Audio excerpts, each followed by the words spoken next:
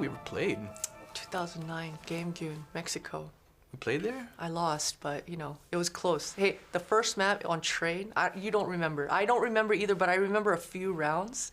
And we were up in the first half. I'm pretty sure we were up 11-4 in the first half. Yeah. And then when you guys went into the second half, you're just like locking in. You're just like, You know that second half was different. You know how I competed and how I was in the server and stuff, and it's really hard for me to say those things to my players, but sometimes I have to try and tell them, like, man, I was that guy. I don't know how else to say it, but if those conversations come up about what you did in the old school, like back in the day, like how do you even like explain this to your players? You know, what I would mention, luckily for me, I had a stint in VALORANT. It was short and it was not successful, but luckily I did beat a lot of my previous players in VALORANT. So I'll just bring up the match page. Like, all right.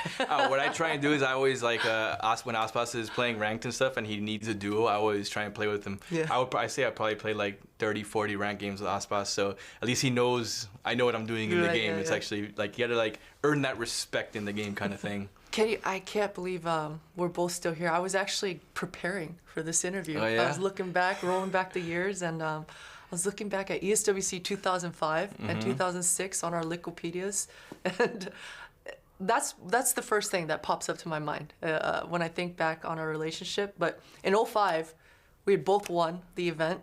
Coming from an American team, we were always kind of the blunt end of the joke or whatever, because we were never competitive. It was always the Europeans and Asian teams that were destroying. So that year in 2005, because we both won, I just remember being super proud. Well, the cool thing about it too is like we were the first team to ever win a tournament on international soil being from America. Yeah. So we were both able to accomplish that feat at the same time.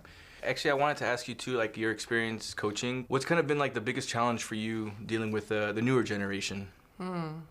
Avoiding saying, well, back in my day. Oh, yeah. I'm just like, I hear you. Because, you know, for us, it was always just the grind. Because the grind was just a given, there was no complaining about it. It's just, you just kind of knew that it came with the territory. But that level of grind is a little different with with this generation a little bit. Things have changed now with the psychology, performance coaching, and everything. I think that there's so much resources. Because I don't think we had any of that. We didn't. We didn't even have coaches, right? Did you have a coach? I did not. I did not have a coach. And also, though, I would say those resources sometimes is a little bit distracting. There's a little bit too much. You know, one of my players earlier was talking to me about, oh yeah, if you wear 100% cotton, oh dude, it's good. I'm like, bro, that's caused by my player. That's what are we talking about? He must have heard a rumor. Okay, damn. So I know it. They heard it from our prac room. They're stealing our tech. They're stealing our tech. Listen, I don't know, man. There's a lot of. They're stealing our tech. I always felt it was difficult to play against the coaches that you really don't know what to expect in some cases. And that's where I always put you there, especially with you and your players, where we didn't know what map to expect or who to play or anything. And always going in with like maximum preparation because of the respect we had. Yeah.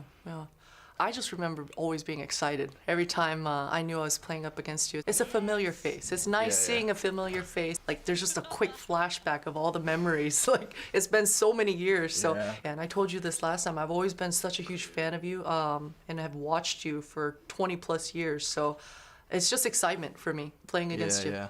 The one thing that we still got to find a time to do is go fishing. But I will say, as I've gotten older, for some reason, I've been getting motion sick lately. I don't know why. Have you ever tried Dramamine? I might have to. It's like once you hit past 35, your body just can't handle it. I'm telling you. So I was like, I'm down to go fishing, but we might have to be land fishing. I don't know about going on a boat. Let's go!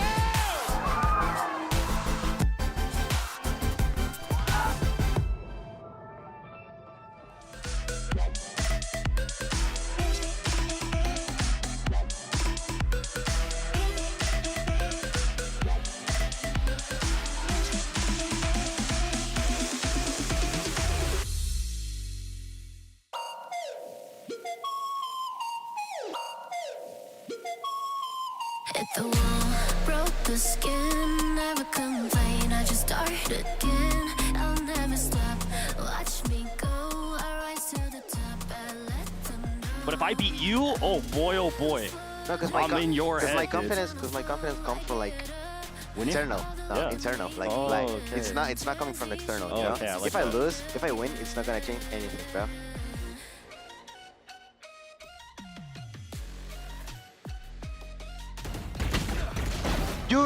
Why are you whipping, bro? You don't gotta whip, bro. Listen. Don't use all your energy. Don't use all your energy in the skirmish. Don't use all your energy in the skirmish. I have so much energy, bro. Oh, you have so much? Oh.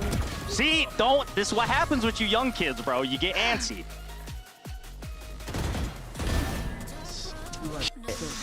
Oh. You have a lot of experience, bro. It's okay, bro. It's okay. You got this.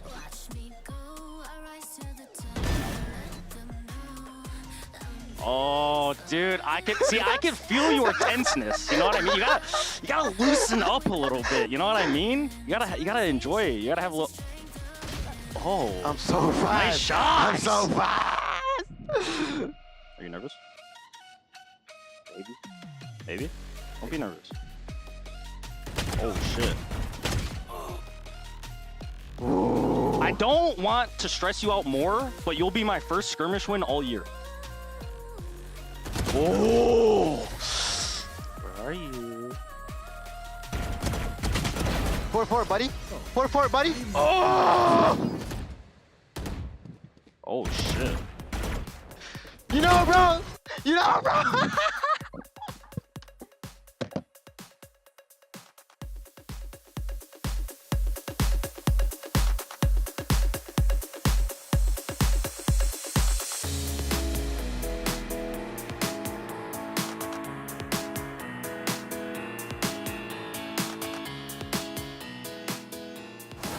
This stream contains fast flashing images that may affect viewers who are susceptible to photosensitive epilepsy or other photosensitivities. Viewer discretion is advised.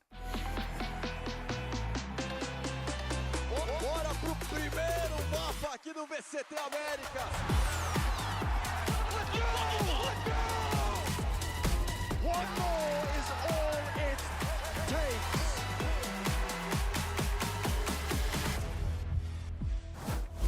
Today, the streets are going to be humming because it's Brazil versus NA in a beautiful doubleheader. And stage 2, every single match is a must-win, so you know the pressure is on. Hello, everyone, and welcome to VCT Americas, coming at you live from the Riot Games Arena in Los Angeles, California. Of course, I'm Golden Boy here alongside Brent. We got Drya. We're going to yap about some video games here today. You're going to join us on this journey. We're going to have a good time. We had a good time yesterday. We had a great time. Show. Great match yesterday, too. Yes. Holy Honestly, crap. yeah, a treat, a delicious little treat Oh, yeah, to and a open the moose. week after last week's slop in the trough. Yeah. But listen, I was all here for it, honestly. It was a banger 3-mapper. Well, listen, I don't want to disparage a good slop in the trough. No, okay? honestly, As a person some who slop in the enjoys trough slop. can be quite nice sometimes. Yeah. A little treat. Yeah, no, I gotta appreciate it. But Yeah. you're right. We had some good stuff. Good news is we have plenty more on the way. But here's the other thing. There's another big thing that's going to be happening. In 2 weeks, as a matter of fact, we're going to have our play-ins. And 4 of the teams playing for a shot at Champions will be coming from Tier 2. We have M80, Bestia, La Masia, and 2G, who you recognize from VCT last season. They're, of course, going to be representing the LATAM region, the NA region, as well as the Brazil region. And more importantly, we are going to be seeing fresh faces take the stage here at VCT Americas. But one face that you probably recognize from back in the day who's making his appearance in Americas here is Taco Leah. Taco, my man, pleasure to be able to talk with you again. How you doing? Yeah. Hey, I'm doing fine. Long time ago. I know, man. It's been a minute Thanks since for receiving me. I know. Hey, and let me tell you, the hair is beautiful. I'm all about it. As you can tell, I lost it all. That being said, why don't we go ahead and talk about the team, talk about the run that you guys have gone on, because it really was just you guys dominating through and through. So how does it feel to be in this position, but more importantly, do it with your team, Bestia? I'm super happy, to be honest. Like all the work we done in the year, like all the stuff we went through, all it works, you know. So we win, and we're here, and I had another opportunity to play on VCT. So I'm just enjoying the moment. Yeah.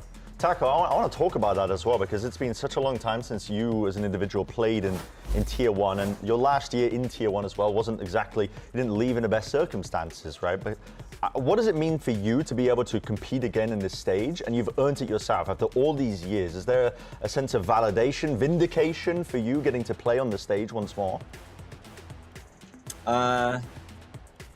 It's like showing myself that I can do whatever I'm proposing to myself to do in future. So like in my life, and yeah, I mean, I'm proud of me because I'm here again. So yeah, like a little validation for myself. So I have no expectations of what's gonna happen now. I just wanna play.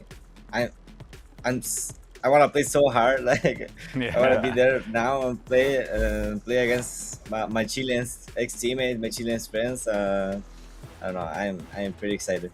Awesome, man. Yeah, you're talking about it too. You've had such an incredible journey, I think, throughout. I remember when everybody was talking about you being the best chamber, competing kind of alongside with Jay in that Latam point of view. But then you also were playing a lot of duelists. You were playing in 2023. You were playing here in VCT Americas. You went all the way to Champions. You played at LCQ. That was your last match here. And now you're in a situation where you play for many different teams. You play for 9C. You're playing for Bestia right now. And you went through a journey in Tier 2 that now is allowing you to not only come back here to LA, but also to even make it to Champs. So for you and the journey that you had as a player, how do you see it when it comes to the growth that you had when you come here to the stage? How different are you going to be feeling? You're still playing the duelist though. Yeah. I've been doing this, but I play a lot of Viper too now. You can see I play Viper in some maps, so I don't know, whatever the team needs, I'm playing. I have no problem for that. And the other question, I just forget. Oh, no. What's the other question? Sorry. Oh, Dan, if you want to continue the Yeah, question. so when you come back, how different are you going to be feeling as a player from the whole journey that you had in Tier 2 till now? I mean, it's all different. It's different team, different guys. My team is different person, you know, my coach, and it's a different me too. So completely different experience, but same stage. So it's gonna be fun. Well, brother, we're looking forward to seeing you, man. It's going to be a good time. It's been a hot minute, so we're looking forward to having you on this stage, playing and showing us your best. We'll see you then, all right? Okay. Yeah, see you soon, guys. Yeah, catch you soon, bud. Thank you so much. All right, that's Taco Leo of Bestia. Make sure you're tuning into the play-ins because it's going to be a good time. But for now, let's refocus back over here to our groups and take a look at the current standings, because if you're not in the top 2, well, you might be competing against Bestia in those play-ins with the Tier 2 squads. So if you're Lev, NRG, 100 Thieves, G2, you're feeling a sigh of relief right now, but you can't feel too comfortable because there's plenty more left to play, Dan. It's going to be so good because the teams that can make it to play-ins and the teams that qualified already, a lot of them are ex-teammates too, some of the players and for some of the teams that we have Go on here. to VLR, I want to see the rivalries. I want to see those matches. No, the storylines are incredible. Like, there's part of me that, I know I shouldn't say this, but there's part of me praying that Sen don't make top 2. Oh, you diabolical cool, man. Like, if they lose that and get the 3rd seed and have to go up against M80 I'm sure with Kaplan coaching, I mean, I'm sorry, the scenes from that would feed me for years. I'm like, sure that's all I'm Kaplan saying. might want that as well, but he would probably give a great answer that wouldn't indicate one way or another.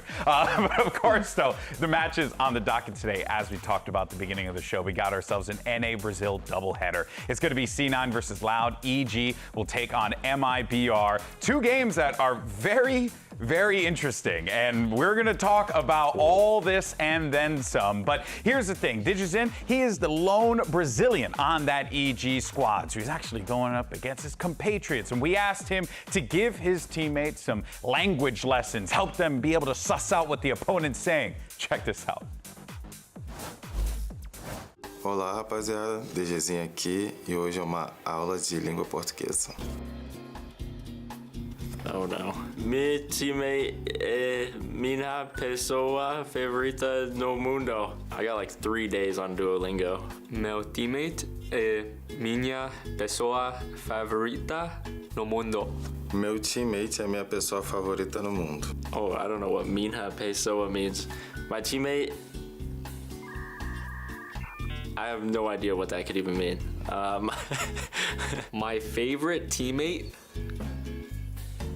is no one. I don't know. I have no clue. My teammate has no money, but he's my favorite player. The first one is like my teammate is my favorite person in the world. That means it's like a brother for life. Oh, okay. Who was he talking about though? Was it me? I was kind of close. I feel like I didn't do too bad. Tem faça e o queijo nas mãos. Tem faça e o queijo nas mãos. Tem a faca e o queijo nas mãos. Wasn't even close. Bro, Douglas, your language is too hard, but I couldn't tell you what this means. I'm gonna be honest. This one's way harder than the other one to know what I said. Something about a mouse. I don't know. Not one clue. I love quesadillas with cheese. No idea what this means at all. Bro, how I can explain that one? You have the knife and cheese in your hands. What the fuck? I've never even heard of that in my life. I actually got cheese right. I'm actually happy about that. Which word is cheese? Queijo? That means in Brazil, like in Portuguese, you have a good opportunity in your life. You just need to do your job, you know? Valeu, rapaziada. Essa foi minha aula de português aí, pouquinho, né, das nossas coisas brasileiras. Well, I can tell you, that looked a little challenging. And as a person who barely speaks English, let me tell you, I would not have been able to succeed on that one. So, good job, guys. Good job. Now, let's go ahead and get into our first match of the day, shall we? And talk about the talk of the town, Cloud9. Now, this is a squad that has struggled to find their way despite many roster changes. And now, there's one more change, one more pivotal change that I did not see coming because Coach Veer is actually in the coach's seat now. No longer Coach Emmy. Instead, he's going to be swapping over to the assistant coach role, which Veer was sitting on previously. So basically doing a reverso, and they're just swapping chairs. Dan, is this going to be enough where we are right now? I mean, Cloud9 have made so many changes this year, even just the second half of the year for VCT, and it's really difficult. You're trying to get results, you're trying to make changes, but you don't know how much that is going to impact you. Veer, to be fair, he has a good amount of experience. He was coaching for Winthrop, he was coaching for Shopify Rebel in Gold. He was the assistant coach with them for quite some time, but the dynamics can change a lot, and do they have the time to start from zero with a new coach? Yeah, it's going to be tough for them. I think it can be very beneficial, I think, to get a brand new primary voice in, which is Veer, right? Sure, Putting him in that role, and not just that for Imi. Whenever he's spoken in coach interviews, you can tell the amount of pressure and accountability that he holds on his own shoulders for every single loss that his team was going under. I mean, he doesn't just wear his heart on his sleeve, you can bloody see it every time he's on camera sometimes after these losses. I think stepping back into an assistant coach position, I know it was under a lot of scrutiny with the community, but I think that can be exactly what some coaches need, actually. And I've actually seen it as quite a successful move across over 10 years of being in esports. Not just necessarily in VALORANT, but just across the board. Sometimes you need to step back to have a paradigm shift, the way that you view the team and the way that you operate in it to actually find that level of success again. And let's not forget, too, that Emmy, right, has a lot of interpersonal relationships with these players, so it makes sense to continue to maintain him in this role, continue to build those relationships out. Like, there's a lot that they can build off of this, but the question is whether or not it's going to be enough, right? That's what we're all wondering, and we'll find out in just a little bit today. But for now, though, let's send it over to Coach Veer, who had an opportunity to catch up with Elizabeth. Well, let me be the first to introduce the new head coach of Cloud9, Veer, but you were the assistant coach of Cloud9 before this. I want to know, how have your duties changed from assistant coach to head coach? Yeah, previously I was responsible for doing a lot of micro-oriented aspects, doing a lot of player development, one-on-one working with them day to day, and doing a bit of our anti-stratting. As of right now, my role's kind of shifted into the larger aspects of focusing on our macro team compositions, play style, and approach. So that's kind of been the shift for this week. I think there is a question about how much you can do in such a short amount of time. Can you enlighten us on what you've been able to do? Yeah, we've had about 3 or 4 days of practice with the change. As of right now, really focused on emphasizing individual player identity and using that aspect and utilizing their skill sets as individuals and players and building our larger system and picture around that. Love to hear it, Veer. Well, best of luck today. Thank you. All right, so we'll see what Veer is cooking and whether or not that small amount of time that they had to put something together is going to be enough. But let's take a trip over to the other side, shall we? Because you have Loud. Now, this is a team that came into week 2, a little bit of a disappointing result, especially when you look at just, the talent, how good this team is. We've been singing their praises nonstop. It does feel like this is a system that eventually is going to start to click, given just how vibrant this talent is. Yeah, I think they've got a lot of very good pieces. It's just about putting it together in a very short amount of time at this point, because like we've been talking about every single time we talk about Loud, they don't have the reliance of prior champs points earned up from other wins. They are purely looking to see if they can get into the best possible form as they head into most likely the playoffs, or the play-ins, I should say, right? Because they're not going to be able to get that 1 and 2 spot in their group. But the pieces are there individually. I think the players can put something together, but they just have these overall issues. I mean, I can't really isolate and pin it down to one particular issue, but I've noticed a lot of hesitancy, I think, in terms of the way that they make decisions across the map that you don't really see from a lot of top teams currently, and it's difficult to pin that on any one individual. And I like the assistant coach Batty, he recognizes it, and how last match they play so different. They play so passive compared to what we saw in the week 1, and even what we saw towards the end of stage 1. It feels like this team is looking good ever since they got Erded. They have some great ideas. They have really, really good individuals, and now it's being able to, what they are doing in scrims and how much you're talking about all these wins that they're getting, to convert it in every single matchup. Doesn't matter who the opponent is. Yeah, you're clearly going to be working on this for a while, but the one goal that you should have is not to let the other team affect your play style, which is what Coach Bhatti was saying there, right? And one individual in particular you're going to be looking at to be one of the linchpins of the team's Lookshow, who really has been consistently solid for this squad. He's always been a name that you can rely on the server, Bren. Is he just going to continue his run here against Cloud9? I think that his style is also quite high risk, high reward, to be honest, and it does work against teams that aren't good enough to shut it down, and you can see him take over quite a lot. But when he is placed into this position, Sentinels were incredibly good at punishing him. I think they were always making sure that they could catch him out, and that means that when you're playing on Breeze, you don't have the Harbor util for your retake setup, you don't have a cove for the diffuse pressure, which is essential on that map, really just the building blocks of which you want to play around. So he's been struggling, not necessarily with the mechanics, that's not necessarily it, but in terms of his play style, I think that has been catching Loud and putting them in unfortunate situations. It's difficult too, because you saw last year we were all talking about him when it was different Loud. They were struggling so much, and he was the only performing player in a few of these series. It feels like when he doesn't have any pressure, he is doing the best. He's going for those high risk, high reward plays and actually getting away with them. It is that confidence that it feels like Loud really needs, that Luxury is able to implement. But now that the team is doing good, that people are talking about them, 100 Thieves is mentioning them, other teams are saying, hey, Loud is good, be careful. Now it's when you actually need to deliver those results and don't care about what everybody else is saying. Yeah, before they were able to kind of sneak under the radar. Hey guys, we're good, but low key, right? But now it's way different case where a lot of people are talking about them. You're so right about that. But let's see what's going on with Lookshow and the Loud team. We have Elizabeth standing by. And Lookshow, you lost Lotus last week after picking it the week prior. In a coach interview, your coach said you need to be more active. You were too passive. Tell me, what parts of your game do you need to be more active at? We changed some stuff, and we're trying to fit our game, and that's it. You guys gonna see in our new Lotus, and that's it. So we're feeling confident on the Lotus and their maps today? Yeah, we are feeling very confident, and we practice sometimes on Lotus, and that's it. We're confident. Well, best of luck today. Boy. Bye. And Lotus, in playing that defense in that map is hard, but it's hard to play the defense in any map when you're playing passive. And I want to highlight one of the rounds here between Loud and Sentinels and some of the things that were going wrong for Loud here. First of all, I want to talk about what is available right now. We are going to have Darker's ultimate and Nerda's ultimate. These are two things that you can use, maybe a little bit more proactive.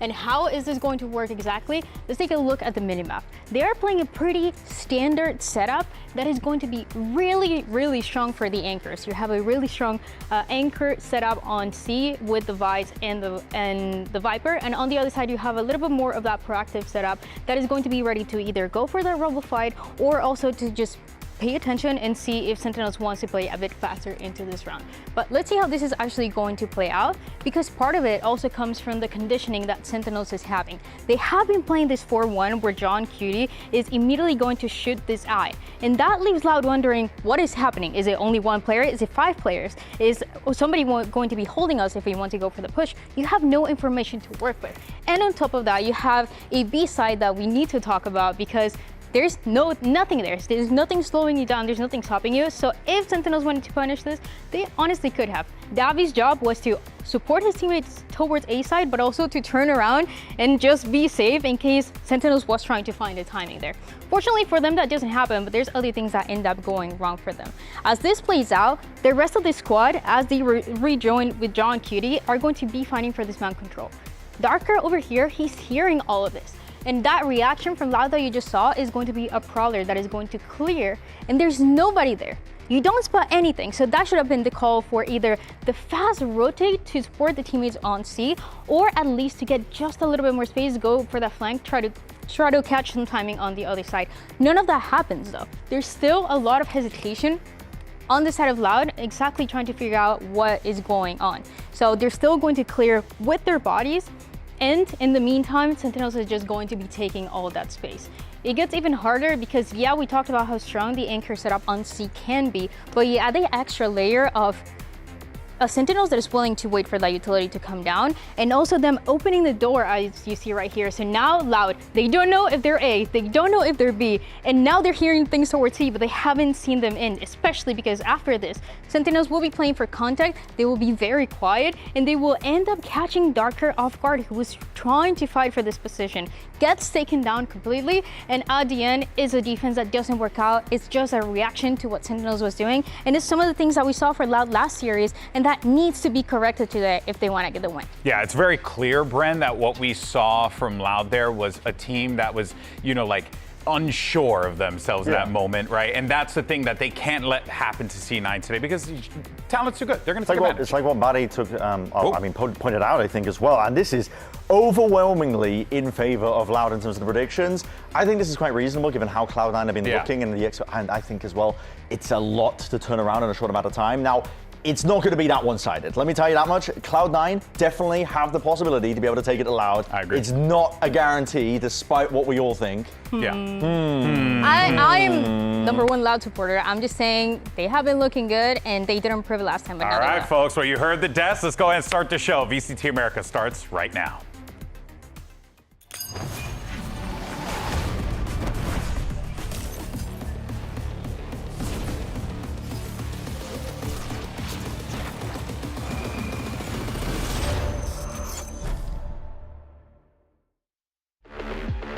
Loud is a great young team, and it's going to be a great battle. Luke Show is a player that I watched a lot when I was still in Tier 2, so it's going to be fun to match up against him. He's very unpredictable, I'll say that. Poder, quem sabe, clicar nesse spike. Meu Deus, Napi. Luke Show não abre. Agora sim, busca informação, se esconde. É jogar a experiência, Luke Show. They're very energetic. I think we're very energetic. You know, when we get the rounds flowing and stuff like that, we stay very high up. Pound for pound, but it's all fireball up towards the end.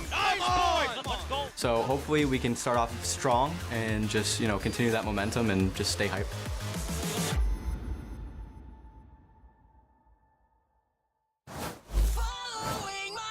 All right, Riot Games Arena, it's now time to begin your first of our NA Brazil doubleheader matchups. Welcome to the stage, Cloud9.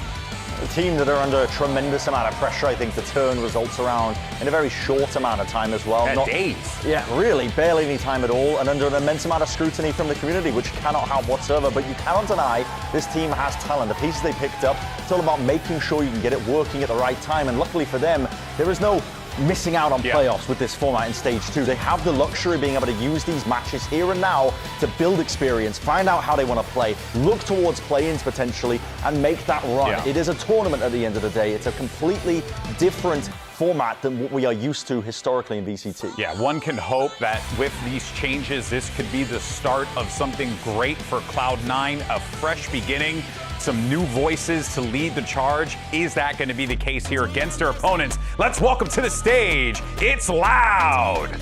And for Loud, this is going to be an important win to continue that growth that they've had since Stage 1, since the changes as well that they made coming into Stage 2 with Davi, with TK Zin as well coming from that Crew Academy. And they have everything to do so. I still have in mind that interview that I had with Erde where he was saying, we're ready to win it all. I mean, the only thing that you should be expecting from us is to win against every single team. That confidence, it comes from the practice that they've been having, but they were not able to show it last week against Sentinels. And this time, it's time to reset against an opponent opponent that you don't really know what to expect from. Yeah, one could say that Sentinel's match, Brent, great challenge for this Loud lineup because now they understand where they sit within the hierarchy of their group, but it's something that they could build upon because now you know what are some of those shortcomings that you found in that Sen game. Losses like that are pretty eye-opening, I think, for a lot of teams here. And as we look at the and week 2 is a good time to have that loss. Absolutely, yeah. I think this is honestly, this could be taken in any direction because what you're seeing is two teams that have been struggling on a variety of maps, and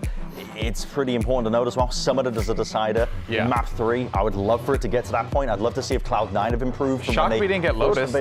Lotus as well. I mean, it was banned second round of things. It was floated and it was proposed. It could have been picked as that first round of things. It wasn't. But I think there is that one connective thread between these two squads of Cloud9 and Loud. It's that willingness to, I think, just want to do better than they've displayed in their previous games. And for Cloud9, the entire stage, they have not shown what they've got whatsoever. There are two tier 2 players that have been injected into these squads on either side with the intention of it being a rejuvenation for them. That hasn't been the case. They have more to show. They have more to prove.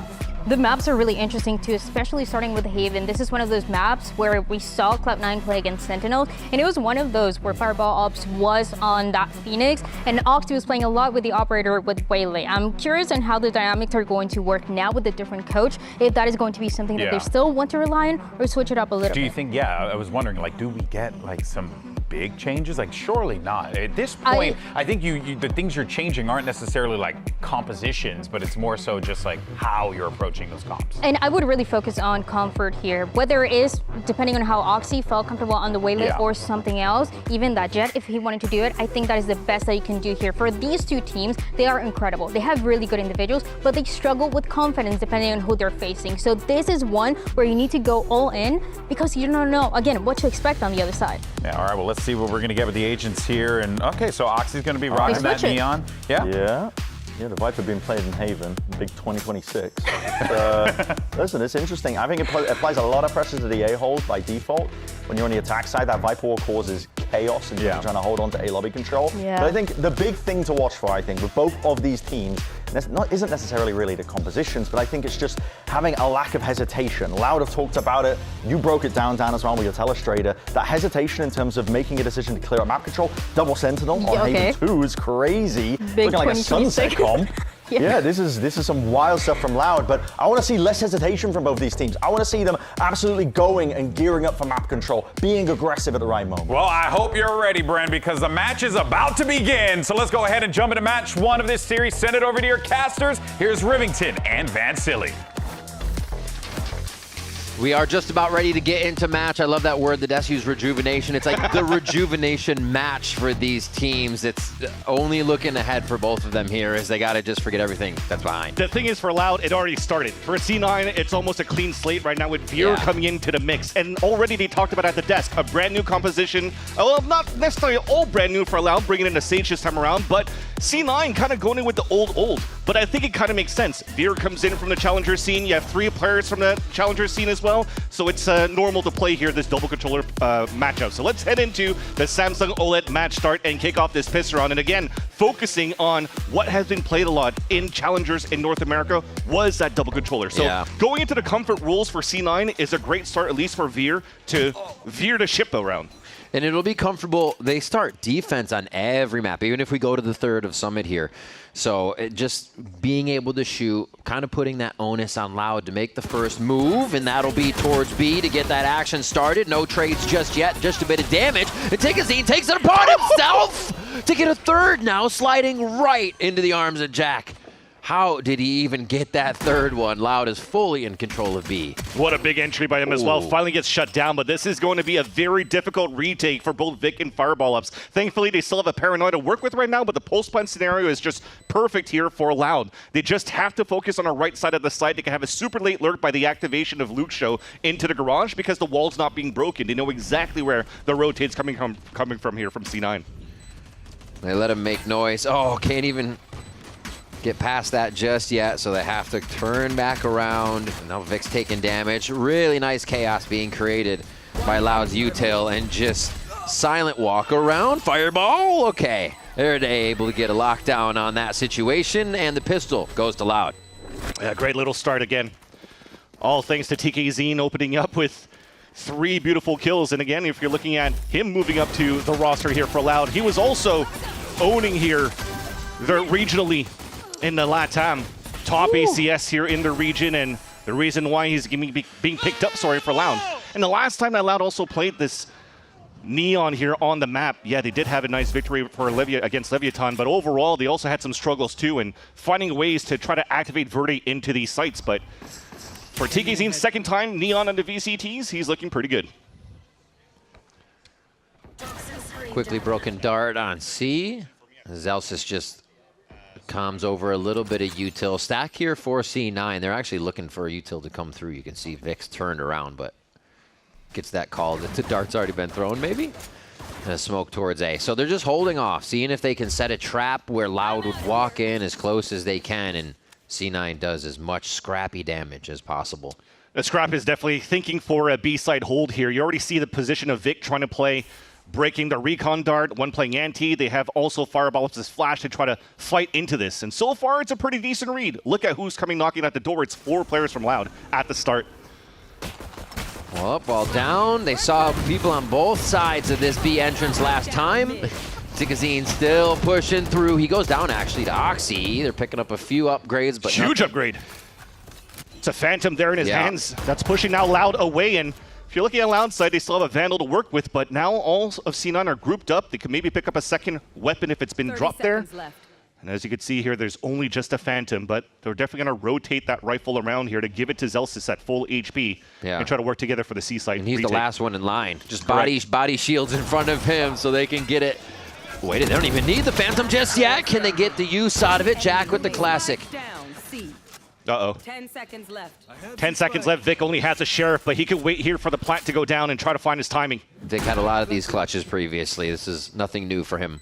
Going to take it slow to get himself walked in here after hearing Luke Show make a bit of noise. And he actually starts movement pretty early here. Quite a bit of time on the spike still to be able to go in slow. Oh, so close. The advantage is there for Luke Show, 100%. Get the smoke out. Oh, all that Luke Show still with the steady hand.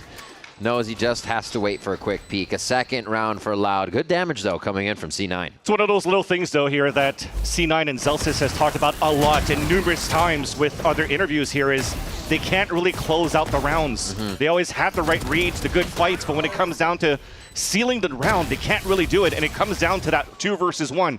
As the trades come in perfectly, the reflank from the garage, the openers that you had from Oxy, you still had that extra person swinging in a little bit too early and not with Vic to try to trade out against Luke Show, who, of course, with the Marshall could do some serious damage already, but good damage. It's only a low buy that you have now for your bonus round, and already Vic on the top of the C box is going to score first. Smart play. I mean, they're trying to use all the little tricks early here so they can just play a base game if they can get enough rounds on the CT side or on the defensive, right? So the defense next map as well, they'll play the same thing. And Luke Show with the push. Doesn't expect Jack to be right there. A good cover by C9's defense. A little line of scrimmage on that backside helps them get these trades. Nice that they're super proactive around the map here. Look at the position of Moxie. That's the reason why Jack was already able to come towards that A-side link to trade off with Fireball up. So they don't really lose too much, but they lost a bit of space. Darker surprising here onto Jack. Oh my gosh. Jacked up for these ones. Spin on that. Tricks him with the Phantom tip there. And now Davi in between two. Oh, yep. Saw him just on the outside, so he's going to have to hide by Gong. Everyone starts to close in to end this round. A little more damage, though. Can't ask for more. Jack with a 4K on this as they hold down B, and C9 do grab the bonus. And that's why Jack is also one of the top-rated players in Challengers in North America in Stage 1, 2 for this year. The reason why he also came up here to C9 and getting that call-up. And again, it goes back to that conversation, playing here this double controller, old-school style for what was still being utilized quite heavy in North America. And gives a chance here for Jack to understand a little bit more around the map. They're like little cockroaches that keep coming one by one. And he's just, all he has to do is turn the lights on. It's good. They come crawling out of the woodwork. Oh, nice cleanup there at B. We'll see if they can keep that pressure going down. Vic does have a Guardian on this one with full guns and an Operator now coming in from Loud. Oh, and an Operator coming in from Loud, but there's Oxy sliding in. Safe on the attack side of Loud, so now he's got to be a little bit more wary of what's happening. backed up by the team, and they're doing this death squad movement a lot more in the changes that we're seeing. Very nice, too. Instead of fully committing to the Hunter's Fury as well, just getting that space for that team. And so many backstabs just happened there for Cloud9. Just beautiful. Although the L-Drone missed. So Ernie still has a good spot until Oxy takes him down with the Operator. And that leaves now the insert from Davi inside that C-side being, well, I have space, but now I got to go pick up the spike against 3 players of C9. A great little start on the defense here for Cloud9. I think it's obvious Veer has already executed a more proactive strategy for every member of C9. All of them were in the window when that push was executed. That's not a normal thing you see from this team, or a lot of teams. Yeah, well, he talked about it with Liz, the focus on the macro this time around here as the head coach, and also just the protocols. So you're seeing C9 being a lot more together in these moments. At least for the start, it works well. Now it comes down to, again, those chaotic moments that still needs to be fixed. We heard that a couple of weeks ago multiple times through the voice comms on the side of Cloud9. And also, the other good news, too, is Veer, stepping up to the head coach slot. Still has the support from Imi, though, who took down the assistant coach. So the experience is always going to be there until that was a lineup that looked dangerous. Oxy low on HP in the end, but the round comes in for Cloud9 and the tied game. Trading off the alt orbs. And it's sometimes, there's always a solution C9 was looking for, and sometimes you keep going over that same speed bump, but you have a solution the next time you go over it. And you sometimes bring in a person like Veer in, he's like, guys, work on the steering. We can go around this speed bump. Check out this. And you just try something else in this aggressive mode for a team that already has very aggressive players on it. It just seems to click. Yeah. It looked dangerous to start, though, with Luxio's first opening with that op. That was could have been a nice little flick from his POV, but again, thankfully, C9, as you mentioned here, are really playing with each other at the beginning of these rounds. Now, Recon, a lineup here for this C side for Davi. Trying to see if they could go proactively very quickly into the garage, potentially.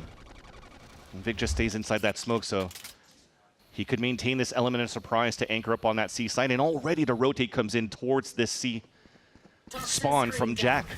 Another great read to start, because they have Fireball ups solo anchoring towards the A side with the wall too. So as they feel no pressure at the beginning of the round from Loud, they have the right numbers again.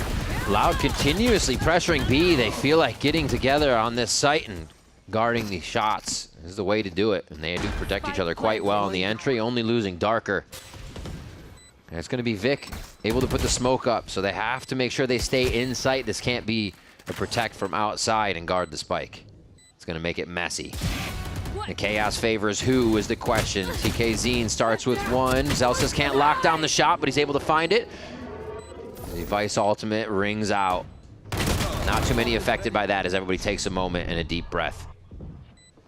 Time in their favor, Fireball. too. Fireball and one. The second it clicks as well, and Luxio goes down, and Nerde has to play the cat and mouse game now. Ring around the Rosie, a hold almost from Vic, stops it. Oh, Nerde with the good click on that second step of Vic. Takes him down, and Loud bring that control right back in their favor. Stayed calm in that scenario as well is Erde.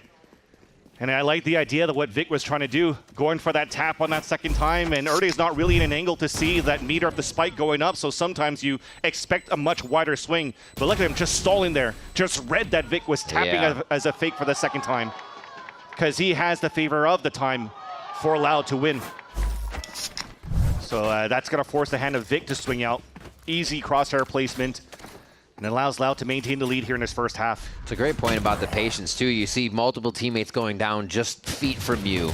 To not swing on that is difficult. Know the play can still come after the fact. Really heady stuff there to get Loud another round here as TK Zine walks through the smoke. Just opening the site with hardly any util except for his relay bolt. They've actually crossed paths, ships in the night there, but it doesn't matter. C9 still getting dropped in the site, and Loud just exercises every Cloud9 member. A little bit of an eco round as well for Cloud9 to try to fight back into that one, but you definitely saw here from the previous round into this one that they have this ult available for Erde for the Sage, and overall now you're starting to see Sage being utilized on multiple maps going into this stage a lot here. As for maps for helping out for execs, but also at the same time really stopping the fast floods that you have potentially with the double duelist setup from like a Phoenix and a Neon, right? So Starting to see this pick rate from the stage coming up more and more for a lot of teams, but interesting that Loud is bringing it here on Haven, and so far it's been pretty decent on how they're executing towards this site, always utilizing her to really block down a lane for a good 30 seconds of the round.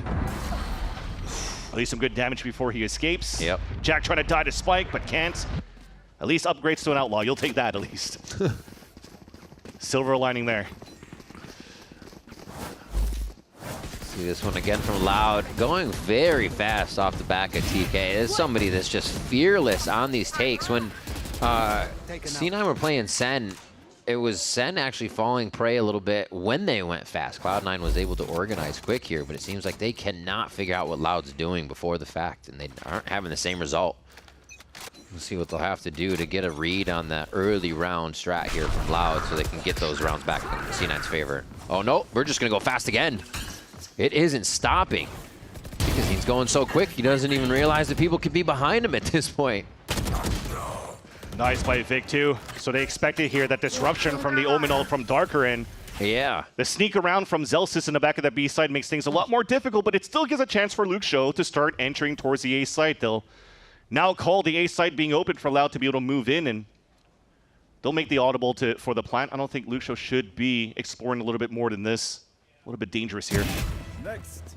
Oh, if he can get another kill, I was going to say, if he can get another kill, it makes the Hunter's Fury that much more effective if they can play off site. But now they just, I think they play forward and see how many kills they can get here. Yeah, but I think getting the kill and falling back would have been good as well, because remember, they have this res for Erdi. Where can he really go for that res now? So now the possibility of playing the Hunter's Fury in the Pulse plant, a little bit more slim.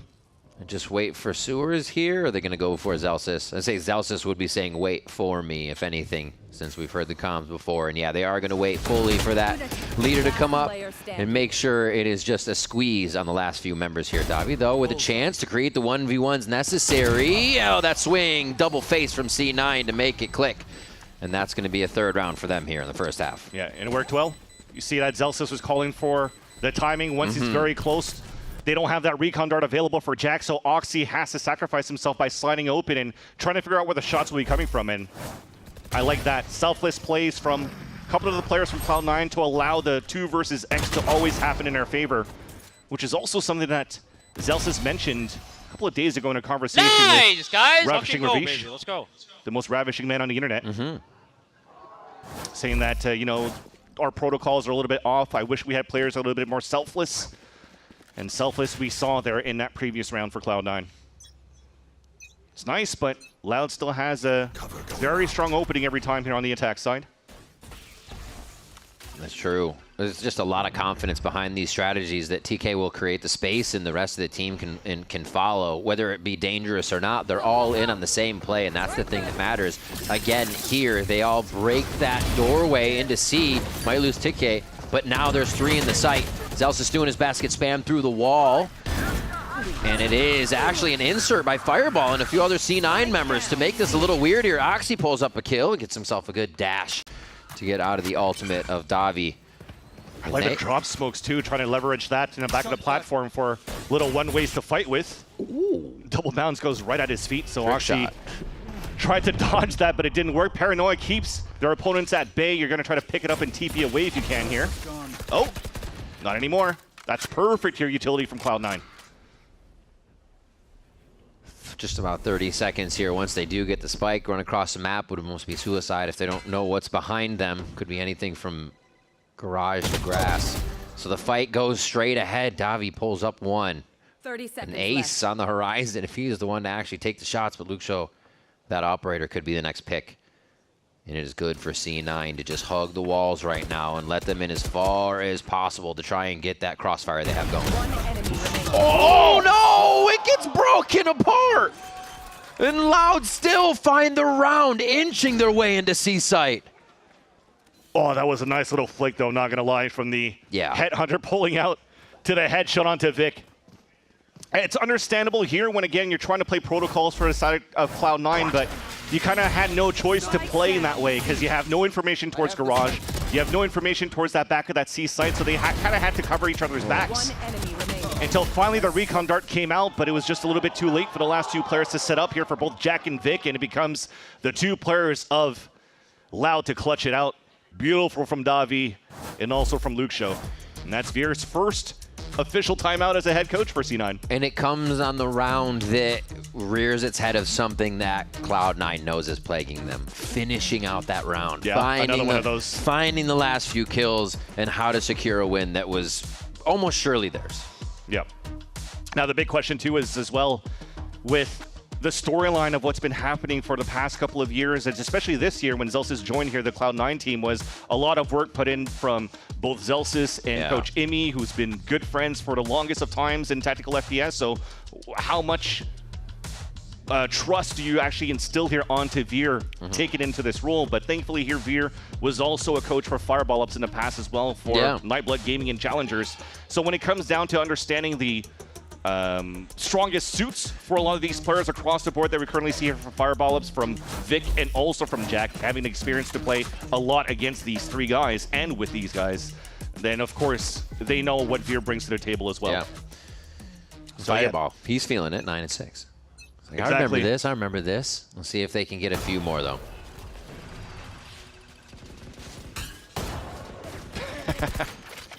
Trying to run after that like a stopping a home run hit, but meanwhile we've seen a little bit of pressure attempted by Cloud9 into the A choke point, and that's already taken down by a spam through a smoke. It's only an eco that we have from Cloud9 though. Timeout's going to be for the next round, which we haven't really seen an op really come out for Cloud9 on the defensive side. And for me, to be honest, if I see here C9 with these roles and Veer as a head coach, I really want to start seeing Fireball Ups as a chamber. Oh dear, do they have the trap play going in their favor? It doesn't work out too well. They were more aware of it because of Fireball's push. And yeah, Luke Show was also aware of that after they took the trademark down. A nice job by Loud to read what was happening and able to execute on that, quickly taking out C9. Okay, and the op also goes in out to Oxy as well, because as I mentioned, if it's going to be an op and more in the hands of Fireball Ups, more chamber I would have liked.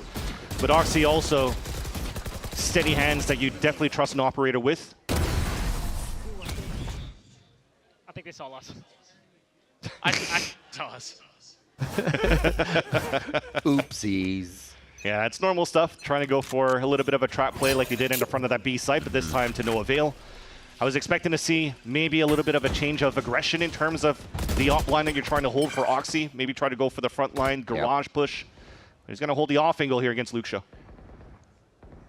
Bit of a push down mid. They're reconsidering it. Oxy gets the first shot.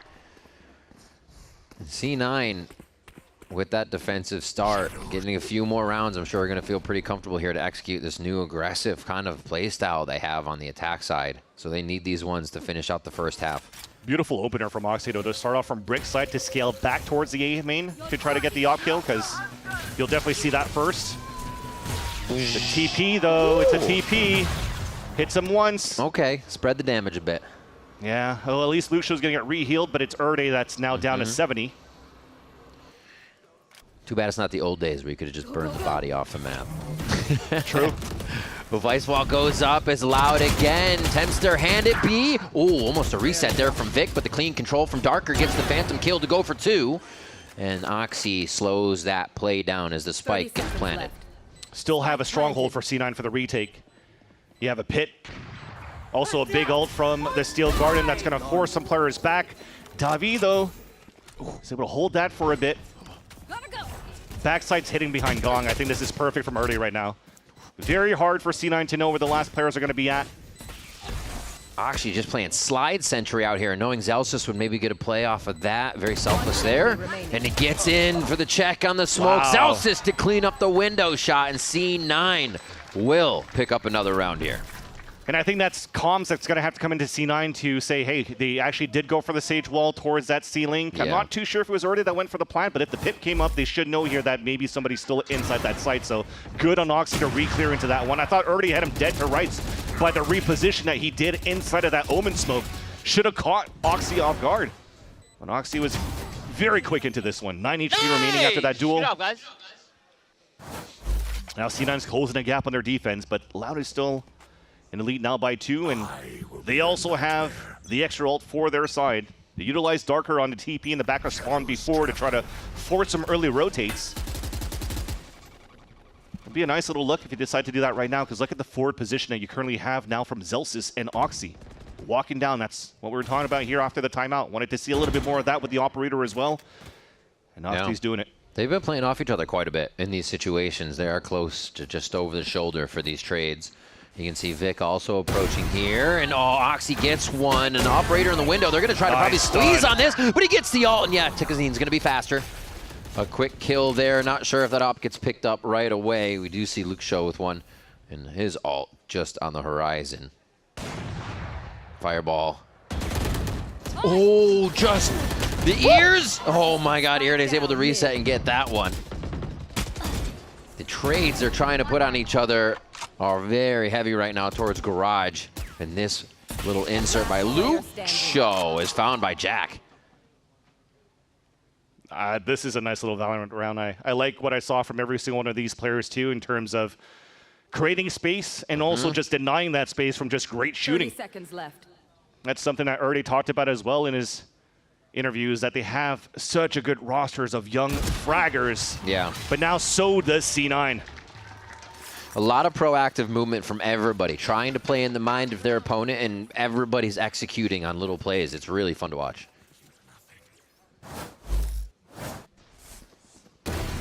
Jeez.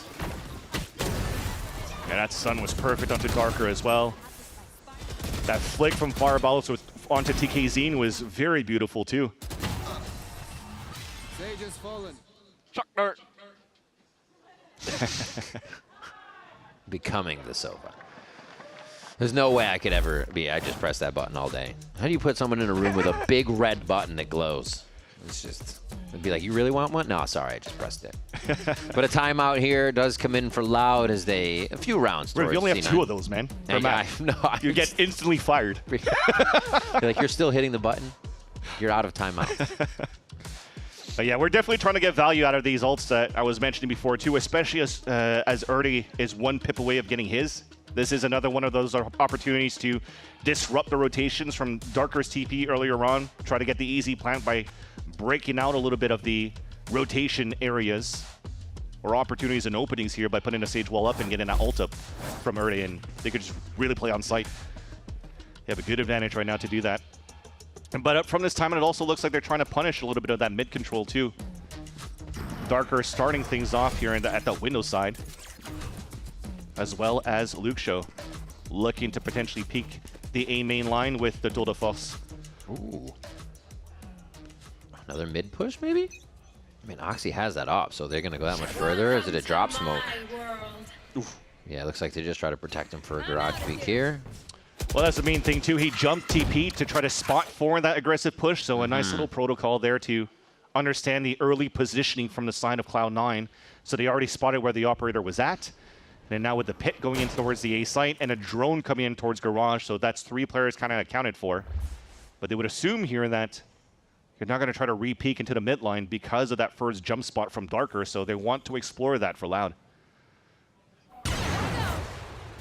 Found the op. That's actually great information for Loud. And they're trying to circumvent that range and get right in the face of Oxy through Garage. Good utility coming from Fireball to help slow that and protect the C site for maybe an exit. They don't let him out.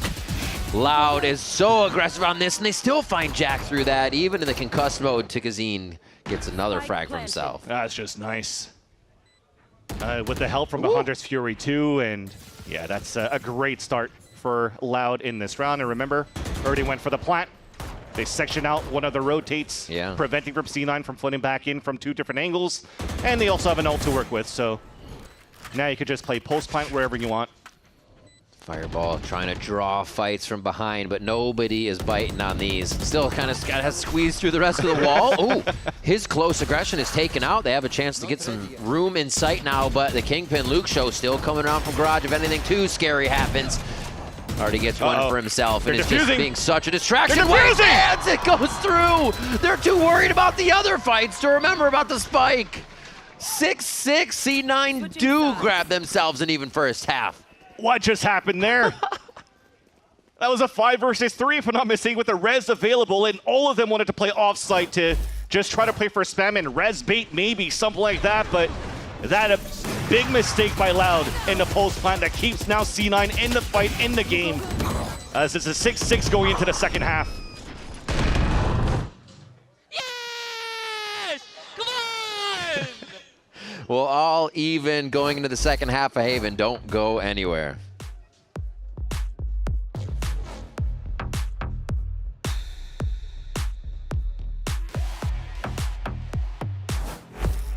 Yep, that's me.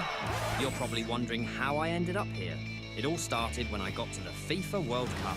And wow, thousands of Verizon customers. Oh, you got the free Verizon tickets too? No, I'm... With amazing seats. I'm sorry. Okay. And even pitch-side access. Are you? David Beckham. A Verizon customer. This used to be for players. Now it's for Verizon customers. No one gets you closer. Only on Verizon.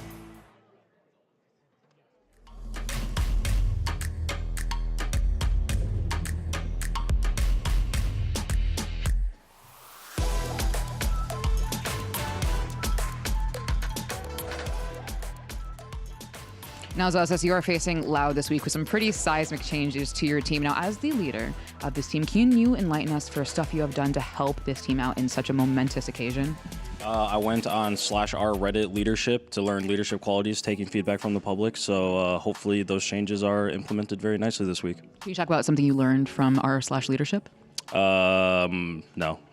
That's important. You keep trade secrets. Best of luck.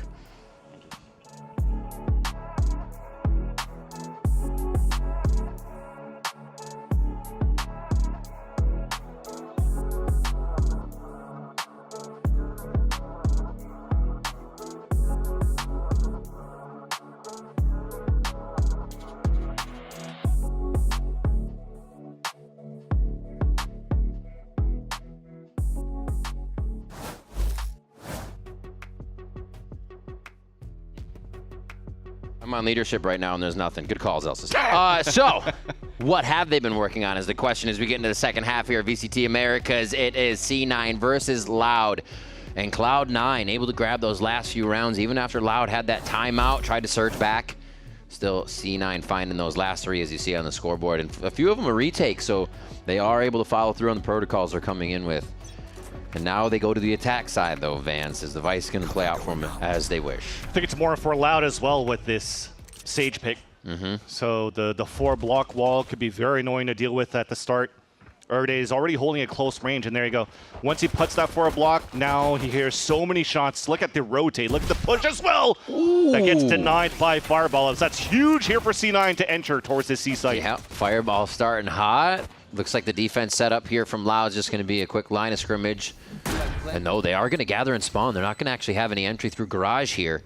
A late lurk coming around from Fireball isn't really going to be a part of this fight, so we're focused on these shots right here as Loud light up the kill feed, and C9 answer right back. Hang on. TK Zine still alive.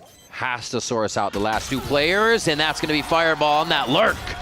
That does come up big for the team. Played it calm, cool, and collected. C9 get pistol.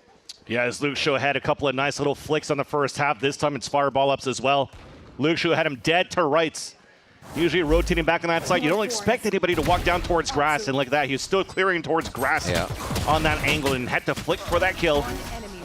Oh, a nice little second one through the Viper Orb by Jack. So clean shots on the pistol round.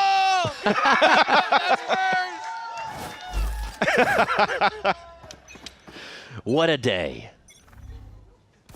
All right, where do they go next? Means a lot for them too, right? It's their first VCT pistol round win.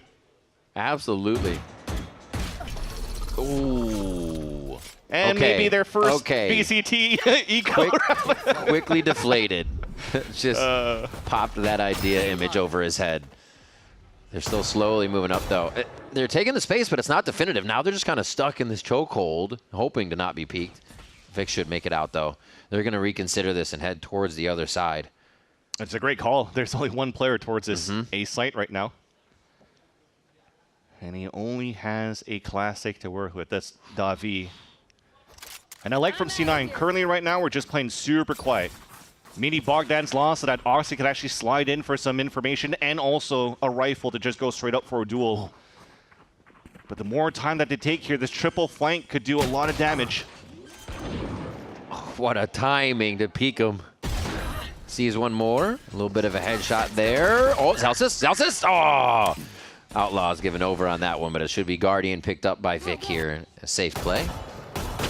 Should be. I don't know. Why? Oh, God. Why does it get so intense when you're trying to fight a Neon in a doorway? There it is. The clean up from the rest of C9. They were made to run around for the kills, but they were happy to get those alt points. And that's the thing. When it comes down to C9 with slow plays and moving into the site and realizing that it's open, there's still a window for them to communicate with each other. So understanding here that very early in the round, Fireball is felt in the hands of Luke Show, then they know that the gap is there towards spawn, that the wall is not going to be useful here. The Vice Wall's already been deactivated, so Zelsis watches that flank, so able to get a nice collat from that. Hey, Jordan, you got the collat. It's not us. I got the collat. Well, vibes are good. Yeah, it does seem. And Fireball, pretty hyped too. Adding a lot of that energy into the squad. That's good to see from a younger player who feels like they have a voice. That's why you talked about he just wants to get the dubs right now for Zelsis and also for Imi. So all he wants to do is win. He'll put his hours in outside of watching Vons or whatnot to just keep his aim on point.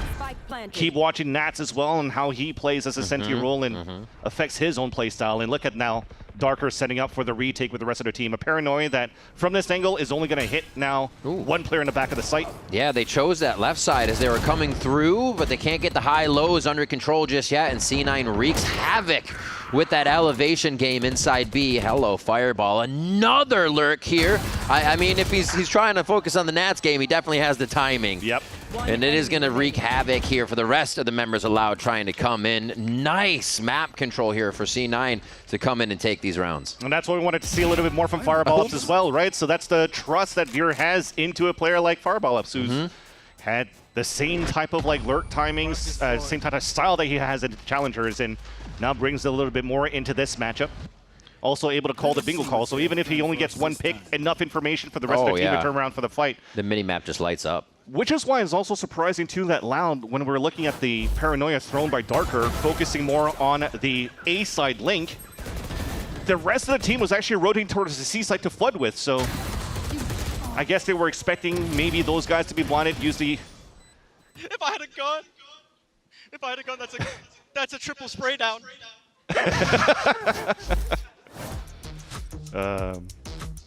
Yeah, so I was trying to say here, just a different look that we had from Loud that maybe guessed one angle for the Paranoia and hoping to flood at the right spots, but unfortunately that missing gave really a chance for C9 to convert their bonus round and to force here Romanilli to call his last timeout of this map.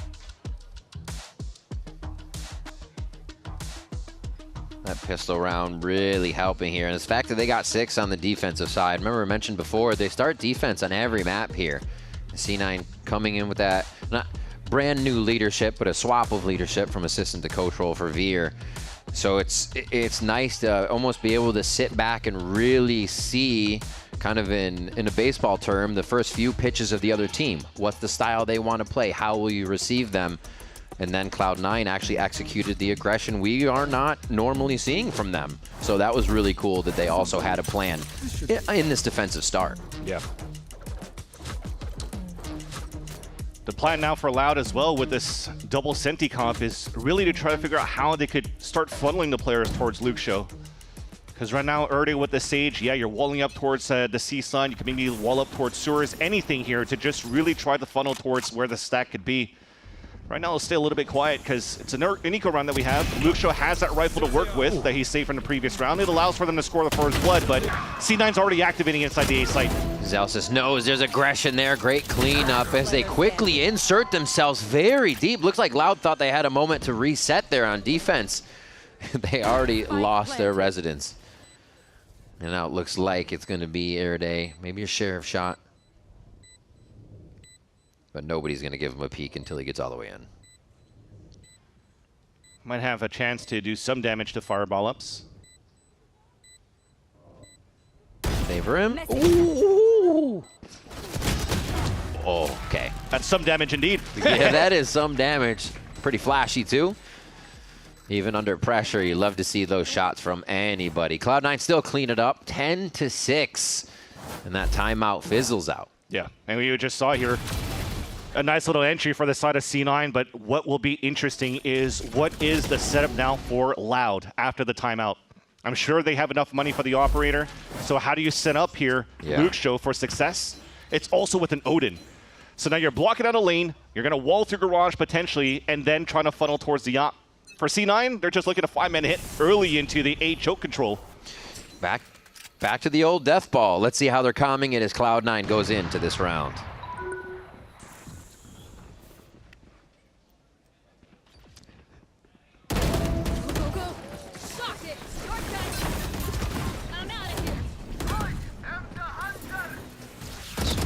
Who did that? Come on, close strikers. No charges. Shadows traveling. Pretty sure there was more comms than that. Yes. Not checking I was going to be like, wow, they really modified the comp. This is stoic. Had a few, but you saw the idea, just really walk down and explode. So trying to do the old school, walk down towards the Viper wall, try to surprise the op that could potentially take the sewers control. Absolutely. And then just explode once you have the space. So that's very nice for Cloud9. That forces the last two players from Loud to save their weapons. But also good on them to disrespect the op line and to disrespect what Luxio could really do here in terms of damage for the side of Loud. C9 are looking primed here to close out the first map. That's going to put them up at 11 on their map pick in the series.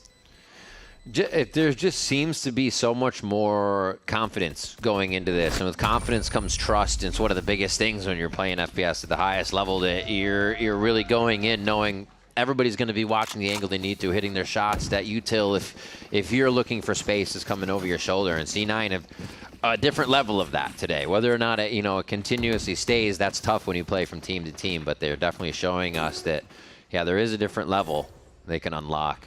They seem to be doing it here for Haven. 11-6 now. The battle of the ultimates for these last few rounds. Let's see how they can get it going. And it's going to be a tech pause. Oh, no. Not tech pauses. Easy game for JK. I'm not going to talk about that. But yeah, this is still a nice little look for Cloud9 and the first opener for Coach Veer. Slotting in there as Romanilli is trying to think about what really happened in the last couple of rounds here when, again, the composition that's new on their side to bring out Erde on the Sage is supposed to be helping them out a lot more here on the defense as well. Allow for them to capitalize for a few on the attack side, but they haven't really found too much value on siphoning their opponents into Luxio. Taking a lot of the round for Zelsis to use the information and figure out where a good place for Fireball to really insert himself once the round goes on. And there's been the rounds where you see Fireball halfway across the map, but he's still there on the play because C9's taking that time. They're fully understanding the win condition, which sometimes can fall away. And I think plagued them a little bit previously when we see those moments like, oh, there are a few kills from the round in the 2v4. Wait a minute, how'd that happen? The 2 just beat the 4. But yeah, they're really setting up, so that's no longer a problem for the squad. And this death ball has been pretty effective. Yeah. And it's also nice to see a change for C9 when they picked this map or they played against Sentinels. They won a 13-11 against them by playing Fireball ups on a Phoenix, so they played like a Whaley Phoenix and still tried to take advantage of the way of playing this double duelist, right? Against, I guess, following the meta right now of the double duelist comps. And I think that's also another reason why Loud decided to come into this matchup here with that Sage. That's what we talked about before. How do you really slow down like the fast double duelist diet that we currently are seeing a lot here across all the regions of the VCTs. But this time, this maybe a little change going into the double controller is catching him off guard a little bit more, because the double controller also forces C9 to approach the rounds a little bit more slowly to try to leverage the Viper G2 wall over on that A side as well. So now you're forced to use a lot of util at the forefront from your Silva, which then means you have a lot less to work with for retakes and whatnot too when your Sentis are getting run over as well. So they have to really rethink that, and that's probably why Coach Romanilli went for that timeout quite early in that second half to try to see how they could adapt a little bit more to their defensive rounds. and maybe why it was, for me, a little bit preemptive for him to call the timeout in the last round of the first half when they seem to be pretty comfortable already. Despite it going back and forth, it's still nice the openings that we're showing here for Loud to get the plants down on the sites. And we are just getting a comms issue sorted out here, so everybody can be hearing that from the coaches to the players. As we heard in the previous one, we only got little snippets there, so we're getting that sorted as well. And it's kind of interesting that we have two teams that are coming into Haven and neither of them play Phoenix. It's not like one team has Phoenix here, but both teams are actually trying to figure out agent compositions that work for themselves where they aren't running the agent. Almost everybody is. Yeah. And I think that's why as well the C9 pick, it's a similar look to what Lau was doing with the Vice pick on Fireball Ups, right? That's also, if I'm not mistaken, an agent that they weren't using in the matchup against Sentinels. And it's the same premise. You have those Razor Vines on the sites. You could throw it across maps too if you want to. You could also do the same thing from Jack with the Recon Dart over from the A site to C. So as you're combining a little bit of that, it also slows down the tempo of a Neon trying to really rush into the sites. Although, you saw some very nice entry still from TKZ on this Neon on their attack site, despite having to play against the Vice, right? Those openers was actually really, really good for the side of Loud. One of the things I really liked about Loud's hit with TKZ is on shoot, is that they are definitively hitting that. I don't think anything really deters them from going after that strat, which is really cool, unless they kind of get hit with a Vice wall or a Sage wall or something on the other side, which they can't. But yeah, to just drive in, okay, TK might go down, but the space is there and we need to spread out into the site.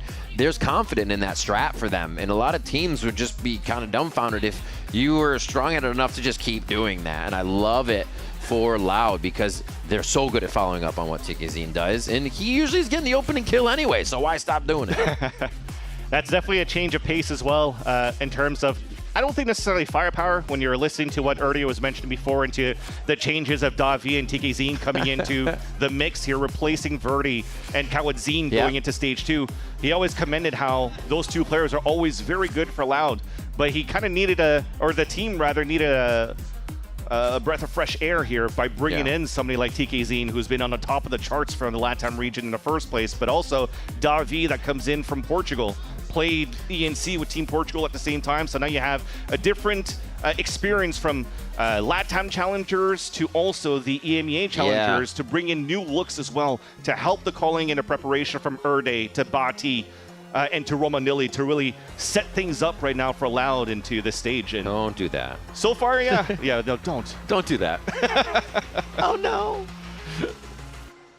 Well, yeah. So just to return to that, it gives them a chance to really get their blood flowing in terms of new looks, new aspects, fresh looks into the maps, which is why, again, maybe unorthodox to see a Sage coming back onto this map, but overall, something that they wanted to try to work out to see what they were trying to cook to see if it could actually come out as a clean dish here, a delicious dish for a victory on their side, but so far, it's more on Veer and C9's debut.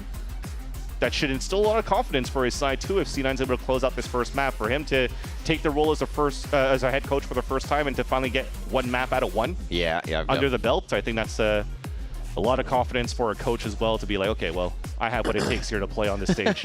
You know, the best he's gotten so far was, as I mentioned before, not only Nightblood Gaming for coaching, but I think Shopify Rebellion Gold was as an assistant coach as well, where unfortunately they weren't able to win the grand finals for that last year. But he is definitely the type of guy that was working hard when it came down to the C9 applications to try to get a spot as the assistant coach. I remember he was streaming, watching like C9 VODs on Split and had like the Word document on the side and just a bunch of snacks getting ready to like just write everything down. And when it comes down to like antis, when it comes down to also like protocols or looks when it comes down to alt rounds. Which is why when he was talking to Liz, like one of the main reasons why he was brought on as assistant coach to C9 was a lot of the ante, because he puts a lot of work into studying the tendencies of his opponents. Now he gets that plus the preparation to head coach too. Absolutely. Now he gets to focus on kind of the macro and knowing what teams will do. I feel like when you're anteing, you kind of get to hope they do that, but when you get to focus on the macro, you're like, okay, now I get to fully work around that anteing, everything I saw, which is really nice. So cool stuff to see there. Oh, we did see one of the players step off for a bit of a break, so we're going to go ahead and give you a bit of a break, a hydration break per se. Before the match went live, C9 were keeping the vibes up, so we're going to take a listen, see what that was all about. Francis. I need one. What should I do today? Oh, right while listening to Jordan call. Jordan, how about that? Jordan, go ahead and keep calling, Jordan. Jordan, keep calling. You're doing amazing, sweetie. Thanks, guys. No, really. Thank you.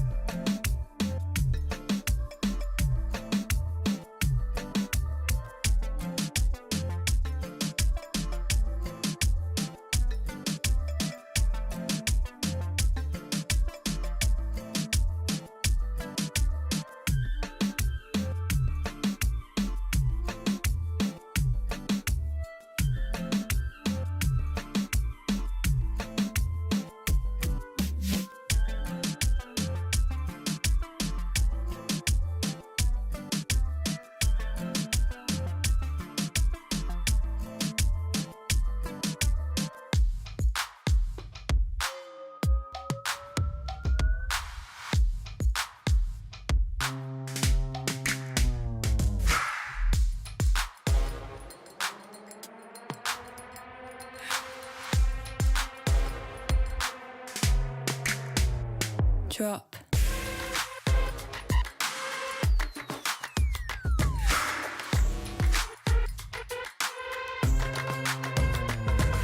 I want it, I want it.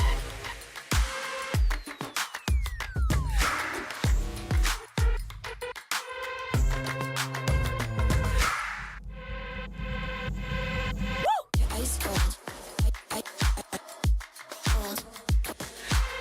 Ice cold. I want it. I want it. Cold. Ice cold. Cold. Ice cold. I want it. I want it. I want it. Drop.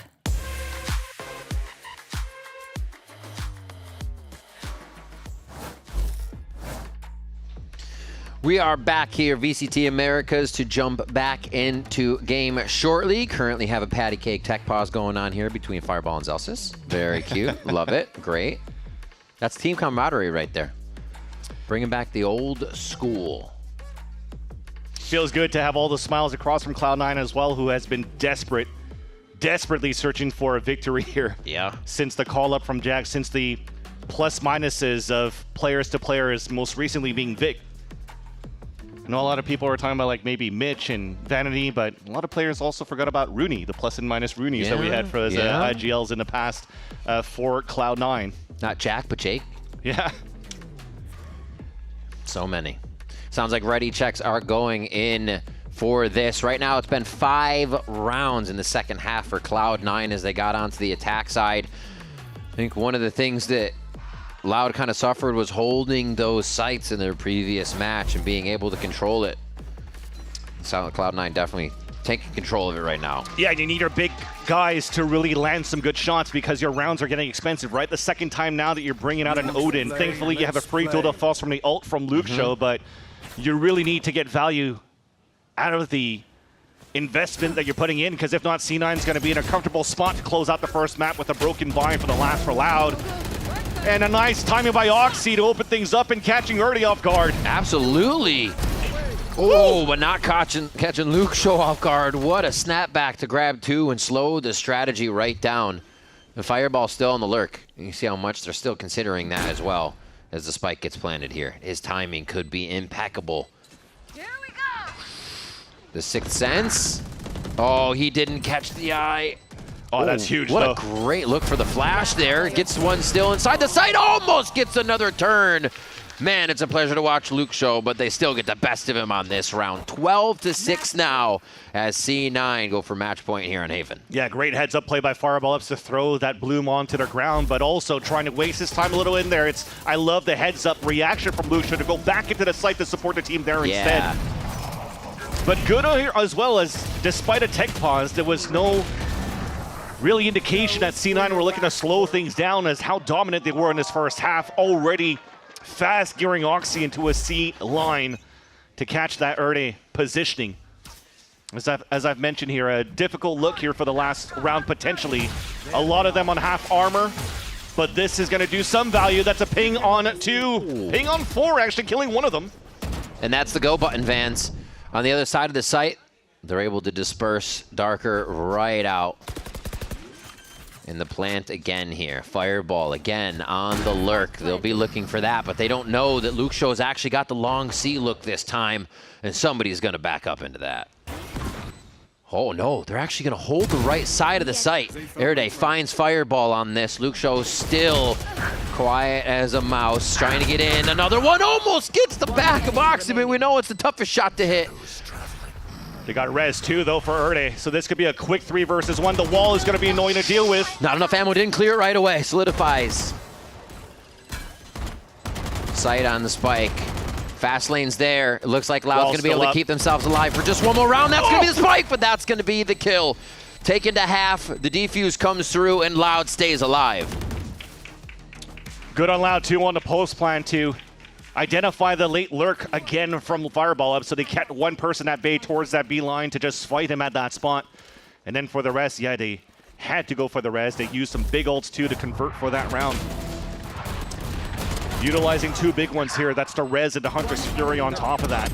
Once we move into the next round, they're going to be far away from getting the next cycle of big ults up in their favor. The only thing they have now is the From the Shadows from Darker. Yeah. C9 has so many advantages with those ults just to take the game. You can have Oxy crash into the site, steal it with fire, steal all their arsenal with Fireball. This is Loud needing to play separated for this. Ooh. That would have been a big star. Another miss there. Luxo just trying to catch the shoulder of somebody as he's now forced into a very tight spot. And he's actually just outside of it. Could still move back in and TP if he goes for a pick. Keeps the operator back in a rendezvous. They're actually just going to try to force this one in, cause as much chaos as possible. TK is in there. What a find from Darker to start him off just outside the pit. 3 members of Cloud9 still trying to skirt about. They're going to get Zelstis out of the fight. Pit is down, and Loud knows exactly where to look as they get the defuse in that situation. Darker has been a little bit quiet throughout this whole game, but had 2 crucial, make that even 3 on the retake on that B site. Finding that gap behind the Viper's pit. There's a bad start too from when you looked at it from the point of view of Loud. They were trying to deny the planner being Vic. And as he had Luxo move in, he got stunned by his teammate by Tikazine and really couldn't come in to try to go for the denial. But thankfully here Darker, again with the gap that he found towards Rabbit, is able to mow 3 of them down, including the pit. They still have the wall available here for Erday into the round. So what you're currently seeing as well is that Erday doesn't have to waste the wall so early. Let's hold that thought. A little bit of an idea to try to push down that line and reactivate right away from Cloud9. They're really banking on that operator opener. Again, pushed out of the site. Great detection from the sonar bolt that Oxy falls. Jack answers. A little timid in the site now as they try to get to the right spot, keep themselves alive. Great sourcing by C9 to find the last member and clear before plant. Nice little scaling in the end, too, after that punishment from the missed shot from the op. Already has to retake the site again, has the wall, but now doesn't have numbers to help him for the retake.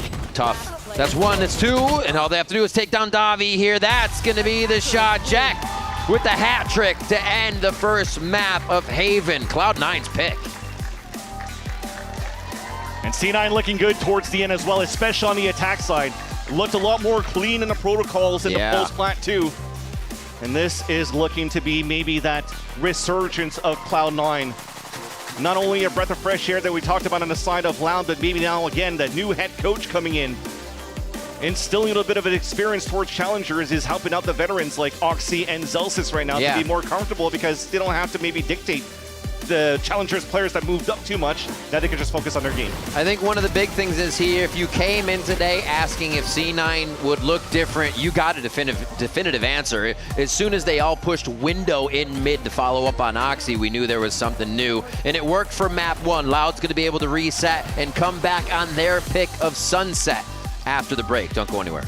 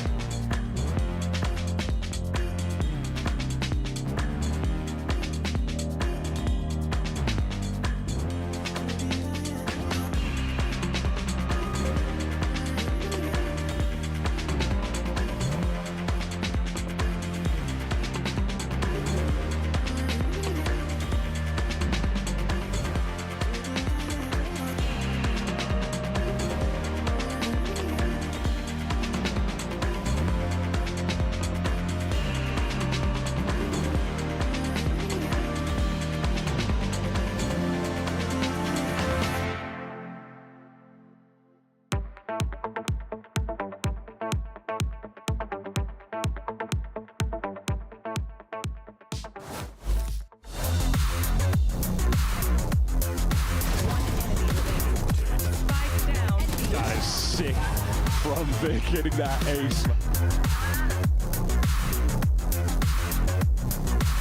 Luke Show não abre, agora sim busca informação, se esconde, é jogar a experiência, Luke Show!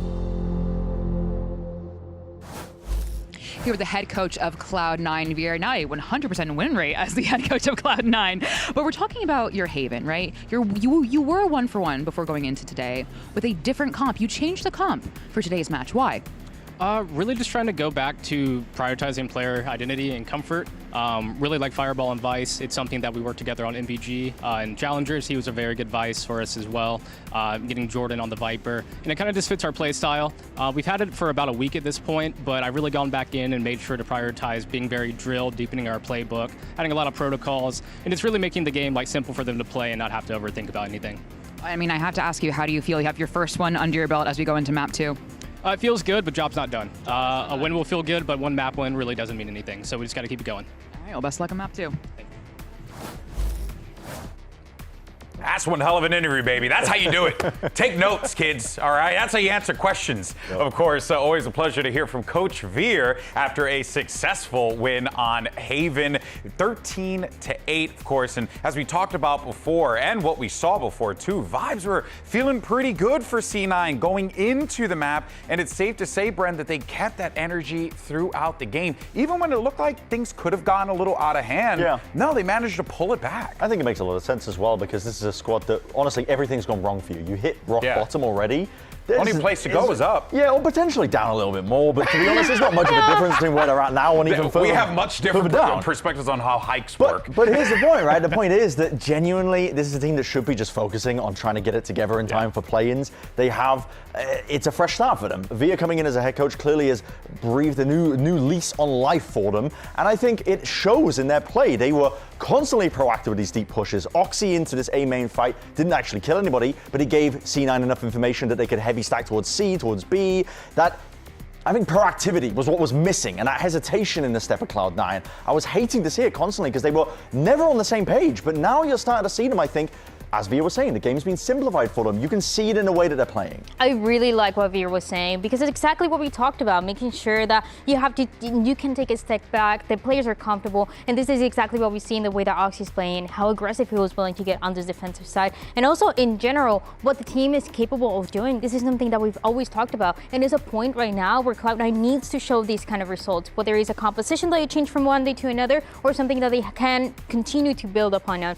Since stage 1, they have only been able to win one match. So also, I like what he said at the end. The job's not done. Oh, for sure. Job is so far from done because, look, let's look at it like this, right? In that matchup, Loud started things off, quite strong, I would say. Yeah. There were some great moments that we were seeing from the likes of Luxo. Yeah, exactly. Seeing stuff like this, though, you weren't seeing Cloud9 do this before, right? No. They were communicating ideas like Vic holding window for this deep push. It's insanity that Oxy's doing this a bit operator, don't get me wrong, but I loved how aggressive they were being. They were really leaning into their own ability to take over. But that's his uniqueness. Those are the unique things that, if anything, he should be trying to lead. Maybe not taking an operator all the way out there, but listen, regardless, it worked. It worked. Exactly. Yeah. Exactly. It really is like impressive, cool to see this C9 team build it up. Yeah. But again, so much more to be done here. And the question is, how do they carry this onto Sunset as well? Because we were seeing some composition differences as well. So kind of curious how it all kind of flows into one another. Yeah, I think that might be quite tough for them as well, because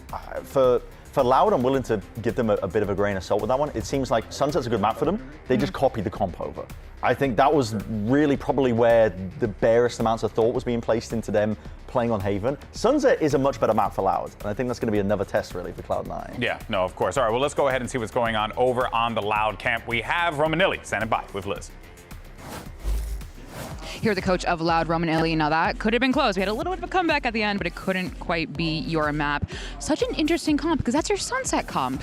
You moved it on to Haven. Why? Is that part of the being more active, being less passive? It's kind of singing for the line. The double duelist meta didn't fit too well for us, so me and Barry start talking a little bit, so how can we counter it a little bit? So yeah, we talked about Chamber, that Luxo plays really well, we talked about the Sage too, so to counter the double duelist, and it fits us really, really well. We just need to move to the stage, and we're gonna be okay. I have to ask obvious, is your Sunset comp still your Sunset comp? Yes. All right, well, best of luck on Sunset.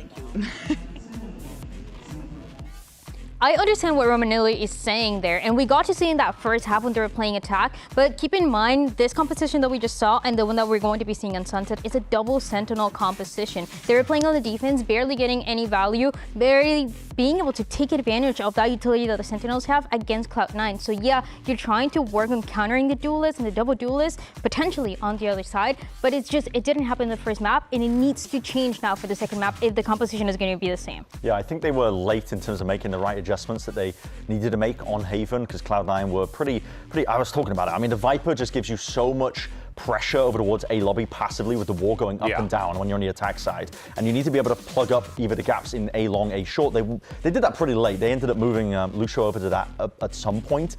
But Sunset is a different beast entirely. I think Loud, where they got their win last time on this map, I'm pretty sure was paved pretty much from their attack side. They were doing a lot of weird stuff. They were trying to do these deep mid splits. They're not as successful on Sunset. I mean, I'm curious to see if once they've revealed that hand, if Cloud9 are going to be prepared for it. Honestly, there's still so many unknowns going into this match. I don't really know what to expect. Oh, well, the good news is we got two great commentators that will guide us through the unknown. Ribbon Vans will be with you on the other side of this break. Don't go anywhere as Loud and C9 continue their series.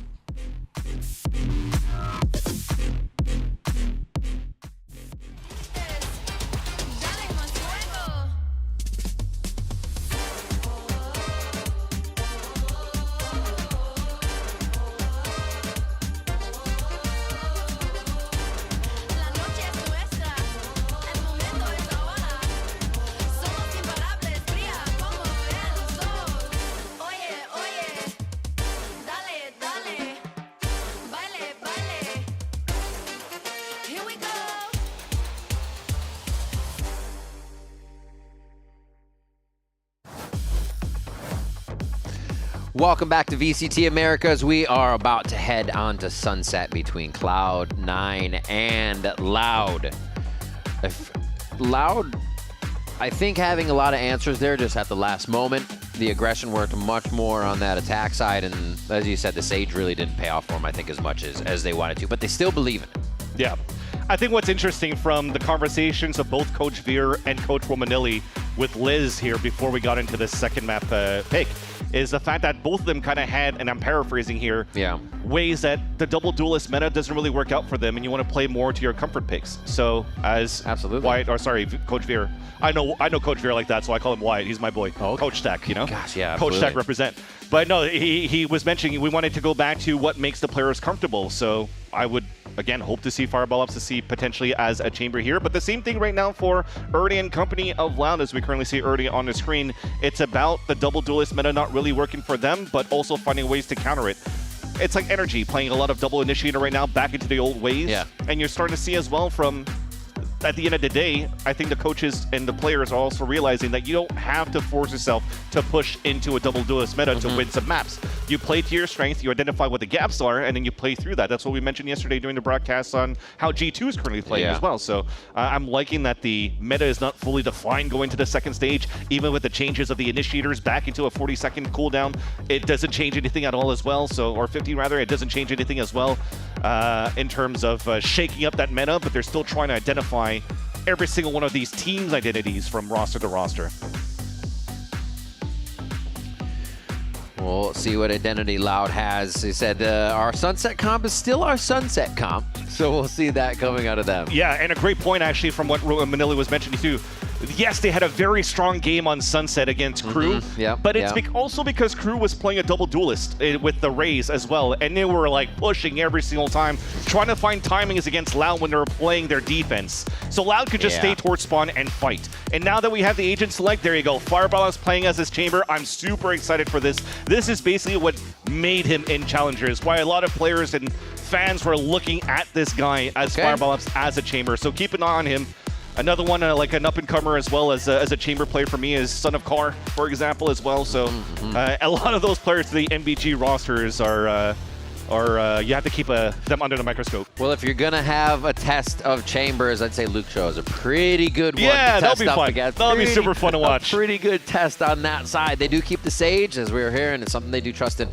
And the rest of the comp fills in as we would expect for TK Zine and Davi on that Sova.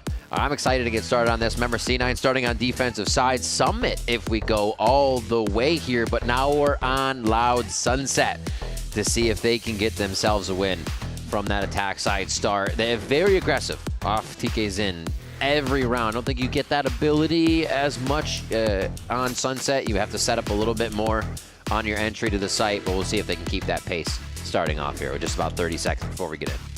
Yeah, it'll be important for sure to see how both initiators try to activate their duelists, right? From Davi as a Sova and then from the Fade on Jack. And yeah, as you talk about aggression from the side of Loud, I do agree with you that there are a lot of moments where TK Zin finds his opening but slides into like mid-control or whatnot, but they're not as aggressive in terms of like having to hit sites every single one of the rounds.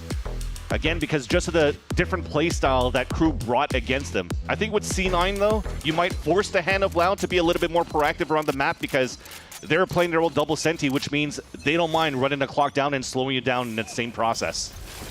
Speaking of slowing down, there's that first orb. And the jiggle from Zelsis is good enough for him to give up that line because they know that Luxio's trying to find an opening here as this headhunter. Super fast. Fireball just holding W here to get out of B main.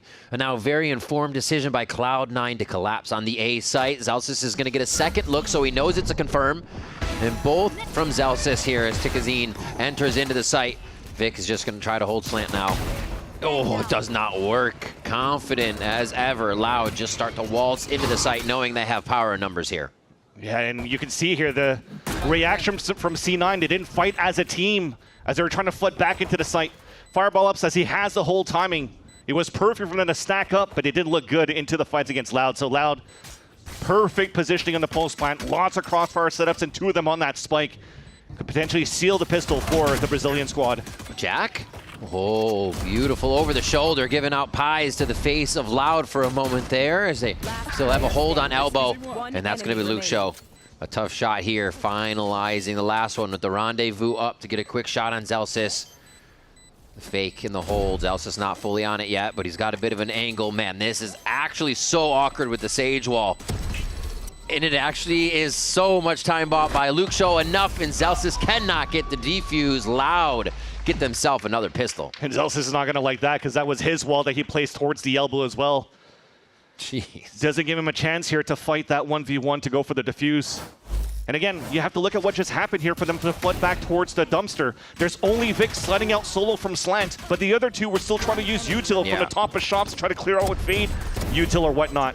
So there was no 3-2-1, there was no slide across. I think it was no. 3 individual, like 3 versus 1 for Loud onto the A side hit.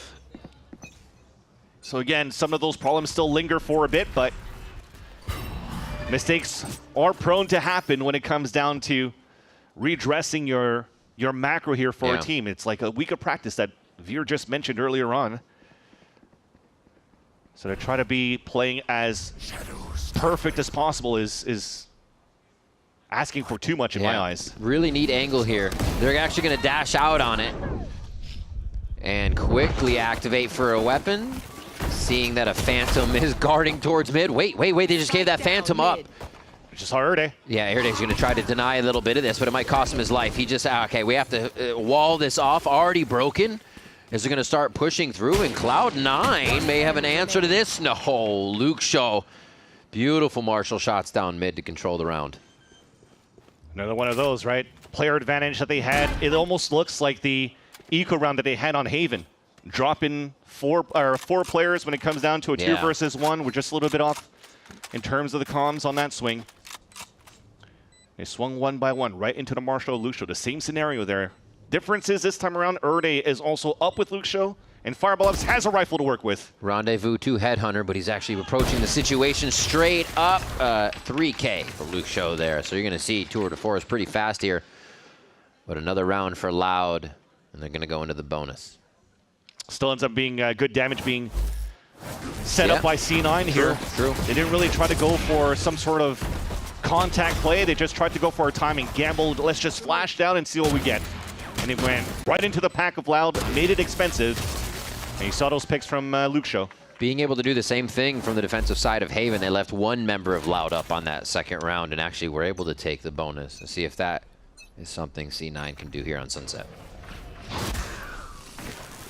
Whoa, right into the relay. So they know it's a bit of a rinse and repeat of the pistol round strat from Loud right now, but more C9 members are helping each other out in sight. Orb grabbing out. Mission accomplished.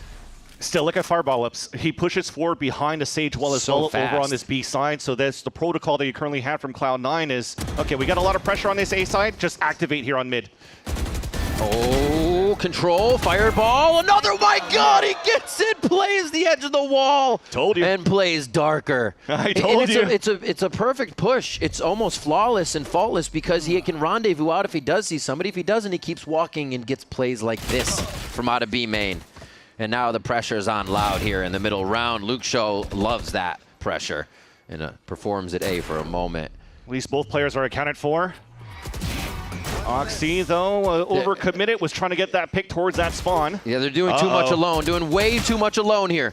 9 HP on Luke Show. They're going to get the full trades in. Why is it coming down to one person? But it's still Cloud9's and not Loud's bonus.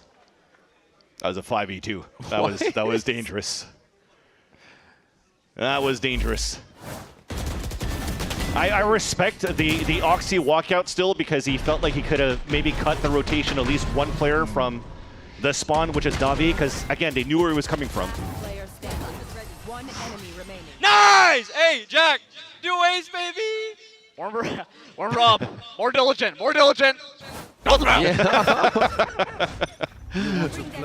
I love that you can feel it, Jack. So he's like, okay, yeah, we won, right? But we need to do a little bit better there. Fireball goes down. So the first time they do challenge him, he actually stays for the fight. It was a nice try. That was something that, it was never tested on that ace on that B line. Tried to bait out to break that trip, but it's still Luke Show that's quicker on the trigger in terms of the reaction time.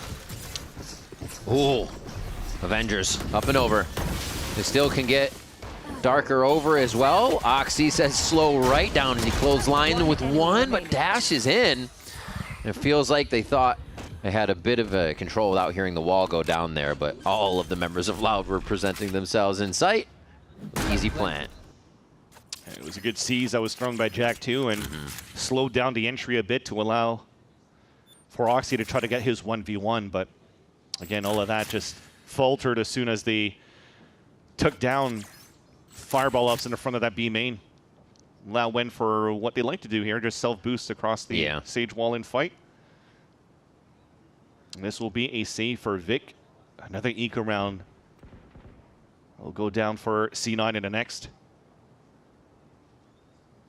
Well, that would also probably put Fireball ups in a more cautious position going into the next round too. Because if you're looking at it from the very beginning until now, he's pushed B-line, B-site every single one of these I would times. love to see him just continue it. And be like, you know what? It happened once. Will you do it again? Because I'm just going to hold W. And rendezvous if not. Why not? Yeah. Could get a kill. But you're right. Luke Show's speed. You do have to be careful. You cannot disregard that. Insta reset to get that.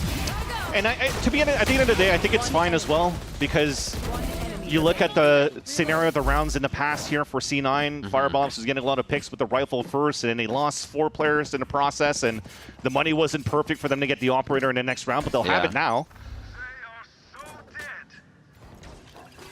Could have been a different look, too, if he actually did have enough money to bring an operator in that previous round, because he had the first bullet shot against Luke Show, who was looking to creep up on that B line again. But it's another one of those scenarios here where Fireball Ups holds that line and gets the full information that he's not getting pressured, giving a chance here for C9 to focus a little bit more on the defense. Oh, they stopped that, though. Nice little smoke. Now they have to wonder. Yeah. But you mentioned the TP that he has. He's always going to be able to watch that line aggressively first. He's going to avoid the drone, and once that drone disappears, walk back out the line. I don't care. Work the Jerwin style, too, to just take over elbow, and that's exactly what he's doing. Gives a chance once again to get C9 ready for the B-side hit. B main flick from Luke Show to start off here. And still watching in mid from Loud. Have pretty good control of the map, so they're not pressured to really push forward to the site. Quickly taking down Oxy, and C9 are just being dropped left and right. Fireball keeping himself alive for a moment here with another kill in mid. Ooh, good read. Putting that chamber to work. Keep making it expensive. Right now, you could upgrade to a weapon, carry it on to the next, try to find some exit kills as well. This is all really good by Fireball ups. Back towards door. But this, again, was just an eco that we had from Cloud9. Mm-hmm. And because of that drone that pushed Fireball ups away, I like that Erde also called for Loud to be a little bit more quicker on the hit towards that B side, because as Fireball ups re-clears, he has to slowly re-clear back towards that A line.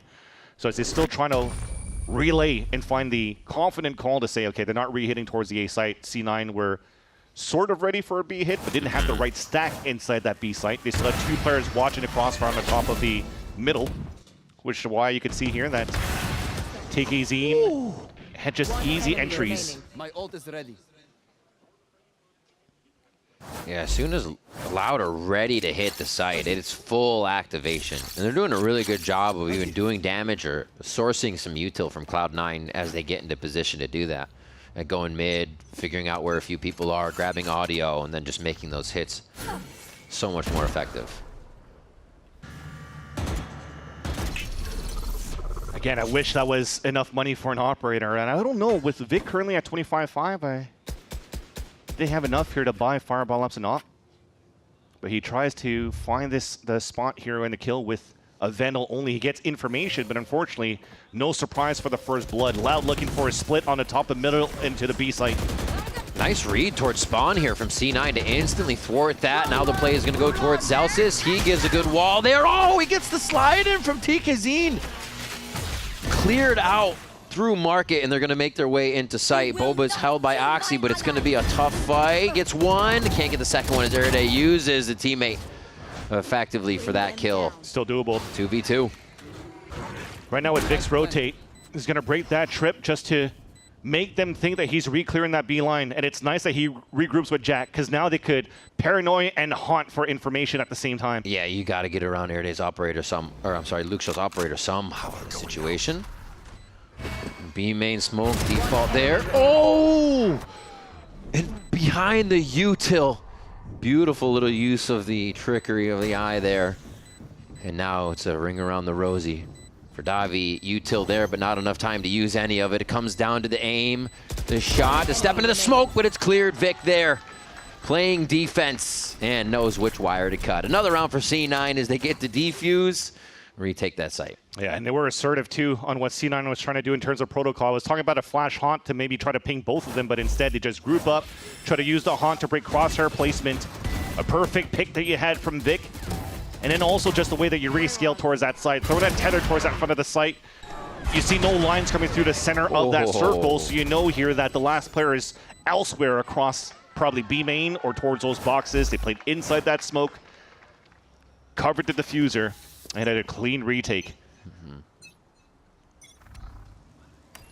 Another strong A push here on the Prowler to see if there's a fast fight, but no, it's straight up the gut. And a TP to spawn from Darker. In full control of a map flip. Oh, beautiful shot from Fire Ops on the quick scope as they're trying to retaliate on what is happening. Regaining control. They're actually trying to keep Loud on their heels, and it's absolutely working. They've sourced out every member instantly, and now we're preventing the spike plant from Davi. Oh, now they're toying with him. Everything was fast up until now, and they want him to make the mistake. Well, remember, we had a 5 versus 2 last time, and it almost lost it, so... You're not wrong. Can't forget about these rounds. This time, Davi has a rifle to work with still, but yeah, they're probably going to let him plant, which is okay. Let's still get closer to the Hunter's Fury. A little cash money for the team. Ooh. Full HP. I mean, why not take a few fights? You have just about a minute on the clock when he started searching. And Fireball Ops will have the scope up and ready for another round for C9 here. Almost tied up as C9 get 3 rounds now. Doing some very standard stuff here in terms of the range that the chamber is able to get through his TP.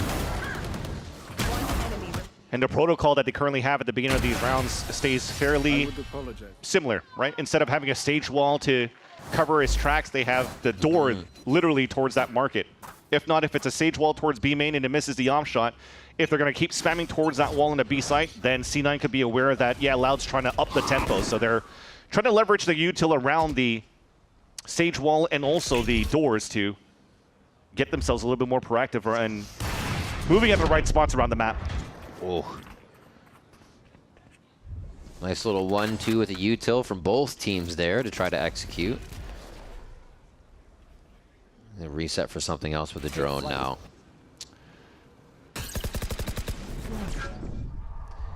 Oh, it's a hard chase, hard chase. Vic can't get turned around in time as Oxy goes right out in the middle of the fight, thinking that he can help. A little I think I can situation. Puts C9 down in members on this right side of the map.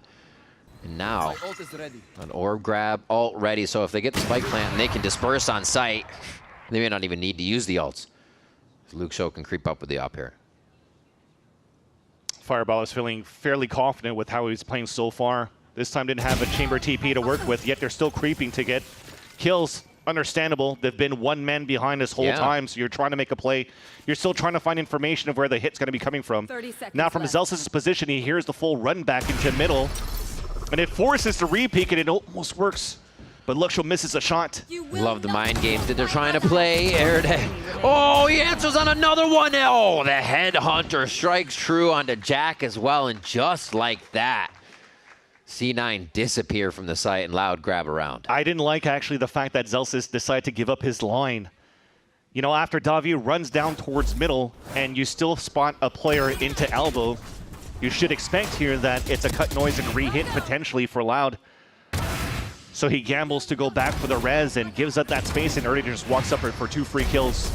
Jeez. And Jax, who's doing an excellent job containing towards the elbow side against Luke Show, well, he gets shot in the back on top of that because of the space that was given away here from Cloud9.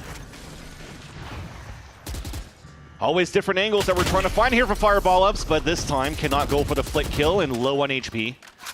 He's going to try to find that re-heal very soon from Zelsis, rather. And you see how they're moving across the map, covering all the spots. Okay, now I have to go for a heal, so Jack take over that spot. I like this. Very nicely rotating in and out to cover that space and never leave a gap. Also, this first half going very close and mirroring what happened on Haven here, as Loud was able to grab 6, and that's when C9 came back with 3. And Fireball may start that early. And Luke Show's walking through mid with his op. I love the confidence. Yeah, I mean, he's been spawning towards the market the whole time and saw nothing here, so no pressure coming through. He's now the late lurk towards the market. Just off on the timing there, but they do still get the kill trade. Vic prepping the wall here for the retake from the rest of the team. They're going to try to get a plant down for Erday, who does get... Already close to res again? Res off of this, yeah. Fireball Ops goes down in the rotation. Easy heal there. God, they have the answer for everything on these peaks. It's really only becoming chip damage for C9, and they need more to come out of these situations. I mean, look at the minimap. They have a Sage Wall to deal with on the attack side, their own Sage Wall on the other side. They get one, but they lose one. And Vic's able to keep it going.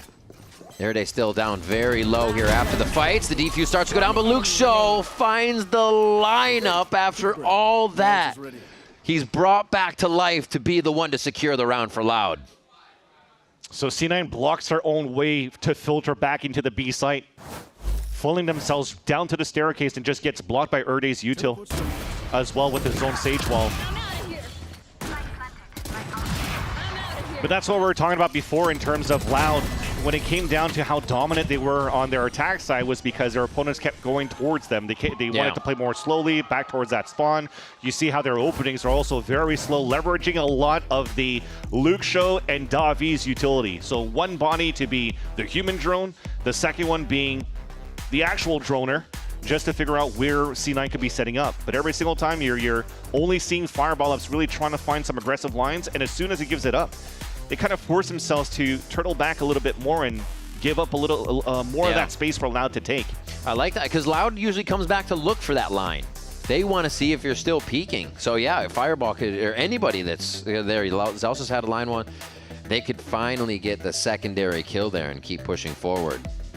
I think they're a little too happy kind of with what they're getting, which is never usually a problem. You get a kill, you want to back up player life, but sometimes that angle creates such an importance then. I agree. Maybe C9 flexes a little bit more on that after this timeout to secure these 3 rounds, just as they did in their first map. I have to call out Zelsis too on how he's setting up these walls for the retakes for the defense. It hasn't been the cleanest ones yet here for allowing C9 to be a little bit more disruptive on their retakes. They're not flooding from different angles, they're flooding from one. Now it's a self-boosted look on one side on the top of the wall. Will it get checked? Probably not. Still gets the first shot, but that's probably Luxio with a flick back up there for that kill. Could be a memory. We did see Fireball did that, but he played the low side as Zelsis was high. So trying to vary it up, but you can't vary up on Luxio. Not like that. Oh, the slide in. A quick trade close up, and they're going to be looking for Zelsis. He's really pinned into this situation, so really a great job to get a second one. As Boba, now the place where C9 begins to encroach from. They split for market as well. Makes it doable right now because the ult is available for Fireball, who's currently wielding it and using it. So Zelsis doing some damage and getting 2 kills. Gives a chance here for Fireball to find his duels. Here. Oh, made a step. Who does that? They're walking in. Really nice hold, though, from Loud. This is going to be a tough one for C9 to get, so they should be able to break this up to 7 on this low buy. Hearing the cheers from the players. Yeah, Loud grabs 7. And a nice job to go back to this just execute heavy round. If Luxio needs to get the first pick, he does, but everybody's still following up regardless. There you go. Jeez. So he was definitely looking towards that line where Fireball was playing in front of that stage wall before, and gets that nice little flick up onto Oxy on the top of the wall. Attack sign up here from Luxio, very valuable. And this time, interesting look here from Cloud9. All of them grouped up on the top of middle. If that smoke's coming up, you're going to self-boost and try to fight down towards that line. Here we go. Got one. Oh, the edge just not enough for Fireball to get one down that tile side. Coach Veer, you nerd. But enough. It works. They spread out too. And they already had full coverage from Jack on this side, so they weren't losing too much ground. A little bit of util traded out to stall that. Cloud9 is perfectly happy with it. And huge at its early as well. He's been doing pretty decent in terms of cycling up these ults, getting some impact frags to get reses back up here against Loud. It's an important piece out of the question now for Loud.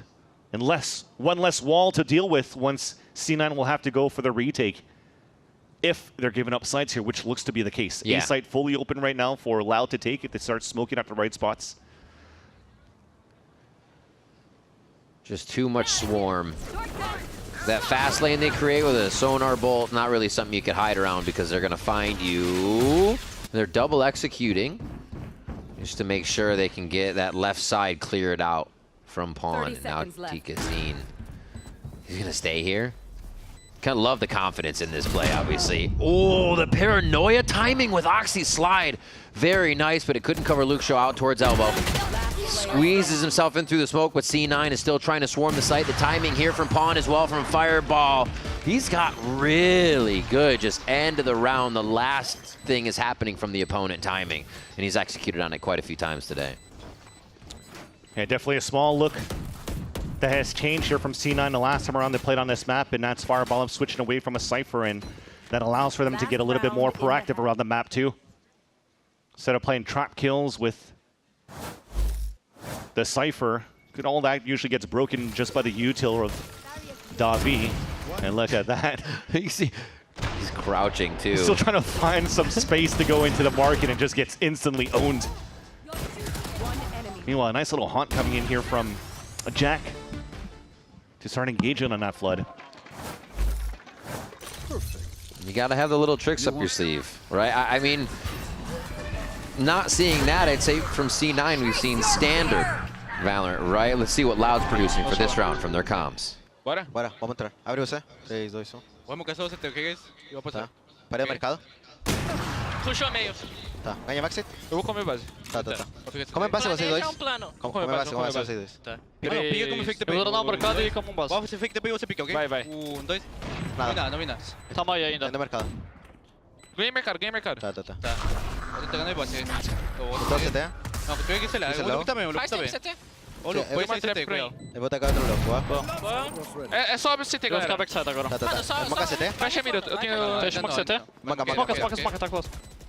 Omen, gastou a mangue, gastou a mangue. É só stun de neon que tem agora. Spot, alguém. Eu não consigo. Tá tudo indo base, galera. Ninguém mercado.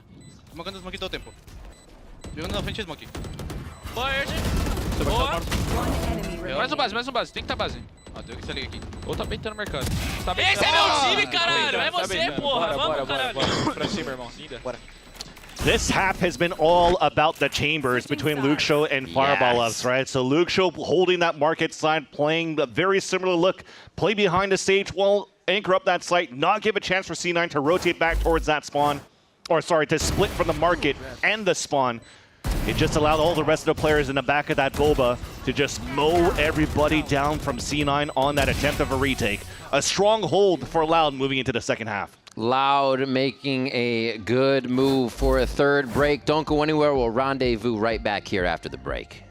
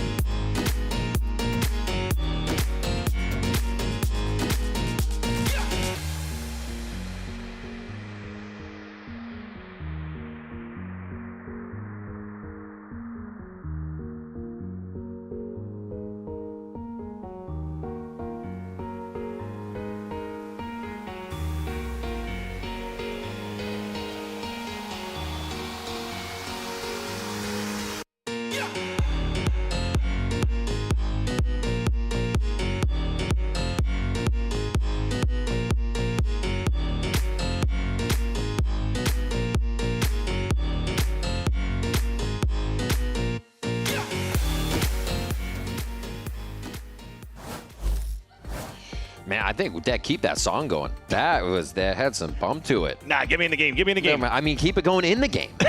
Let's go. All right, Loud's definitely having that effect on this one. They came in strong. They've been following Tikazine in on a lot of these ones, especially for the first map. Been a little more, like you said before we went to break, the chambers here on this second map. Luke Show and Fireball Ops kind of going head-to-head here, as we see, but we're switching sides. Loud is going to start on that defense now. And the clash, I think, is going to start earlier than expected. Both of them setting up TPs to take mid control. How will this showdown turn out to be? Oh, is he going to get triple peak, though, in the end? Oh, it doesn't matter. Tikazine still headhunts with a Sheriff down on his side at top mid. And Darker's pushed back. So Cloud9 trigger pulled again after one person going down, and they're going to try to get the kills in. Loud just looking down on them from on high here in different positions. 4 members for Loud still alive. The C9 scrambles for another one, trying to dwindle the numbers. Oh, it's a tough peek. Oh my God! Teamwork on that was beautiful for C9, but it's still... Vic in the clutch. Is going to be tough. Jumping on him. Just making it as tough as possible to keep that crosshair in a place where he could get both kills. And Loud get another pistol round. Was feeling it for a small moment there for Vic, because he was definitely known in the challenger scene to be a huge clutcher, even before moving up to C9 for the first time. When he was playing with Moisek Shopify, second time around playing with ADG in the Stage 3 of Challengers, and he was owning and farming in the clutch. But this time around, a nice little fight back from Luke Show. Yeah.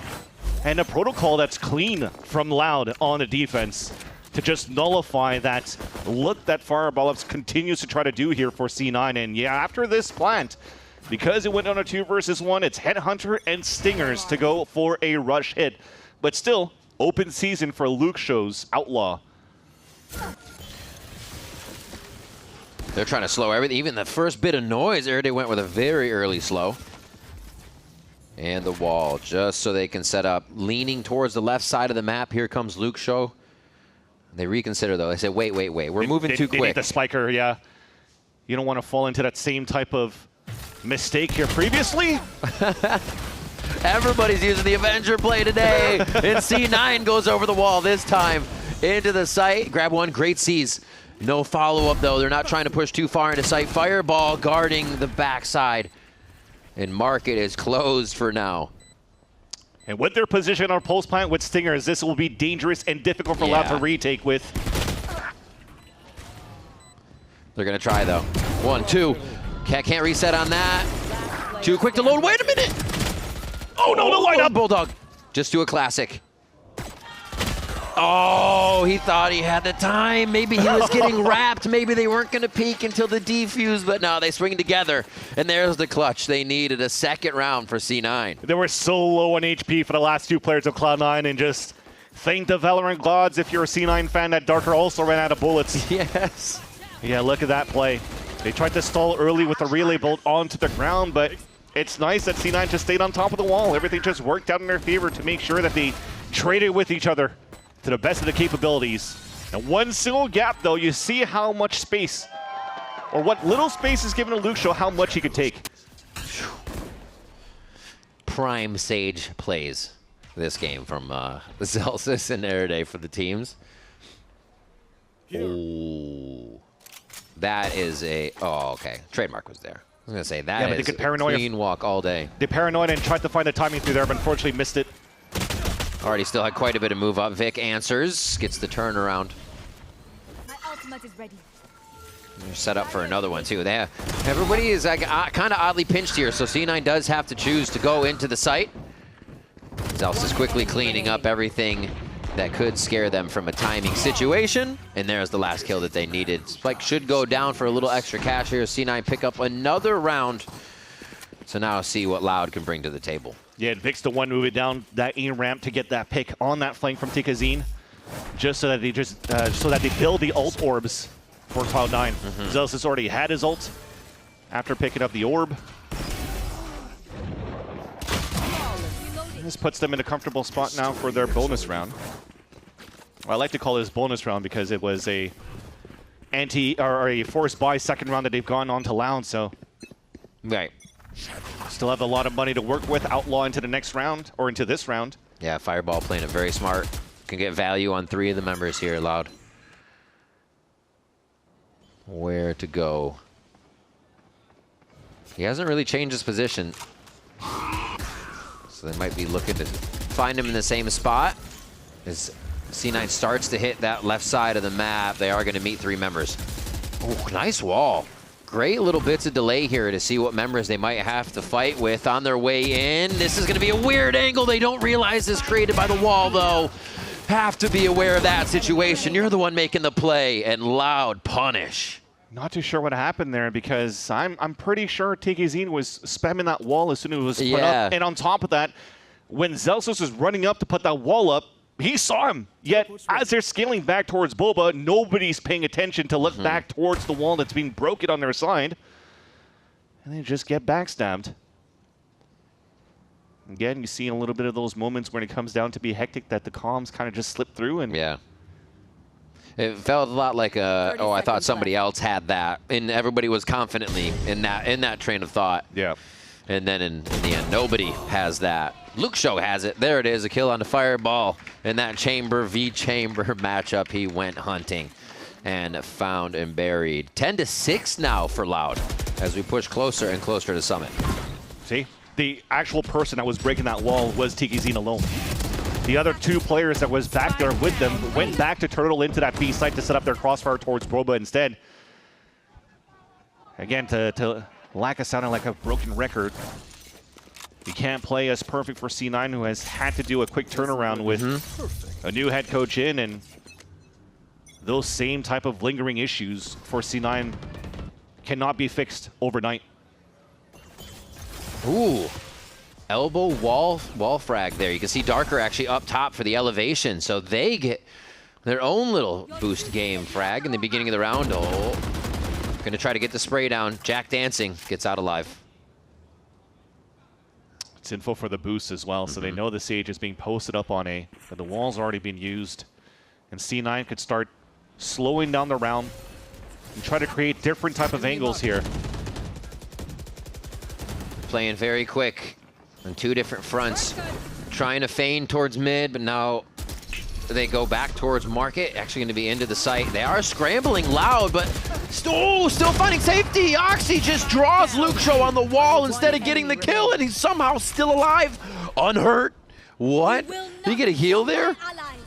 Must have in a second. Rez coming in for Tikazine as he's back in the game, and Luke Show with the 4K under pressure the whole time on that site entry. Oxy felt like he had the kill already onto Luke Show. Like he's turning away from this one, and then he just misses the shot. And that small miss allows Luke Show to get a 4K into the round. Farming right now on Sunset for Loud. Almost close to dropping to 30 here at currently 27 kills. Wow, you see they were doing a shadow step with Omen as the wall went up, so it's more of an Omen wisp instead of an Omen just going like on an elevator. That peak is kind of insane. Yeah. From Darker. Holy moly, the tech they had. Yeah, just a little bit of a different position from the Paper X TP wall up that they have on the B main. This time to use it towards that window to do some good damage into the A line on C9, trying to get some early space.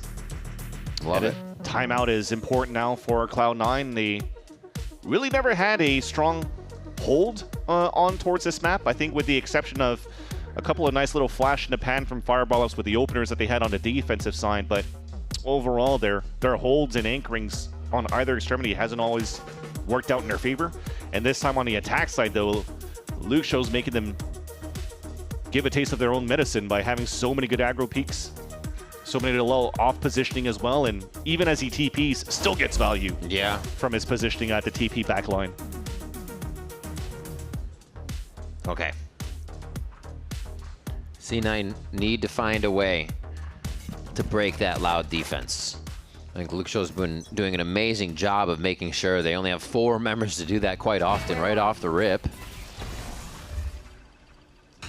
It looks like they'll kind of play a default here to start off and just read the map.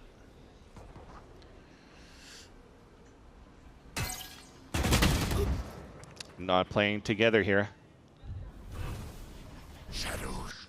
The drone coming out, should have expected maybe a little bit of a swing, but maybe it could have been a instant TP. Good though for the side of C9, and we have a little bit of overextension on all extremities, so it still ends up being a nice little 3 versus 3.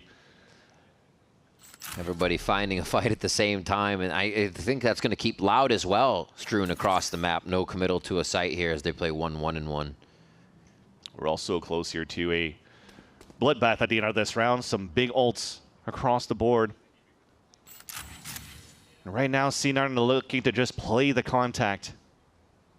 Still have to be a little bit wary of maybe utilizing a bit of that util because they have to walk somehow potentially into Luke Show's op, and that's why you have to Prowler, give your position away. You realize now that the elbow is clear. Now you can play on site after using the Nightfall. Textbook plant. I mean, they really can't even follow up on Davi's util right now. They're not in position. Oh, they may be in position. Maybe in position. Thank that God was Oxy's there. A little risky, but sometimes you got to try it. Oxy takes him out, prepared for that push to come through. That's a huge kill to take here. Overdrive. Oxy sliding right back in, and he's going to go ahead and throw his out just for Davi, too. Now he has to reconsider who's going to slide into his face as he finds the first fight. That's the thing. Don't overheat in going into this one. Play the tap, play the protocols. Oh, they're both making a nice job by C9 here. Oh, wait, cursed. That's my bad. No time, though. He's got to run it. So ultimate up for Davi here. Coming into the next round, if they need to secure another one somehow, or at least execute on a play to take C9 off guard. Nice job to get that 7th, though, by C9 and keep this off a game point. Oxy feeling that he could still play the old Neon style and quickly peek. Just waste out bullets, waste out the time, and maybe have 2 players stay alive. But that's the thing. This is still expensive rounds for Cloud9. They're not really out of the woodwork, because they're already low in terms of economy going into that last round for a buy. If you're looking at this one here, lots of hash shields, regens. Yeah. If Loud wins this one and puts himself at map point, this is a will be an abysmal buy for C9. I mean, even if C9 win, they get 3K, right? It's still, it's tough. Oh, TK's in crazy fast. So they do decide to go aggressive on this round. Really getting in C9's face the moment they get a buy. Loud goes for the throw. And another one. He sidesteps instantly for the peak. That's when Vic is most ready. But Luke Show just that fast. And Oxy, he's going to use a little util before taking a chance on that angle. Need the hero plays to come out for fireball ups. The best thing you got here losing this round for C9 is the ult from Fireballux going into the next round. There's 3 people there for him, Vans. You gotta make a play, man. It's a 5 versus 2. Oh, of course, of course. I think it's so funny. Loud's like, yeah, he's gonna be lurking. Let's set up everyone to wait. Wow.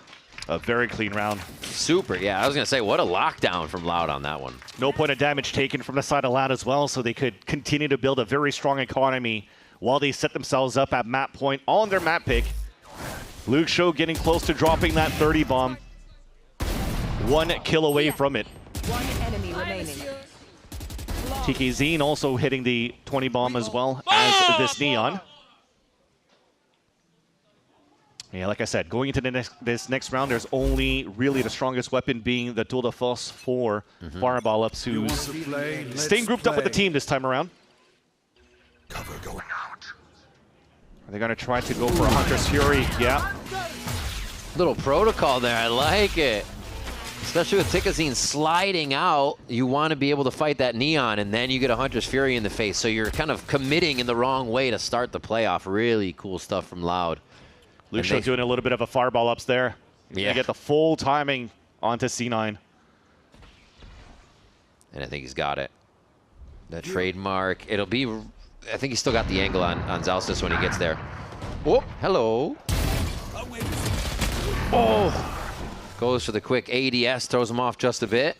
But it's still 3v3 here. Darker with an ultimate. And it looks like they're just going to hold steady. They won't go for a quick... I'm loving this. From the shadows.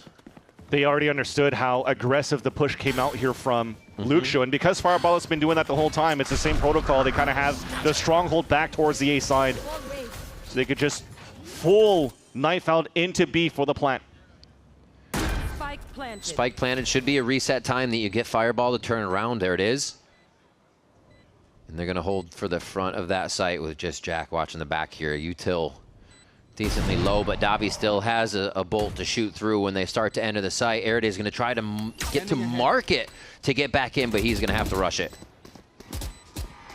Slowly creeping in. A C's locks one of them down. Are they going to wait for each other, or do they keep pushing? The time is dwindling down here. C9 look to keep the map alive. No, Davi takes one out, and we're that much closer to Summit. A kill from Zalstis as well, and C9 find all the members of Loud on their re-entry. We stay on Sunset. Big fist bumps 2 on a 2 versus 3 converted back for C9, and the lower weapons are the ones that are going to be able to save that round for Cloud9 at the Pulse plant. Again, we saw that idea. As soon as you break that drone on the side of Fireball Ups, the Paranoia and Hunter's Fury came out, but thankfully, the Zalstis is already back all the way towards the spawn where I think that third beam couldn't reach towards him. So he's able to stay alive and just keep the numbers up here for C9 to keep that dream alive when already Luke Show had that pineapple call on that big flank. Yeah. Should have had more, but you'll count your lucky stars here for C9. Still in this fight, behind by 4. And now still good economy, though, for Loud because of the amount of rounds they'd be winning here on the defense. Op still available for Luke Show to take. Very confident on taking these peaks. Already racked up 30 kills just on this map and comes up just short of 31 on that as he misses Fireball.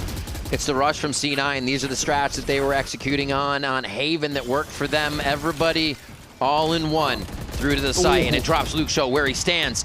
Smoke's clearing out the vision here of Loud so they can't get the trades back they want. It's a spam fest, though, that comes out in favor of C9. And C9's not in a very good position. Once they get the plant down, they still have to scramble to set up what is a garrison for themselves, and Darker takes advantage of that. 2v3. And it looks like they have a bit of a setup here. This looks basically what last round looked like in the same positions for C9 here. Ooh, Oxy trying to hug that wall there and asking for a little bit of help, which pulls out everyone from B main.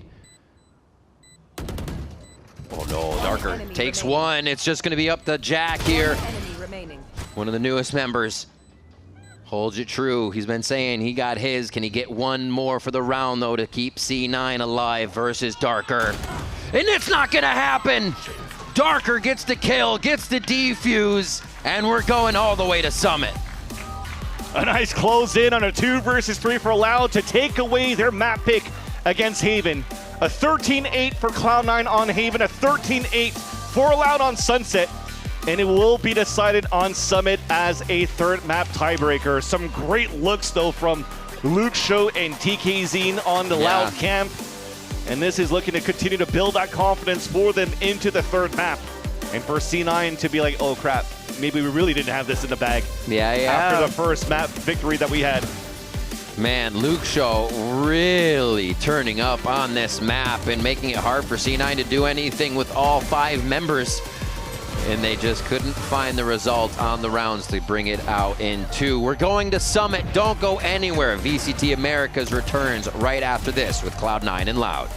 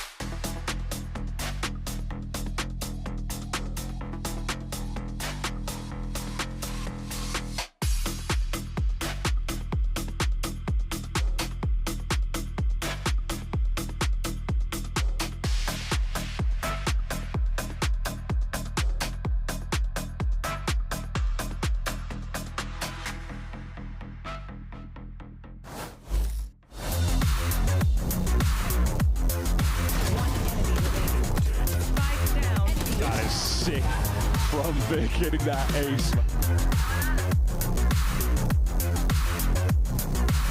Luke Show não abre, agora sim busca informação, se esconde, é jogar a experiência, Luke Show!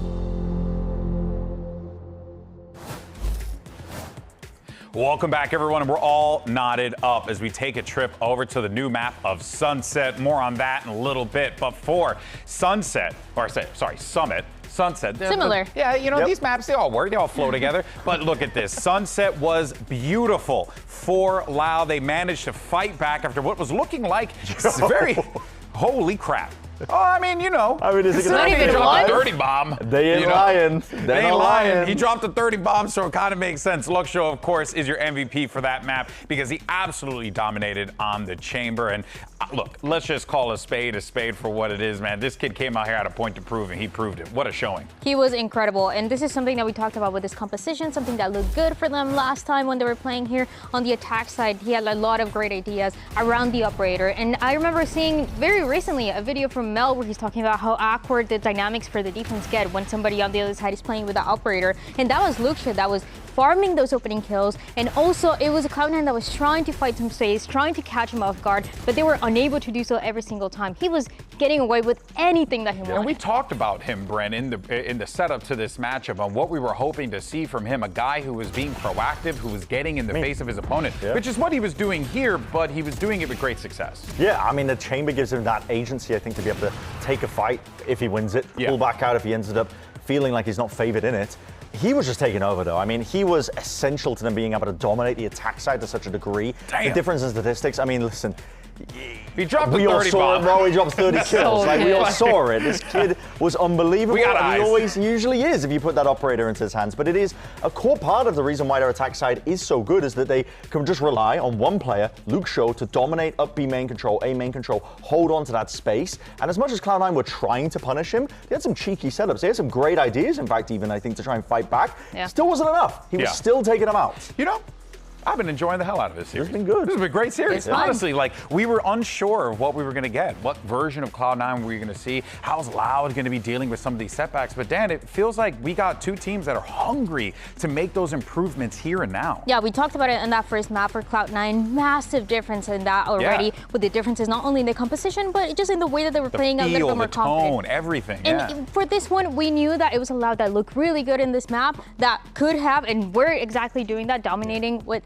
thanks to Luxio. And now we're going to a map of Summit where it feels like it's a final test for both. We don't know what Loud has been cooking here, and for Cloud9, this is a map that was not really good for them last time. Yeah, and I'm curious as well, are Loud going to keep this trend going with the double Sentinel? Because their attack side on Sunset specifically with the Sage and how they were using that. Luxio was one part of it that we already saw. The secondary element to it was the fact that they were using these Sage walls to, you know, we saw this one before, honestly, in the first time that Loud ended up playing Sunset. They love this one. It completely upsets the kind of expectation. When you're a defender, you put that Sage wall down, you expect it to be, as long as it's not broken, that space is already contested. It's, you know, you gotta worry about it. You don't have to worry about it at all. But the Sage wall completely upsets that. It turns it on its head. I don't like this as much. I don't like when they do these big, deep mid splits. I think this can be punishing to quite a high degree. But Loud are good enough in terms of the theory that they've got with the Sage comp that they're actually making it work effectively over and over and over again. Yeah, it's just and as you're seeing it play out, you're at the very least seeing these ideas, Dan, that are that they're cooking up some creative things to give them that little bit of an edge there. Which, you know, when you think about like what is going to be necessary in order for you to, you know, make the champions, those are going to be those intangibles along the way. We saw it for both too. I think that the Sage things that were happening, the Avengers, everybody getting on top of the wall as well to see past the smoke. There's some cool ideas coming in for both of the teams, but I think for Loud, this is something that they showed us in that first map of Haven, where it was a little bit uncharacteristic to see the Sage, and they talked about how this is good to try to counter the duelists on the other side. Doesn't matter who they're facing. So again, I'm just wondering what they're going to try to do in Summit, because I think in some ways they can go for a similar approach. Yeah, for sure. And there's definitely room for both teams to be able to do that. But here we go. We're going to Summit now, new map that was just introduced, and really don't know, as we had noted, like where things kind of go here. But it really is the Wild West. Like this can go either way at this point. You can run a ton of things if you're Loud with this one. Honestly, they've been having the most success. They are following the ideology of G2, where they're like, well, we can't play double duelist. We suck at it, so let's just opt into trying to counter it with a double duelist, the double Sentinel all the time.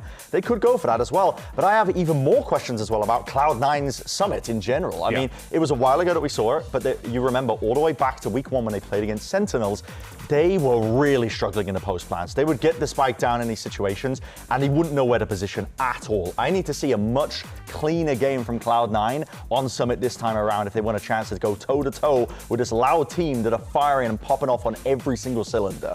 Yeah, I'm curious, Dan, do you think we're going to be seeing anything different here on the Cloud9 side that would be, or rather, are they going to keep with what they've been doing this entire time? Because I don't know if you remember, but that's what the coach was talking about. He's like, we're going to play our comfort. I think it's going to be simple. I think they're going to switch it up a little bit. It was a 13-4 that they lost when they were playing against Sentinels. So now let's go back to the basics. Let's go back to work out in the map number 1. Back to the drawing board we go for Cloud9 as well as for Loud. Hell, we'll see what the heck both of these teams are going to be running on this Summit map. But of course, Riven Van Silly will be the ones guiding you through all that good stuff. And we'll see you right after this.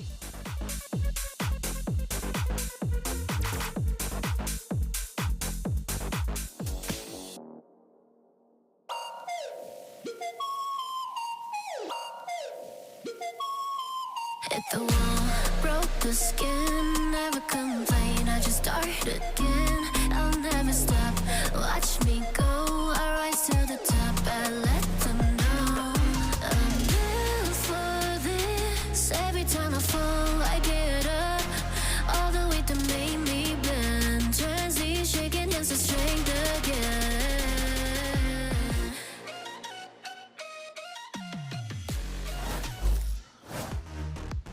We are back at VCT Americas for Cloud9 versus Loud. Haven for C9. Sunset for Loud, but it did not stop there. We're going all the way to Summit for this decider here. And let's see what they're going to bring to the table. Jack on the Tejo with a KO. And over to Loud. Yeah, the chamber stays. Yeah, I thought we were going to comfort picks, which was why I'm like, okay, I like to see Zelsis on his KO. This is something that Ethan plays quite well for energy, and they're able to find some good early information mid-round, denying info, denying util as well for their opponent's sight hits. But Fireball up staying on on Cypher. I kind of wish he went over to the chamber side, but the most important thing is Jack playing Tejo. That does not scream comfort pick for me at all to look at C9's outlook on this very map. So if that wasn't a Cypher, would you actually even rather have Eyes for Fireball, if not the chamber still?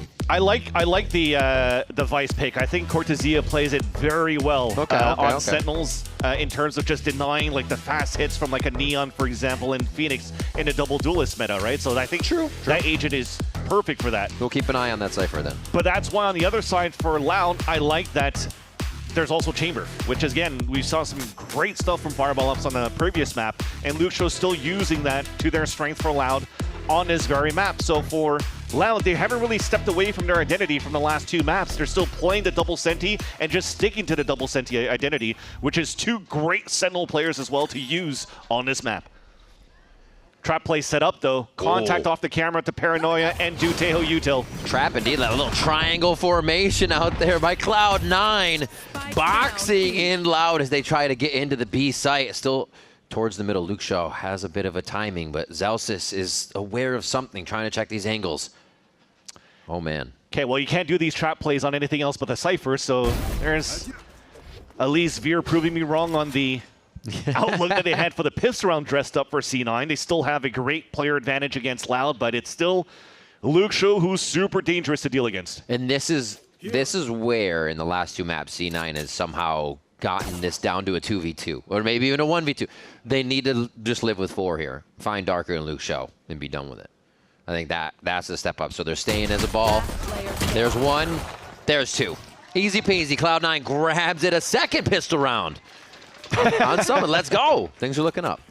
I wonder if we'll get the replay of the reaction of Fireballs to call the 2 pistols, but I like the reposition from C9, though, to group up all the way back towards spawn. The reason why they allow themselves to just stay there after the trip gets broken, as Loud is trying to create a diversion that they're moving in towards the A-Link, is because Fireball Ups is still in his camera. Even if the trip gets broken, he still... There you go, that's 2! But yeah, he still has camera to watch over towards B main and also towards the B-Link, so it was fine for them to let that trip get broken and for them to work back towards that spawn and to get that second pistol. Loud going straight back to B. Speaking of Jack's Tejo, one of the things I like about Tejo on Summit is all these corridors are so tight. Very easy to kind of displace somebody, and walk right into it. C9 more so outside the site here, but they're still getting taken out. Wait, Vance, this shouldn't be happening here. Loud goes in with a basic classic round, and they get Cloud9 swept off their feet. It's a big mistake by Vic from his positioning there. Never expected for them to wrap around here towards that B side, and boom, he already goes down. And the Bulldog that was picked up by Luxo after they traded onto Fireball Ups towards that B site became a thorn on the side of C9 for that retake. Picked up, what, 2 kills? Now a 3rd. He doesn't stop. Just from last map to Summit, he does not stop. Luxo putting on just that. Now, I was saying as a joke on that previous map, but now it's official. It's the first time now as well that C9 gets eco'd after winning a pistol. Yeah, you're right. In this stage. And for Fireball's debut, so Romanelli is going to love that. I love how he's very expressive. Yeah. He's like the other side of Alex from Paper X. They're winning rounds, he'll break tables. All right, so a little bit more of a setup across the map here for Loud as they try to read what C9 might have set up for a bit of eco play. And they're right to wait back. Getting pushed here on the right side extremity. God, he's 2 away from Tour de Force. 3 rounds in. You saw here that Oxy was just running down to just try to break that trap set up here by Luxo. And then it's just easy for him to get that pick. Teleport's ready. So now for them to try to at least take down the Outlaw at the beginning of the round for Cloud9. They realize after losing Oxy here that they just have to turtle back and hope for the next wave here that the crossfire is good enough. So controlled on those angles. Everybody held the corner until Luxo had the wider angle, then they peek. So coordinated in Loud's movement right now. Darker thinking he actually had the kill there, started to swing off, and Fireball gets that kill. 1 HP to his name. And now they just set up to hold this one. Nice job by Loud to be methodical and just keep on that. Even after Luxo walks out of the rendezvous area. Just stimming out, keeping himself occupied. They're keeping control in the formation of what is the best to peek every angle. Really neat to see them move around like that. Meanwhile, Erde's not joking around, though. He's trying to find the last 2 kills. He knows exactly where they're at. They have to try to die to Spike, so as he closed that gap on the top of Cave, he could move in for this kill. Fireball is at 1 HP, trying to save the Phantom, but he's going to get hunted down soon. Quite a bit of distance. I think that might save him here. And they all go the other way. So a Phantom to go into the next round. I don't know. There's still a Luxo here that's fairly close. No. Oh, too much walking. Also, figuring out the radius of that on new maps and where they're planting it becomes a thing. But you're seeing the look here from Loud as well with the Sage and the comp. Very similar to Haven, right? When they're executing the sites, it's even more difficult for C9 to flood back for the fights.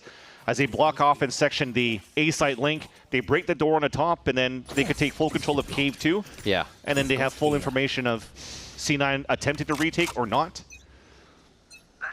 And also making it disruptive for forcing C9 to utilize a lot of util before even getting into sites to re-clear that space, which allows the final players to defend that pulse plant inside A to just use duels instead of util. Flash over for mid. It looks like Loud actually wants to break the center of the map here and separate C9. But they catch a smoke in the face too to slow down the strategy. Not exactly playing a retake on A, but really ready to use that util. Fireball is right in the mix to stop whatever comes his way.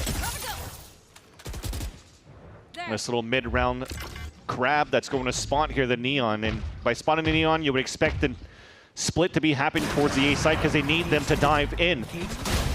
Oh.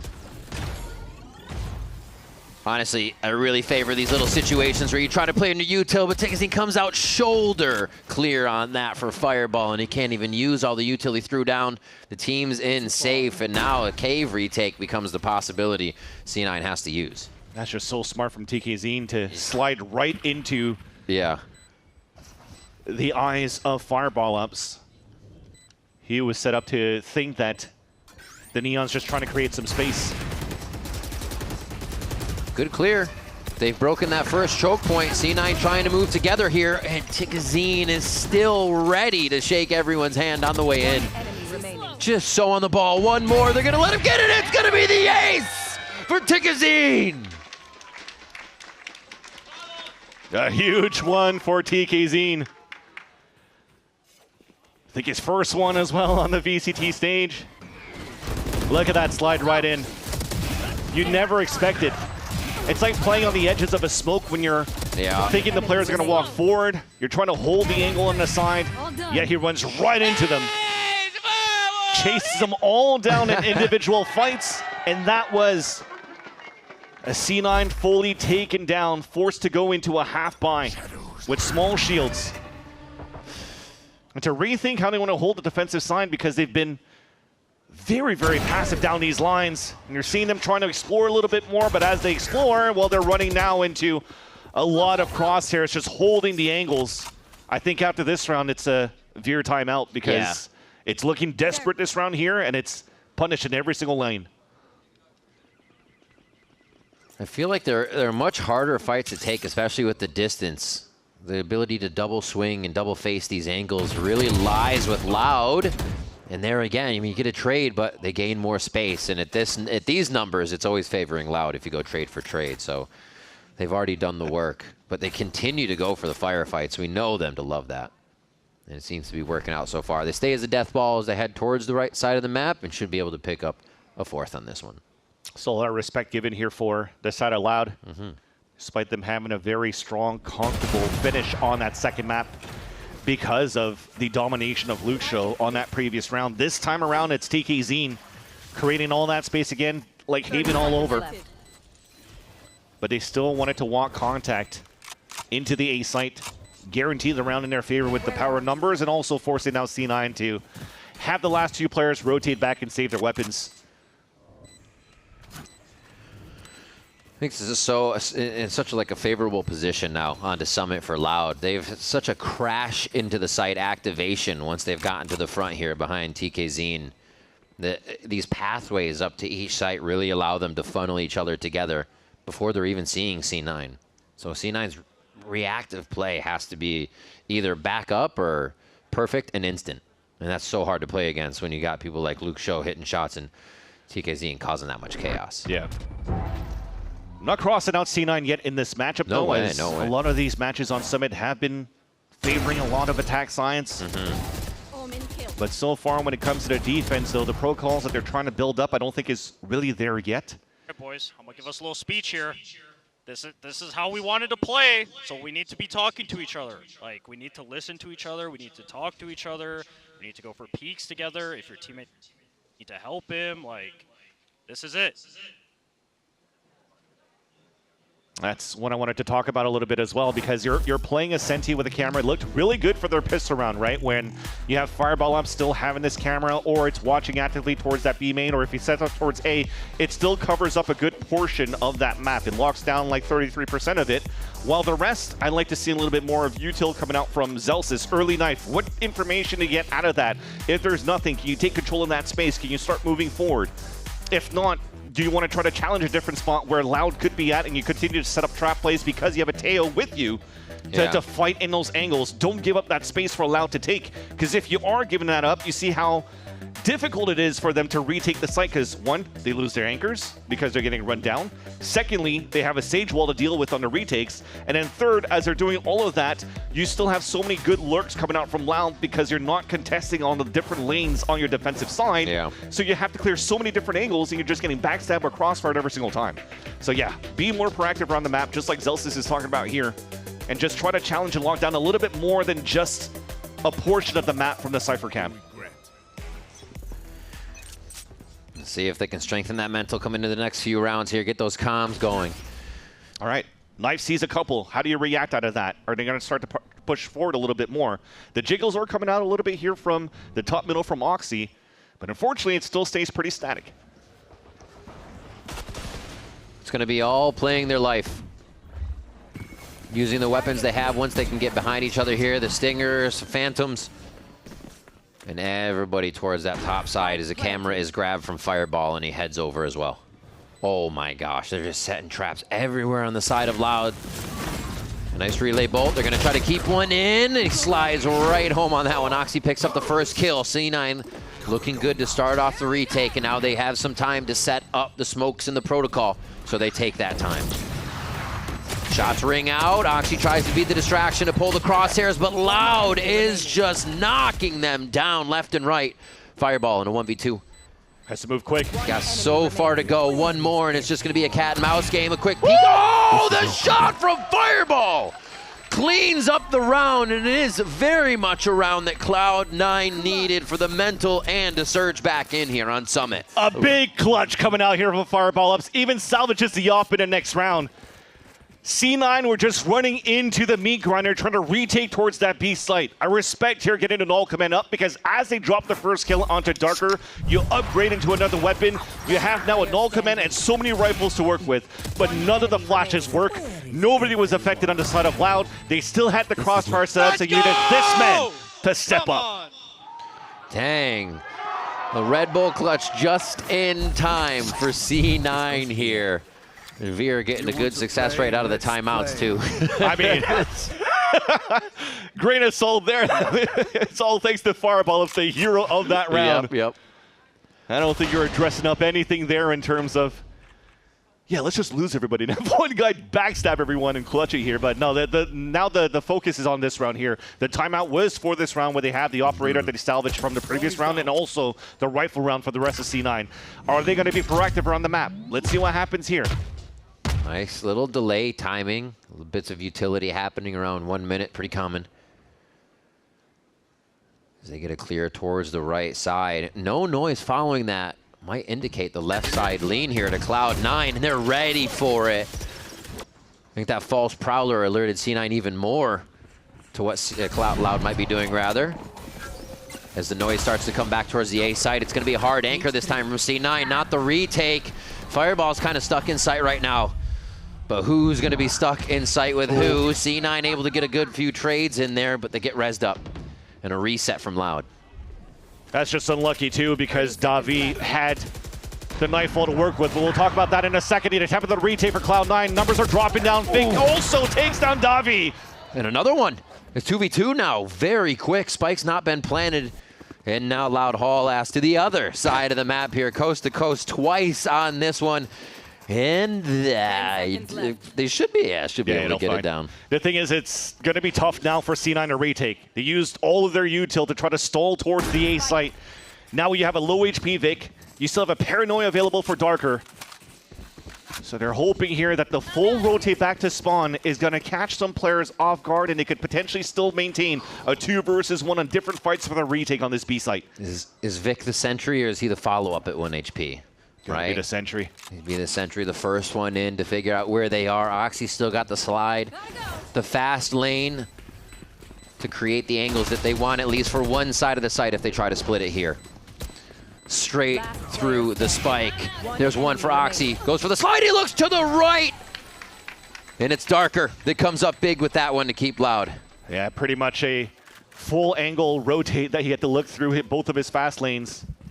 You would hope he would have used his slide here to maybe try to stay alive and be lucky on a flick. This was nice. That's what unfortunately doesn't work out here for C9 because of that Nightfall out there from Davi. He's able to throw a haunt. Both of them are hit by the Nightfall. They don't hear where the haunt's going to, so it pings both of them. Yep. So as you had a nice little trap set up by Fireball Ups in the very beginning, it's fully canceled by the util out from Davi, which gives a chance here for Loud to regain control of the A-side fights and to win the 2v2 in the end. Another eco round for Cloud9. Trying to punish here onto Luxo, lurking up. Always trying to get the last bit out of every play to see if he can't squeeze something out. Love that about Luxo, and they're still going to be pushing forward here for Loud. Into the smokes, gets the heal, just battle heals going forward here as Loud continues to pressure Cloud9, knowing that low buy is amongst their pockets. Celsius tries to clear the wall. Looks like a 6th round here coming in for Loud, and they continue to really just run aggressive strats to test C9. Yeah, right now it's Die to Spike, try to do some damage. Right now, Fireball Ups, I don't think that he should save his weapon. He needs to force Loud into more buys round after round, so they have a chance. Beautiful flash by Zelsis. Almost doable there, but they did their job on the pulse plant, forcing 2 other rebuys in the next round as they had their own eco. And that's something here that was dressed up by Cloud9 that was unexpected for the side of Loud. Nice little flash that came through towards that door. That was popped in the first place. Cool. These firefights start to look really well. I think C9, when they came into Haven, they starting on defense, as we mentioned before. They had a lot of plans, pushing out mid, pushing through to A, doing that. Now as the series has gone on, Summit might have been in the playbook, but not as thorough as Haven. And we're kind of seeing it now become a firefight where Loud is really able to take over with Luke Show and the rest of the squad. Some heavy damage being done at the earlier this round. Look at the Zelsis and Oxy already trying to challenge that line once again over towards A. It wasn't Luke Show waiting for them, so thankfully it was not, because that was probably one of those 2 getting dropped early. But what are we really doing across after? The door gets broken on the top middle, and you're probably seeing the crab. Yeah, there you go. Comes out here from Jack to just re-clear towards the right side of that map. If it doesn't see too much here, this could be a re-walk back into that bend. That's exactly where Ernie is going. So they're going to try to pump fake towards that B side and probably finish towards A. They could cut these rotates. Oh, they're pulling the spike. They got to be careful where it's going. Back and forth now. C9 starting to read where it's going. Is Loud. Get themselves over towards pocket to make their way in. Armageddon comes raining down. Airday should be able to make it out as they get through the Cypher trap wires. And we're still waiting for these kills to come through. Right now, everybody just basically on the other side of a wall looking at each other. They just don't know it yet. Loud gets one through Luke Show. C9 is basically trying to hide in plain sight. So unfortunately, a team flash there from Zelsis too that puts Jack down. They're trying to hold the line towards B. Look at this lurk coming in from Darker, though, denied by Vic. Great turnaround. Reading a bit of that timing, knowing the round's going too long, and that 6th sense comes through. 13 seconds on the clock as it gets down to that boiling point. Up to Davi, fireball again with a snapshot to clean the round up for Cloud9. Okay, maybe I do like fireball ups on Cypher instead of Chamber so far, but I do like how he's playing it. It's really reminiscent to Scuba, putting a lot of these cages around that map, utilizing that as special and extra obstacles to play around, and also always double tripping towards that site. There's less. Come on! There's less double one-way cages being thrown up, but he's still, again, because of those trips and playing around those cages, is having great value out of it. I mean, the Fireball 14-4 versus the Luke Show 12-5. Huh? It's been the story for the last 2 maps. Yeah, it wasn't the Chamber matchup he's succeeding in. It's that Cypher matchup, interestingly enough. But he's got that late round play style to him that makes him so effective on any of those agents. Yeah, probably Loud's going to start avoiding that a little bit more. So they're challenging towards the A side first, and Jack is able to open things up quite early. Here comes a walk-in again. He's pressuring it, trying to walk forward just on the other side of his trips. Oh, tries to clean up the aim there, but Erday's a little bit quicker. Hey, look at that. That was a lot of whiffs. That's a lot of HP available for Erday still. Yeah. When he had a dead to rights. Opshot also missing, so a silver lining gave it a chance here for Loud to play the pulse plant with a player advantage after the plant. Risky res, he saw the wall getting shot, and he's like, yeah, let's do this. Z9 punish very hard there. Yeah. Tabi, little timing, but he alerts them very early to this timing. And it'll all be the firefight as he tries to make it back to a defuse spike from Oxy. Save there. Overdrive up. Operator saved. 3 alive for C9, and it's looking very much like it could be a 6-6 first half. You saw the small moment of hesitation from Erday too after that plan. Should I res that guy or not? Because they're about to break down that wall. So let's do it. But unfortunately got collided by Oxy. And that's a nice little start.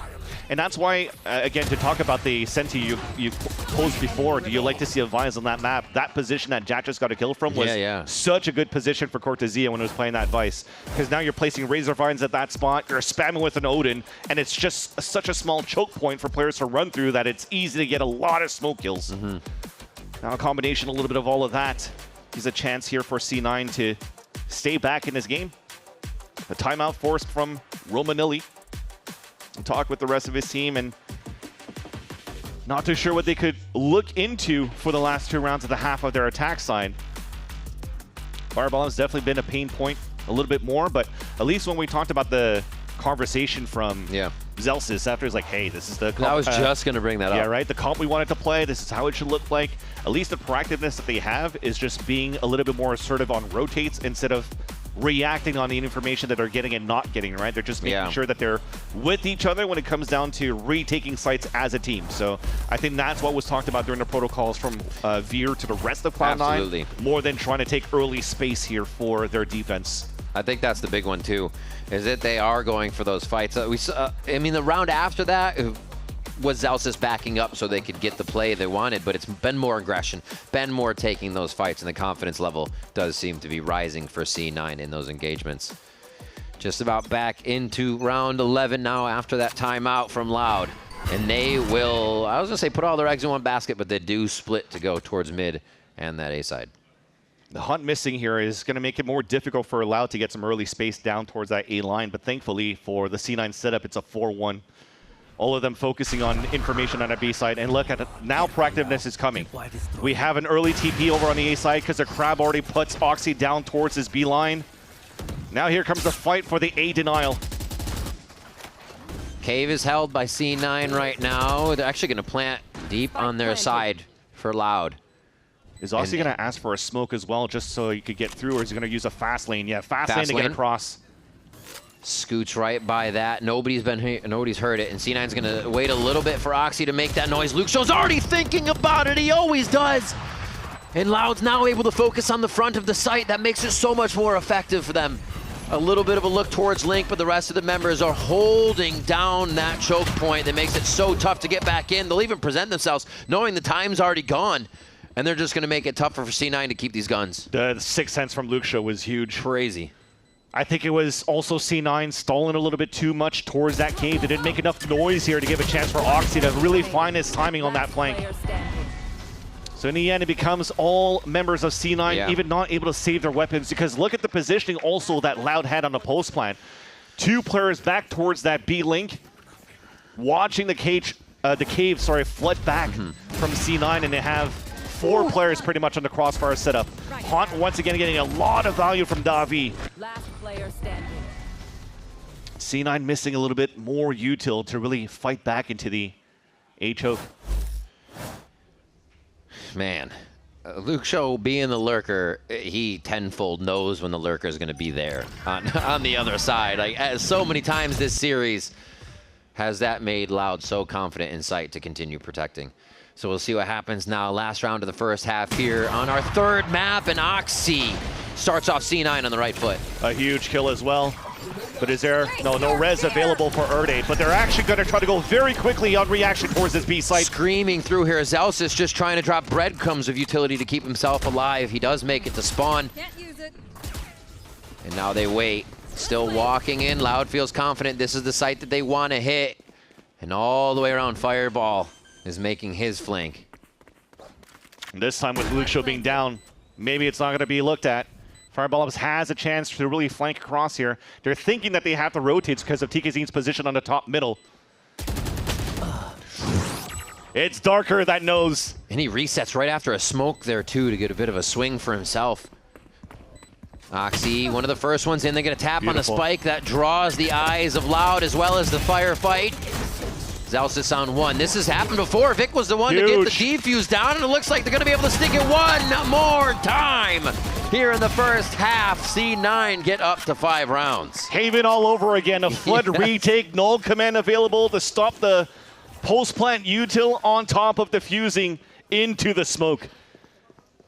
Chaotic from beginning to the end in terms of these retake battles, these site battles, but Loud still has the lead going into the second half here. 1 half remains between Cloud9 and Loud in this series. We'll have that for you right after the break. Don't go anywhere.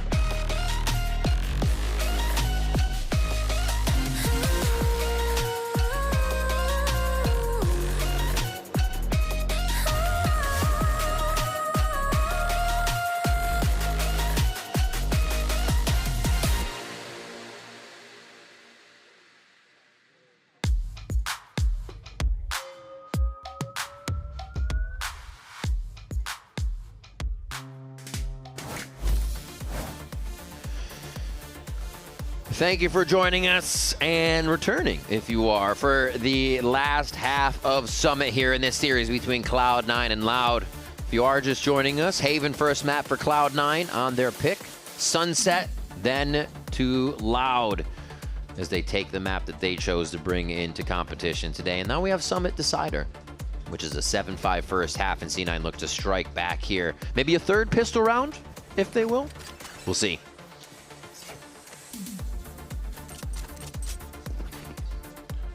And Cloud9 with a different look too on the attack side, or at least overall on Summit. But I think with this composition here, it shows to me that they're trying to leverage a lot of spam util, just clearing out space with Teho KO, blocking lanes with the Neon and TPing with the Omen just to really get all the space behind the utility. So I'm expecting a lot of chaotic fights from Cloud9 when it comes down to the site execs. Pistol around a little bit less util to work with, and they're making themselves known here by breaking a lot of the blocks towards the A side, or B side. Fireball star. Oh, okay, good trade. As they seem to just be catching Loud, happy to hold and sit in their positions, thinking there was more backup. Spike planted. Should be another pistol round for C9 here as they all gather right into that B lobby area to hang. Yeah, they have one flash to work with and a triple swing. So you're hoping that the communication is going to be very good on the top of that spike so they could work together here. If not, you have some heavy shooters on Loud to win this. Well, there's the first one down. The angle on that one wasn't in their favor too much. Flash over the top. Nicely played, but the dash in. TK finds a way. And that is two members of Loud coming back to find all three Cloud9 in B main and strike them down. Just unfortunate on the setups too. The way that they were setting up the crossfire here from Vic and from Jack, they weren't really able to watch after each other to trade off each other because you're looking at the nature of how the map's laid out, right? There's still that block on that left side. Instead of playing the high-low that they kind of did on the post plan of Loud on this left side of that B line, that probably would have given you a lot of value on the pop flash for the reswing, which, by the way, ended up being another team flash from Zelsis, unfortunately. Not necessarily blaming Zelsis in that moment. It's maybe even an earlier swing from Jack before they really came out for the fight. And those shooters, they came to shine here for Luxio and TKZ. A pistol on their side and greatening the lead now by 3. All right, they know somebody's at least looking down main. They force themselves into the left side of the site, but they don't know what's on the backside. They don't really have the coverage to get a safe plant here, so they have to keep pushing through. This is where it gets a little dangerous now, and they don't have the coverage to do it. C9 going down left and right, and even trying to squeeze the spike in for a second round plant is not on the menu. Okay, Fireball. A few good shots there to get his, but Davi ends that round. Yeah, and that was a forced buy. Yep. From C9 denied as well, so that's going to put them into another eco here with no plant.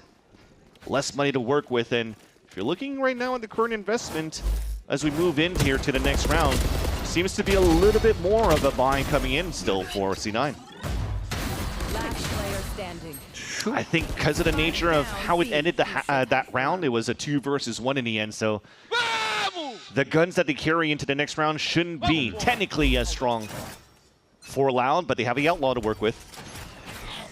Yeah, Stinger's there. A few of them just near 1,000. They'll get 2,900 for another loss, so it should be easy buy if they don't go away with a win here.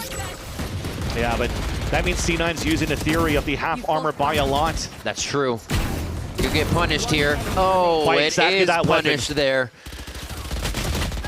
And that's the run-in. Zelsis is just going to be reloading, and this is the swarm game from Loud right now to know they can run Cloud9 down. And you instantly gave Luxio a duel of false in this round as well. So you could save into the Outlaw, and like I said, going into this buy, okay, well, at least 3 of them could still get full shields, but Jack and Vic are definitely at the mercy of the chamber on the side of Loud. Yeah. You're seeing what they're trying to do here on their attack side now compared to the last time when they played against Sentinels. They were playing double controller at first, where you know, you could split off and slice off a lot of the map. We'll hold that thought for a bit, though. There's a trap play attempted by Loud just to take full control of the B main. Fireball gets the dink and at least takes down TKZ. Great second read. Ooh. Oxy with one. They have to keep this pace going. This is where they keep Loud on their heels, and it's hard to reset. 4 members already through for C9. A look from Fireball Ops to catch Davi off, and it is going to be the play, the read around the map for C9 on this one. I was going to say, a little bit lucky, I got to say, for Cloud9, not going to lie. Because after that nice pick coming in from Fireball Ops, he throws the ult out to get information for the team.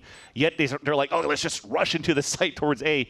Thankfully, they had power of numbers to be able to win their gunfights and also not losing too many players in the process. So they were able to secure the information on Darker of where he's repositioning to on the pulse plant, and C9 end up having a pretty decent, clean attack round in round 16.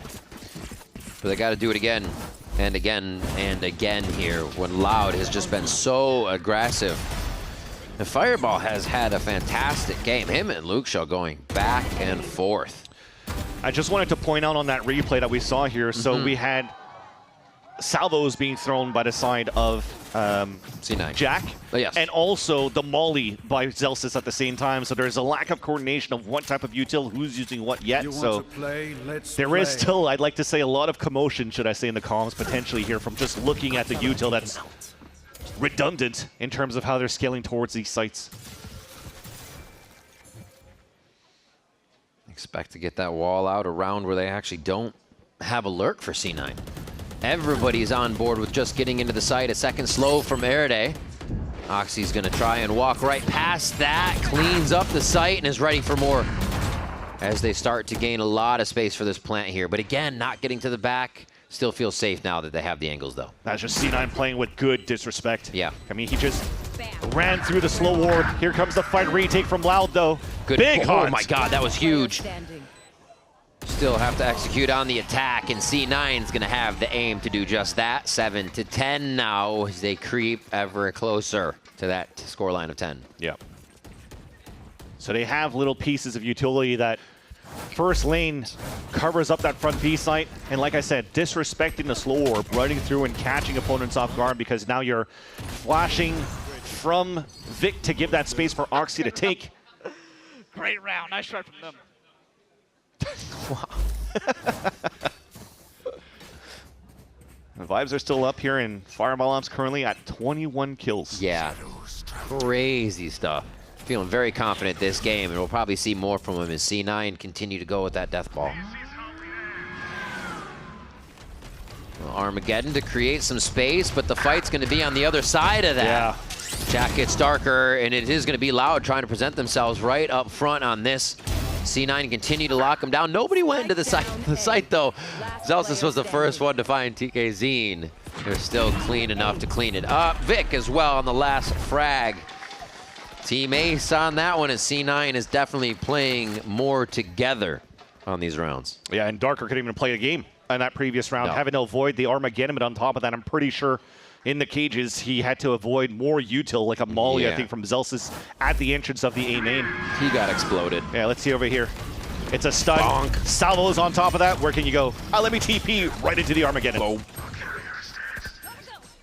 So yeah, great utility usage there. It was a big ult round for C9 to take against the Eco from the side of Loud. But as we mentioned before, this is a map here that favors a lot of attack rounds.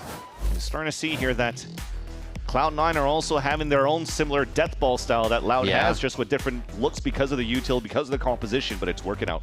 And I want to bring it back around to Fireball Ops for a second, because this kind of game, you talked about his tier 2 play and being known for his chamber and crushing, but coming into tier 1, you always hope to have those games, always hope to be able to show. This whole series, he has proved to himself that he can perform at this level against some of the best. And right now, very much so, taking on Luke Shaw and his chamber, but now verse with his Cypher. So incredible to see. It doesn't really change for him from agent to agent. He'll still bring that mechanical skill and has hell of a firepower behind him. Yeah, you could almost start putting Fireball Ops with the way that he's playing potentially soon in the conversation of how Les currently plays, Cryo currently plays as a Cypher as well for a lot of these teams, and that has also been an anchor role literally for those organizations, It's not right? provided utility kills. It's situations he has to find it. Find your 1v1s, find those fights, win your duels. And Fireballs has been doing that in spades. See if they can find a few more here. Oxy's going to be the distraction, so those duels can be found across the map. They've already split for that mid timing. It looks like they're just trying to cause trouble and make a ruse over at A. See, look at him finding his timing right now. So yeah, they're going to realize this wall up, but there's 3 players here. Nice little peek out by Luke Show, though. It's still Luke Show on the other side, as much as we talk about Fireball in the series. That was a snapshot, if you ever saw one. Back towards A, though. Every time C9 loses someone, it seems to be the go button, and it has played out in their favor. But can they survive in this chaos right now? Because they all went through the A link to plant towards A. They have no information towards A main. They don't know where the rotate's going to be coming from Loud. Who's going to start watching Cave? Hey, look at them position themselves right now, too. Right, so... They just get out of knife. Still slow. A great little pop flash there to slow down the retake. Still enough time to get to the spike and take the fights, but Oxy's going to get 2 quick ones. They're trading too much, though. Without C9 being able to get back, the res comes through, and this is a tough one to take. Loud swarm the site, and C9 do not have the answer. Yeah. So what do we want to do here with the pop flash? Yeah, it's a beautiful one to stall, but it just, that's exactly all it did. It stalled. And then you encroached here, you're closing that gap for Loud. Isolated one fight onto Zelsa's solo. He dies. Oxy, yeah, thankfully gets 2 kills. But everybody else is so focused on holding different angles, still having to watch that flank in case somebody was there. So it kind of became 4 players isolated in different angles for the side of C9 that just got ran over by Loud on a retake. So they looked for a peek, but weren't fully committing to the peek after the pop flash. And that's where Loud really is just like, okay, I'm not flash anymore. Everyone's swinging. Yeah. The ideas are there. It's just a few more kind of bits of execution need to be layered in. Fast round here from C9 going through. Oh my God. Head on a swivel for Darker, and TK in the sight. That, I'm kind of flabbergasted there at the speed of reaction by Loud. And C9 not even be able to get a kill. Yeah. You threw double cages too on your exec on the side of Fireball up, so you could just try to fight within this courtyard. And unfortunately here, it's just some nasty shots coming out from Loud. Very nice look here for Loud on the defense, finally finding their footing. Since the timeout from the side of Romanilli, they're finding a little bit of room to fight back. It's not really set up on how they're doing any trap plays or anything either. It's just them finding some great positionings. Just instilling that confidence that could finish this series. And as once again Veer mentioned in the conversation with Liz, the job's not done after winning that first map. And now he has the challenge to call out this timeout and hopefully be the right timeout so that C9 could pull back into the retake and the comeback to force us into OT. He's nervous in these games. You even see when he's trying to hit that button, his hands shaking. He believes in the team, but he also believes in the, there's no way we do it again, right? Yeah. Can it happen again? C9's going to come up with something, right? There's that inkling there. But he's got to be so proud seeing the team be able to collect round after round here, even after C9 being able to grab a few of their own. Now on full match point, Loud looks to close it out, and Veer has one last chat with the team. That's right. So they need 4 rounds now to force this into overtime. Like I said, a big challenge coming out here for the first time head coach slot of Coach Veer. But we gotta praise on the other side more than anything else here on the resilience of Loud. After coming back here in the second map, on their map pick, looking very dominant off the back of Luke Show, they're still leveraging the firepower of that op and that role of a chamber for Luke Show. Their identity seems to be defined by the double senti role so far. And you would think here in the past for Loud, you would always say, oh man, they're missing so much util to give some opportunities for Vuri to really open up here sites for the team for Loud. But man, Tiki Zine's doing an excellent job solo without any real util to help him out to just win some fights. Get your one, let the rest do the job because you have amazing firepower across the board for Loud to just make sure that they win on even scenarios, disadvantageous scenarios on the side of Loud. And now just looking to close the series. Cloud9, after this call, look for a cross-map strategy, disperse the members of Loud, and it works to take down Darker. Clearing into the site was kind of the problem here last time. Too many members of Loud were just able to crash in and clear out from Cave. Are they going to move forward? No, they're actually just going to hide out. Just outside sight, Vic with 1. Great util to stall it coming back in, coming from Ben. It's not going to be really a timing they have to worry about. Davi gets a headshot though, scattering a bit of C9. Have to be confident in their positions here. They're slowly getting pushed back out of the site. Kill after kill. Luke Show gets another one. They find Vic, and now it's going to be a hit. No, Celsius stays alive. 5 HP, and the shot from Davi's going to be enough. Defuse though. He's got to get to the defuse.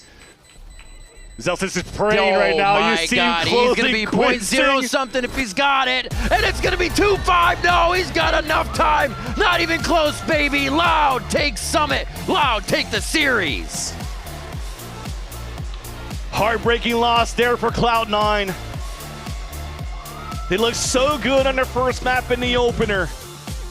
Revitalizing, going back to some comfort picks, going back to the old school style of the double controller on Haven. Sticking into the comfort roles of the second map and putting huge numbers onto the chamber with fireballs, but the third map going into map theory with this composition, this new composition for C9 was just not enough. But Loud coming back here with resurgence in terms of their identity since Davi, since TKZine. And they're looking once again to be one of the dark horses of the Americas to potentially have a deep run here into the play-ins. It's definitely something that was needed from everybody here to start stepping up. Luke Shaw having an amazing game with those TKZine entries. Air Day on a lot of the rounds to stall and come back in. It was really a formula that they needed, honestly, to beat C9 today, who came in looking much different. Fireball Ops he gets flowers for this game. This series, my guy. Like, Fireball has shown up for this one. And it's especially tough to do in a defeat, but we see what that pickup was meant for the squad of C9, who now under that new leadership of Veer are showing more aggressive, more definitive in what style that they want. But again, it looked like with Haven being that controlled as the map pool went on, they didn't have that much for Summit, and Loud was just ready to firefight. I still think that the issues still linger when it comes down to those chaotic moments for the side of Cloud9, right? So as they keep hammering it from Coach Imi, now the assistant coach for Cloud9, from Zelsis as well, is how do we really stay assertive? How do we fight together as a team in these moments? Yeah. Like, I mean, look at 2 of those rounds were also because of nice 4Ks coming out from Fireball Ups to really keep C9 in the game on the defensive side. It didn't look as clean when it comes down to setting up on their post-plant scenarios. They lost a lot of those too. They lost a 3 versus 2 when they're holding the post-plant. Exactly. So a lot of those small things comes down of losing the grip of the rounds in these chaotic moments. So they have to continue to go back to the drawing board to make sure that those micro decisions in the protocols get cleaned up if they want to be that C9 team that could be discussed again, that could potentially qualify for champs year after year, but just misses the mark at the end. It does seem like it, but hitting the mark is Loud. Such a fantastic game from them in the end. Summit did seem to feel comfortable. Their retakes over towards the A site didn't seem like anything that was putting them off. Always had time to set up there and no real problem making it in with the util they had. Also, like you said, double sentis just seems to be the love for them. They are really moving forward with that. Let's send it down now to Elizabeth on the stage for the Verizon post-match interview with Air Day. Down there.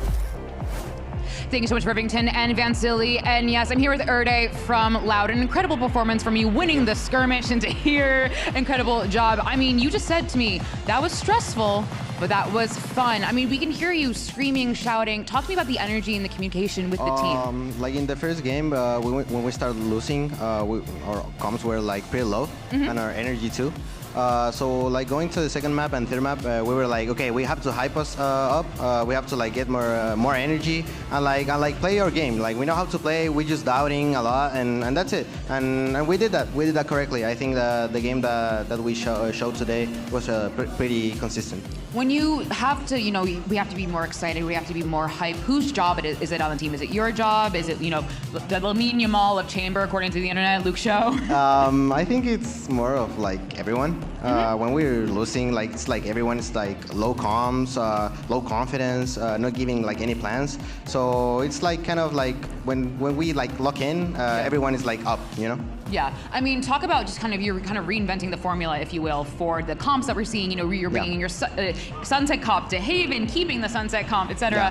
How has it been kind of adjusting to that? Because when I spoke to Manili, he's like, yeah, this is what's working. You know, we are finding what's most comfortable for our players. How do you feel about that? I mean, I feel like great in every agent. It's not like about me. It's like about the team. You know, if it's working, it's good, and we have to work. We have to work with it. So I think the comp really fit us and fit a lot on Luke Show. Yes. He's like or up or like or fragger mostly, and Tekasim doing a great job on the entry too. So I think that mostly like show us like our strengths, you know, on our comp. I think that's it. Yeah, fit us really well. Do you think people are underestimating Loud?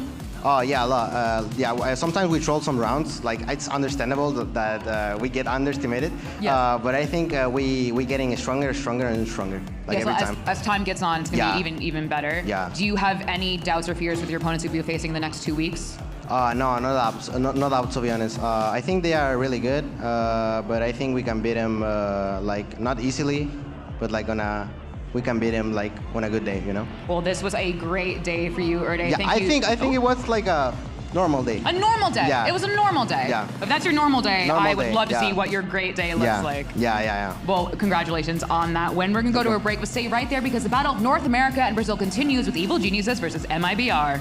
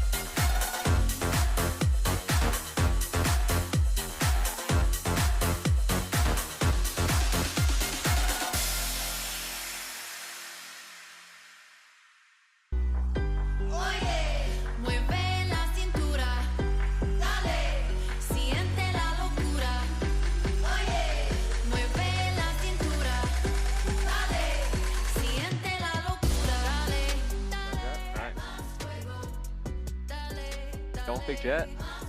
Okay.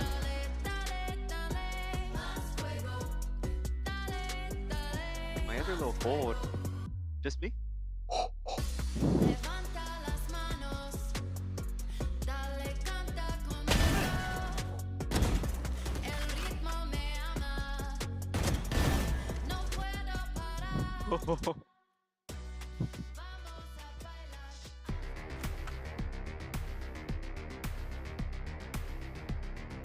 Hot.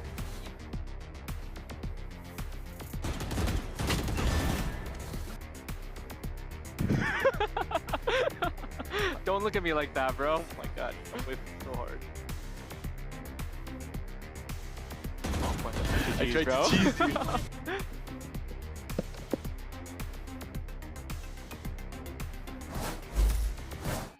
I mean, I think the new players like Pancakes and Zerena, they just come in with like confidence and like trying to prove themselves. But that's nice. What a beautiful tap. They're just being dealt with. It's the timing. You don't expect Zerena to pick this angle up at all. He notches 4. ISO these fights, ISO them well, still damaged them, but now to defuse. That time pressure plays perfectly into the hands of Pancakes. I mean, I think we're like a more like flexible like team. We don't just have like one way of playing. Fury are not willing to give anything away until Util is let loose and released. And there it is, barrels pointed out! Second! Straight shots, Verno knows it. Spamming away inside this smoke, playing it now, hunting for them! I think in the game, like no matter like how their like year's been going, it just comes down to like who's like better on the day.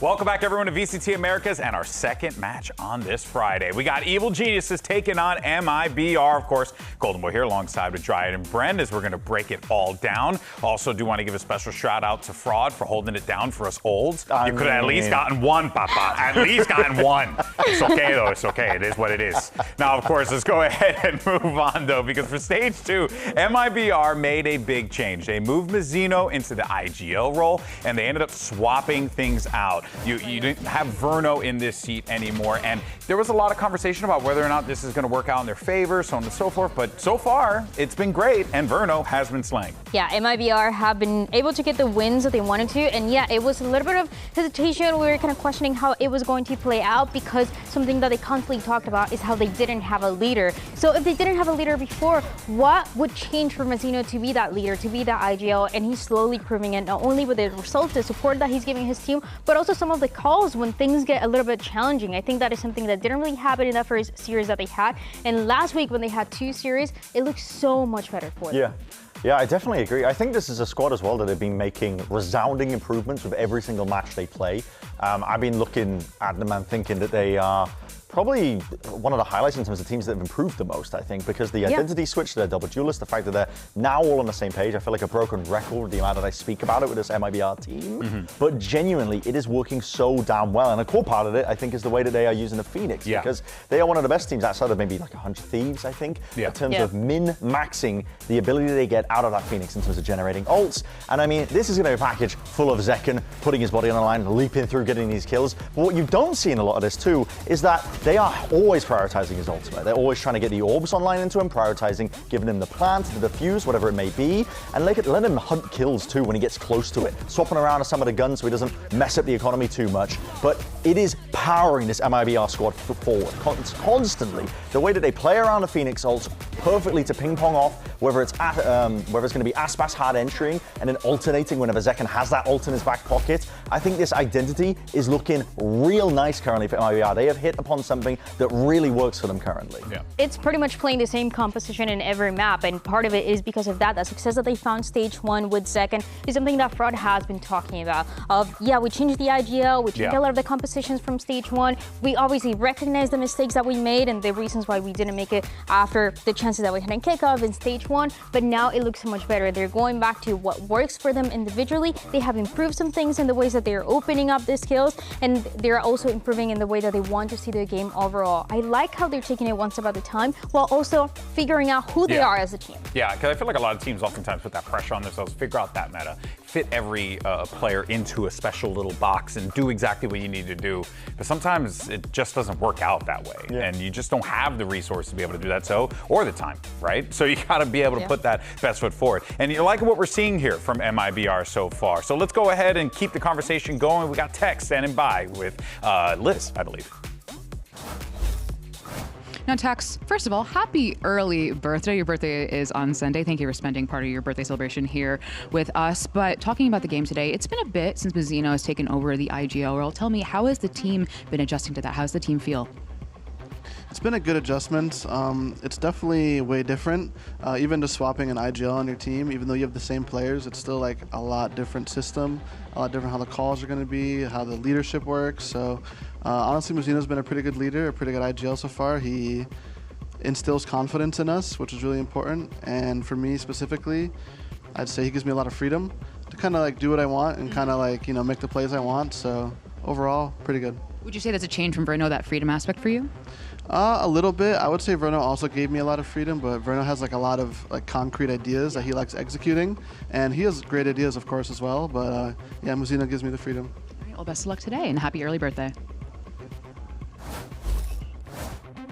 Well, last week, Evil Geniuses thought that they had a pretty good game plan, I think, to take down Leviatán, but obviously they're going up against the current trophy holders, so it didn't work out, but there are some moments of gold, I think, that give you hope for EG moving forwards, and I want to highlight, this is the match before EG's game when they played against Leviatán. Leviatán's defensive setups, and look at this player right here. There's been a lot of talk about Lev on their split. Blows playing up into heaven. He is there all the time. In fact, it was so common, it wasn't just one time, it wasn't just 2 times. He was playing in this spot 11 times out of 12 rounds in the prior game. Let's shift this over to when EG actually played versus Lev. And they're coming into this now and they want to exploit this fact. They know that Blows is playing in this position almost all the time, and so they're going to try and make it feel like they're doing a standard little ramp take. They're going to throw some util forwards, but they're going to throw in a twist as well. The whole goal of this is to bait Blows, keep him stood there while they actually TP another player heaven, and Digizine's going to be that extra element to try and put the squeeze on him. But look at how this gets played out. I think it's a fantastic idea, and the execution of it from EG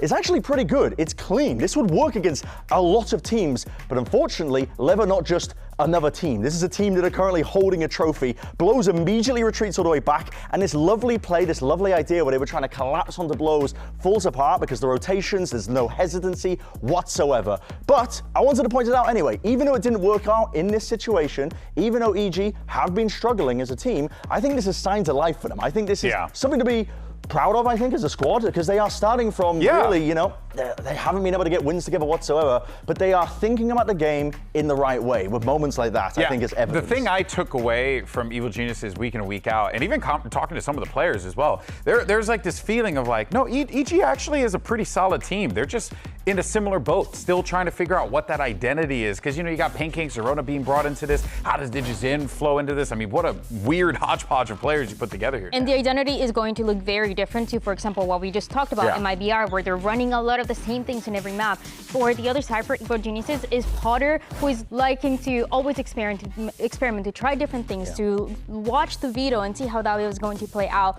And it is important for them to get these wins because they haven't found success. They recently made those changes, adding Zerona and Pancakes, changing a little bit of how that leadership, those compositions are going to work. And on top of that, you have the approach that they have into this one, where you have to remember, since stage 1, they have only won 1 game. So the pressure is not only to get at least the second win here, but also to keep growing to see how far they can make into play-ins, maybe champs. That's the end goal. Yeah, I do feel like if there was, and we had showed the predictions earlier, and I did pick EG, but because of a couple of things, obviously MIBR is a beastly team, and I think like it's safe to say that they will probably walk away with the win in this matchup. But if you've been watching week in and week out, you see in Evil Geniuses that is not just improving, but like they're doing it together.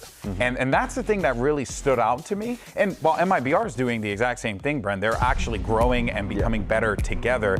I also see EG doing this, and listen, man, if there's one situation where EG pulls off a miraculous win, why wouldn't it be against MIBR, the organization that always seems to end up happening to? But I think this is a different MIBR. I agree with you, I agree. MIBR made so many improvements. I don't think they're the same team that are going to get caught lacking like they did when they played against Envy, for example, where they've slipped in multiple scenarios. We've got a small glimpse there of the map pick bans, and I think that we're into basically unknowns almost on some of the maps, I think. We haven't seen MIBR play on Ascent at all yet. That's going to be map 2. And for Haven as an opener, we don't know what to expect from EG either. Yeah, and that is what's so interesting. Last time that we saw EG play this is stage 1, is when we were really questioning how that defense looked like when they were leaving Tom on Sova pretty much alone by himself on that ace side. They were playing that composition for quite some time, for a few months, and now with different players, with a different setup, with different ideas, I really want to see something completely new from them. On the other side, for MIBR, like you were mentioning, we did already see that on the map with Haven. They played it last week, they played it against Envy, then they were able to win it against Furia in that overtime, and it looks really good. This is one of those maps where you can really see what you were mentioning, Bren, how they are approaching the orbs, how they're trying to prioritize his second for success, how he's having those entries, how he is constantly trying to have this ultimate as much as possible. All right, well, let's see what we end up getting. Whoa, whoa, Wait. whoa. Oh, No, this can't be right. No, this can't be right. That can't Hello? be right. Yeah. We've got the order. This Guys, has they to be fix the the wrong way camera. around. Yeah. This can't. I'm gonna assume that we might be flipped, and that's okay. That's But we'll see where we get into the game. That's okay. I'm gonna pretend like the rolls were fine. Yeah. And that was just a little bit of an error on our end. Good old-fashioned composite double duelist comp. Weirdly enough, I mean, MIBR, they did struggle quite a bit against Furia. Yeah. When Furia was playing their Breach Sova comp, and EG also taking a page out of the same book. I mean, the double duelist, listen, it is fashionable right now. It is by far and away in America's leading in terms of, I think, the amount that you can do with it. Yeah. If you've got players that can play those roles as well and opt into it. DJ's in on Sentinel though, is that what we saw? Is that right? I mean, I don't know. I feel like this guy is so good so good at finding openings, has been so good on the Neon. Never mind. Never mind. Thank God. A little bit of trolling. Oh, your boy was cooked. We I was all really I was like, scared. well, listen, I know how to do my job, but you know, sometimes it happens like this, you know? Okay, we're good. Well, there you have it there. And okay, now that we know, Dan, the compositions and what we're getting, how do you feel about Great for EG? both. I am so happy. So happy. All right, everyone. Well, we're going to go ahead and just rattle our brains for a little bit more after that one. But for now, let's send it over to your casters. Have fun with this one. Here's Mimi and Ender. Well, I don't know about you, Mimi, but I'm ready to have some fun. What are we thinking? You too? I'm so ready. You're to have locked some in, fun. ready? I hope these teams are ready to have some fun too, because we got MIBR versus Evil Geniuses. We're playing normal roles. Let's not panic. Let's not freak out. What do you mean? You don't want to see the Osboss Cypher? I mean, I would pay good money to see Osboss Cypher, but you know, I don't think head. MIBR fans We don't want want to see that. So we're gonna keep that one off the table, but we are gonna be moving into Haven as our first map. And Mimi, this is Evil Geniuses' first time on it.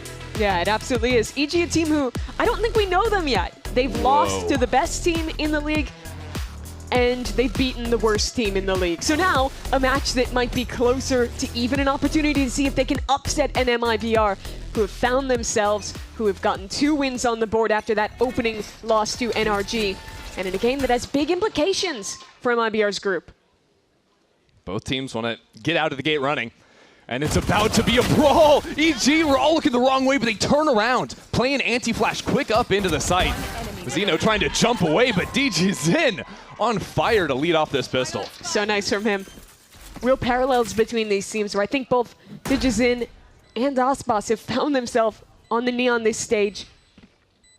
Digizin, even when EG was struggling, was at their lowest this year, was consistently excellent for the squad. And in a round like that, setting up his team for success beautifully. Only the single casualty of Zerona on the pistol. I think Evil Geniuses, you know, Brendan was talking about having some very strong antis coming into a map. This time on a brand new map, everyone playing anti except for Digizin. And even Digizin is just right next to the smoke. As MIBR step through it, it's easy pickings. Yeah, I don't think that they thought he could have walked up quite that close. Do ways. Hey, Grill, come on, baby. Already hyping up his boys post round 1. What do you make of Osboss picking up the glass Marshall here for round 2? I kind of always want to see an Osboss gun in his hands. Give it any round. Even if you lose on defense, I respect it. Force a Sheriff, force a Marshall. A guy of his skill can just win you rounds like it. Standing ahead. Gonna have to find some heads here, though. And Evil Geniuses just trying to maximize around the Phoenix Orbs for now. Thrown a pretty far off pace because he did just drop immediately on the pistol, but already has a second, and I believe that A main orb should be claimable deep into the round. Yeah, I'm going to be watching the orbs a lot in this map. The Desk is talking about it. I think MIBR have been one of the best teams at maximizing the Phoenix Orbs for a second. Look at Bao just all the way into the site.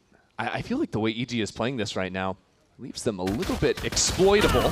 Now, it's not going to matter because Bao dinks the guy in the back of the head and has now just opened up the A site. They were truly working towards all 3 sites at the same time, and it pays off with a nice lurk. I feel like we've seen less anti-ecos of just sacrificial Ghost Cypher. Either lurks in and gets a free site or dies to 4 players, but it's a classic. Works for a reason, and, well, I don't think that Osboss Marshall's going to have too much opportunity on a 4v5 retake. It is crazy for Bao to set the precedent of the super fast lurk even on round 2.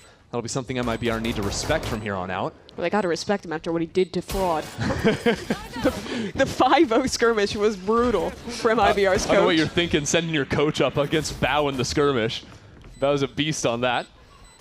Does look like Zerona with that pistol, though, is now hunting to pick up some more orbs, but... And he got one. Great work, Zerona. Yeah, you know, in some ways he got his. The micro's good, though. They handed him over just that ghost before they sent him off. I'm honestly surprised they tried to run in here. Go for the ninja defuse, I think, just slightly off on time. Well, that's a Phantom that they've lost because of it. Yeah, I suppose that is true. I think that will be claimable. Does he have Just time? Last second, Yeah. and he does. Nicely done. So they lose the Guardian. All things considered, not too bad for Evil Geniuses. But this was a crazy fast timing, like you're mentioning, for Bao. Just full walks his way up long. The opposition had no idea. Let's see how that setup shifts now that there is money for MIBR.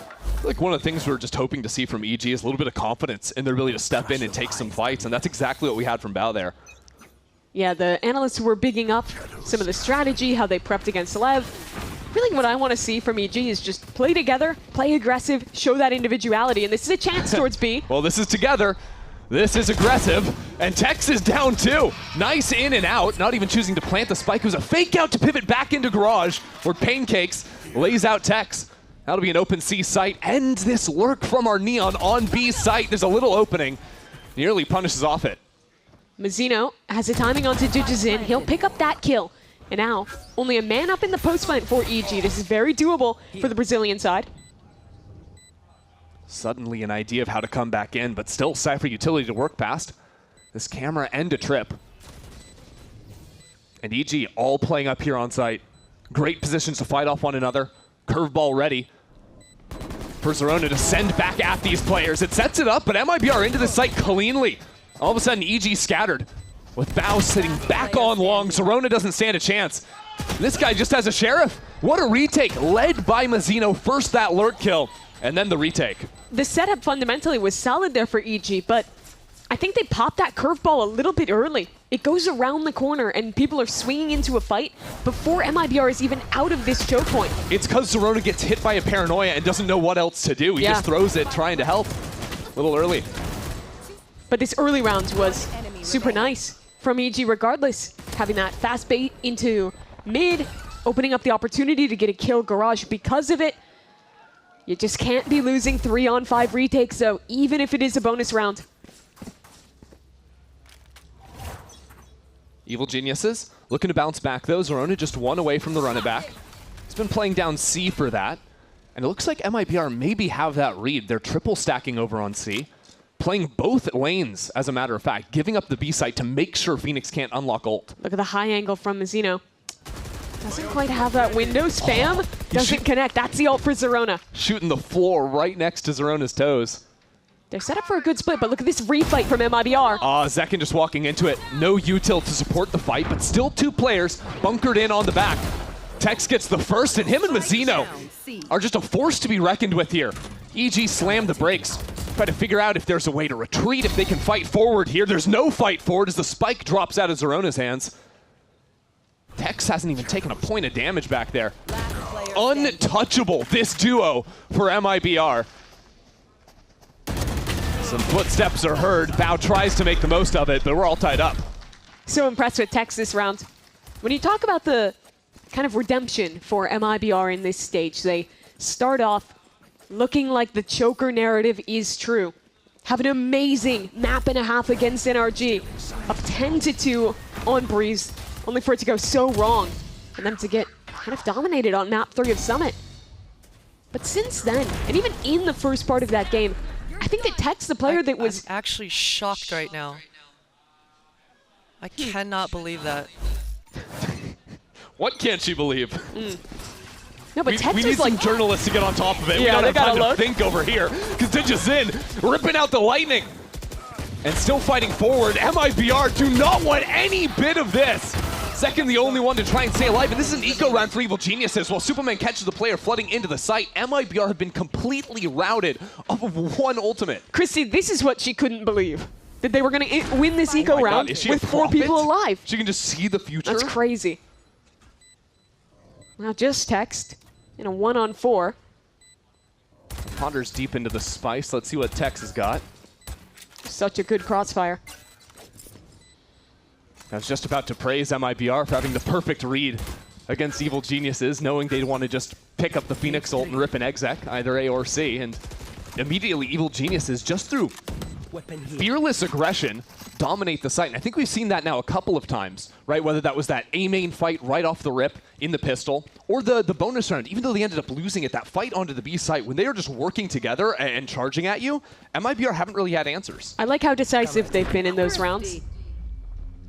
In some of the earlier games this stage, particularly when they kind of dominated against Envy, I feel like that was a big facet of it. Since Zerona has joined the roster, he's just been so confident. His aim is so cool. And it's just nice to see Digizin with someone who can match his tempo, match his skill in these early rounds. Really nice work from that duo to cut this A-long fight from MIBR down to size.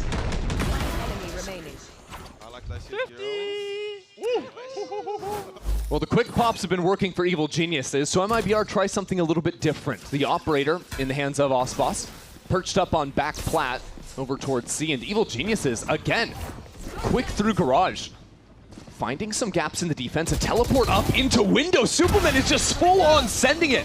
And Ospas needs to find some way out of here. Knows he's getting flanked on the other side. And the paranoia is brutal. The flash on top of it too. Evil Geniuses have a player in every position they need someone to be. What a clean exec. Interesting TP from Mazzino though, trying to go down long. He has a timing. The shots though just not there from Mazzino. Needed that one. Could have opened up Verno. Planted. As it stands, the spike planted. Just a little bit of trouble, and the garage players have been lights out for MIBR, or against MIBR rather. Those quick fights, fully unexpected. Mazzino can't do anything against Pancakes. 3 kills in the round for the Sova. You're lauding the tempo for EG in the last round, and they just run it back here. A really nice idea, fast through garage, fighting into those players CT. Completely cutting down this flood retake before it even arrives. This is lovely work from Supa. Charges forward. And then there's just so many angles you have to worry about. You don't have the numbers to properly re-clear garage. I do like the play Mazzino goes for. But that somewhat unfortunate whiff coming out from long means there's no world back in as MIBR on this kind of half buy will go for a fight mid together. Could be a bit dangerous. Ospas has a weapon in hand. EG biding their time for now. It was EG that started this streak of rounds, often eco themselves. Chance for MIBR to respond in turn. And that's the danger. Ospas still sitting down mid, having the flames ready to stop any chance of a trade from window. I don't think EG fully appreciated how many players were there even after losing one, only seeing the paranoia and Ospas. So they don't instantly rip elsewhere. Instead, a contact back towards C. I mean, EG just let the brother die there. Just let him go down. No response at all. And even now, trying to find some answers. There's a lurk outside of B right now. Bao has found some openings already in this map. Unfortunately for MIBR, they've misread it. Stacked 4 towards B, but maybe I speak too soon. EG thought that the pressure C would drag rotations. They look back towards Bao in mid. This is a tough post plant to play on B too. Digizin having the operator. Pancakes would love to play deep, but they just need bodies on this site. Teleport in from Supa. He'll try to go for the plant, and MIBR, you better expect them in this site with some speed. Zekin has the ultimate, but he's not even using it. MIBR just full on sending it. Zekin leading in the front, but it's a nice counter stun out from the Neon player. As MIBR put the pressure down onto the spike, pull out the Hunter's Fury on the other side. And anti-eco, don't forget about it. MIBR still have a chance to win it. Starts to fall away as Superman picks up a pair. Stalling up for longer on this spike with the layers coming down on top of it. Still a bit of a mess here as EG just have to keep facing up into main, and you can't whiff on that. Zekin with a beautiful shot, still limited time. Bao holding it down. It's Bao all the way. Hell of a round from Bao. It got so sketchy there for the EG camp. Losing multiple players in mid, having to go into that very late full offsite B post plant, using ults for it and everything. but it's these shots at the very end from Bao. Settle things down, convert the anti-eco. I still don't love how they played that round. Fully giving up that space mid, just letting Zerona die and not immediately reacting off of it. Worked out in the end, though. The slow round's a little bit sketchy at times for Evil Geniuses. The quick ones have been where they've thrived. Now, MIBR choose to call the timeout. Try and figure out what to do here, because, I mean, for the last couple of games for MIBR, they've played against the weaker competition in the group. It's been strong showings from MIBR, and you'd think, hey, they should be able to continue this versus an Evil Geniuses that just got felled by Leviatán the other week, but EG have looked hot out the gate. Yeah, that's the thing. It's tough to know who they are when they've only lost to the best team and beaten the worst team in their group. But you look at MIBR here, and I think the biggest problem you have to solve is these very fast early rounds from EG. That's what's been getting the better of them, be it these quick fights towards A long, the fast ideas into garage towards mid. I think it's in MIBR that you have to be a little bit more willing to give space in the early round and look to refight on your own tempo. And picking up the operator for Aspas, I think, is a good thing to move in that direction. Let him post on an angle, let the rest of the team rotate and play heavier elsewhere backside together. And Aspas knows that his operator from a few rounds ago had been picked up, and Digizin continues to use it.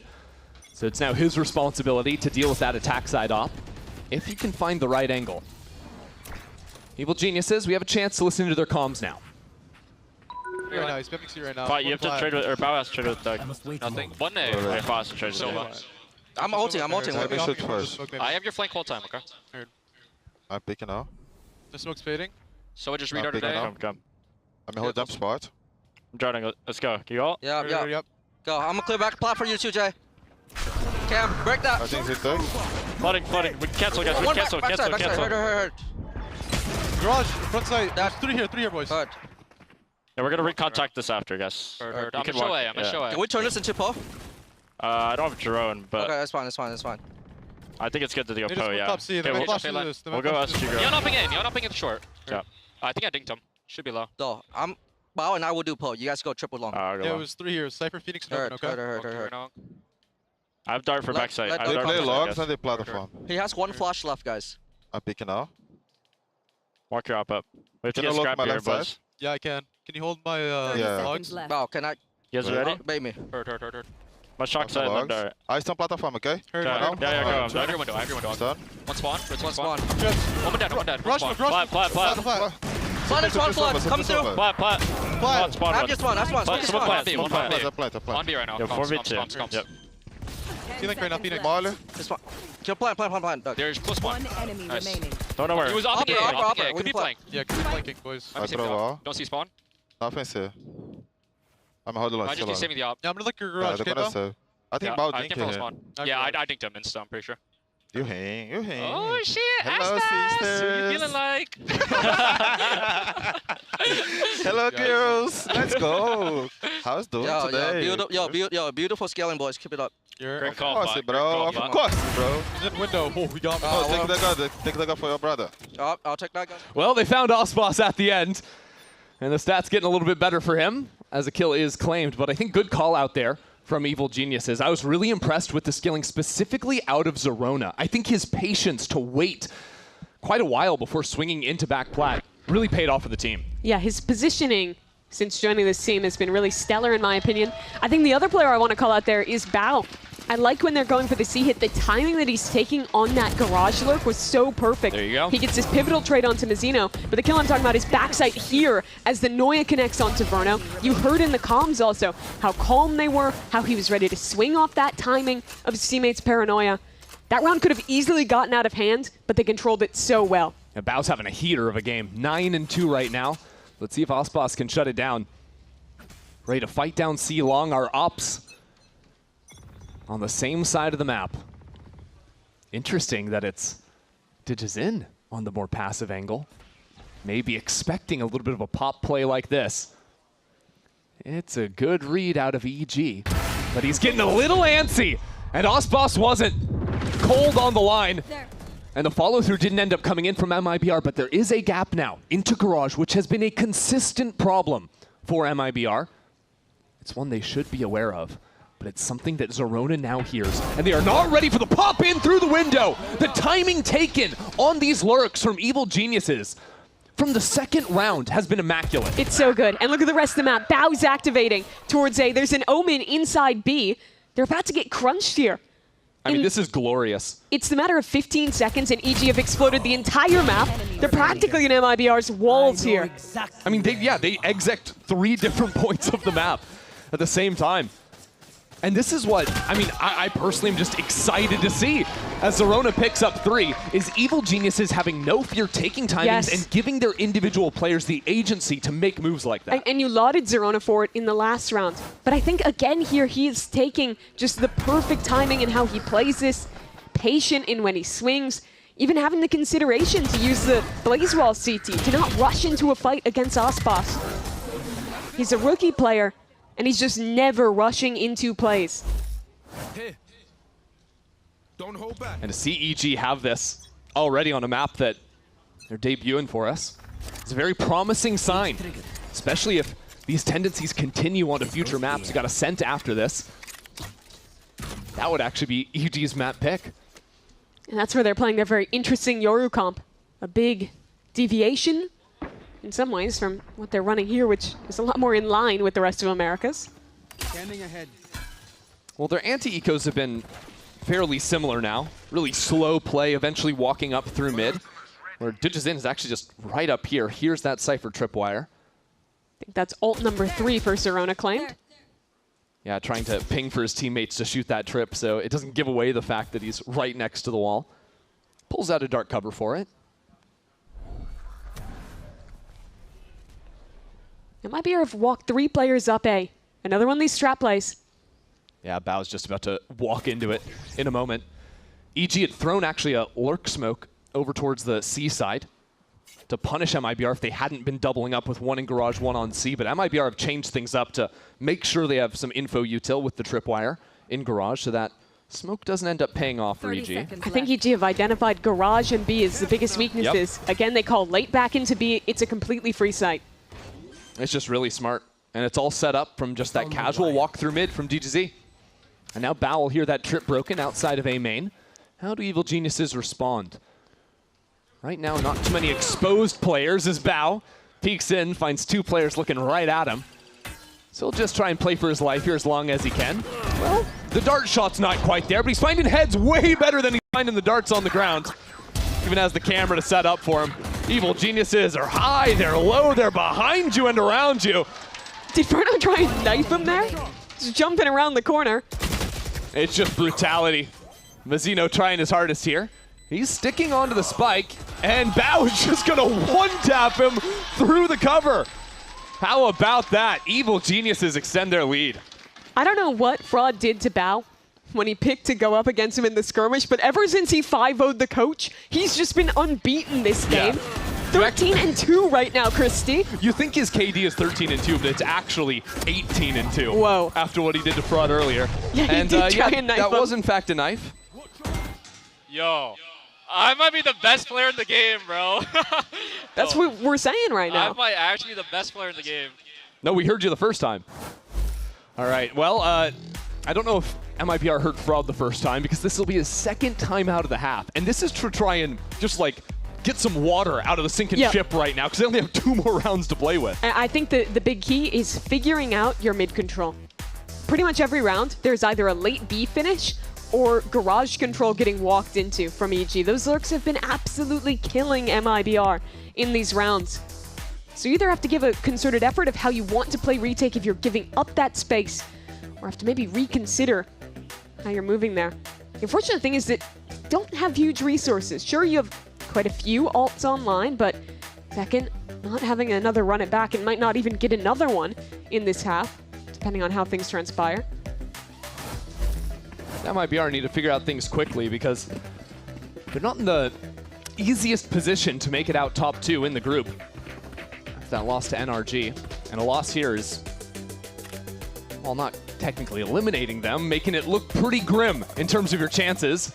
Taking down an eventual Lev. Pretty much all that matters is making top 2. Sure, you can get a buy-in, play-ins if you're the 3rd place team, but you don't want to have to go to play-ins. Don't want that chance of getting spoiled by those hungry Tier 2 squads fighting through challengers. Let's see what the adjustment's going to be from MIBR. Nothing too aggressive for them, actually playing to abandon the C site, doubling up in Garage. And well, Evil Geniuses with Potter have the exact right read. They find an empty C site. Zerona tries to scout out a bit of Garage. Really solid control now for them. 5-on-5 with a Hunter's Fury for this retake. This is a must-win round for MIBR. Drone spots that player in Garage, and Bao will be the delayed dagger. Catch out MIBR deep through mid as that ult is sent back, and now the Hunter's Fury, the full heaps of utility hurled into the site. Zekin quick into it, but the line is held by EG's duelists. Zerona up in the front of everything. A quick reposition out from him as Verno has the presence of mind to deal with Bao, but it's not gonna mean a thing. Evil Geniuses continue to run away with this thing. It's a great read from Potter and EG out of the timeout. MIBR adapt to how they're playing Garage Control. They set 2 players there to shut down lurks. And guess what? We're just gonna hit the C site. Yeah, EG laughed like, oh, you thought we only had the one plan? Come on. But look at how they play this post plan as well. I love the synergy between Digizin and Zerona. This time he found such a great timing on this curveball. And when you were ready for it in the early rounds, your old nightmare of Garage Wraps is back to close this one out. Digizin is just screaming at him. MIBR have not figured out what to do about that point of the map. Ever, it seems. They're about to get 10-2'd by EG. And look, they're playing for some mid-control right now. Good on Verno to lock it down, but quick trades to come in. Still, MIBR flooding into the site. Mazzino is here, and that's a teleport up heaven. I'm not sure if that would be heard with all the utility coming in from Evil Geniuses on the attack.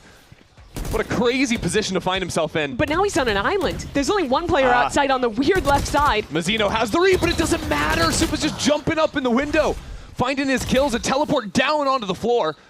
That's now a 2-on-2. Still, the spike needs to be planted. And the patience is not rewarded. Pancakes now fully revealed as the hat comes down. Taking his time. Challenging! He wants it! Not today! MIBR with a sign of life to close the half. Yeah, Tech saves the day there. Pancakes look pretty damn sharp. With the Phantom in the hands of EG's new IGL. 9-3 though. That makes this game still feel within the realm of reasonable possibility. And I really think if Verno does not get that stun kill to start this round, it was a great read from EG to slide on him in that exact position. This could be a 10-2 half. Yeah. Crazy work there from Evil Geniuses, coming off hot. See if they can close here after the break.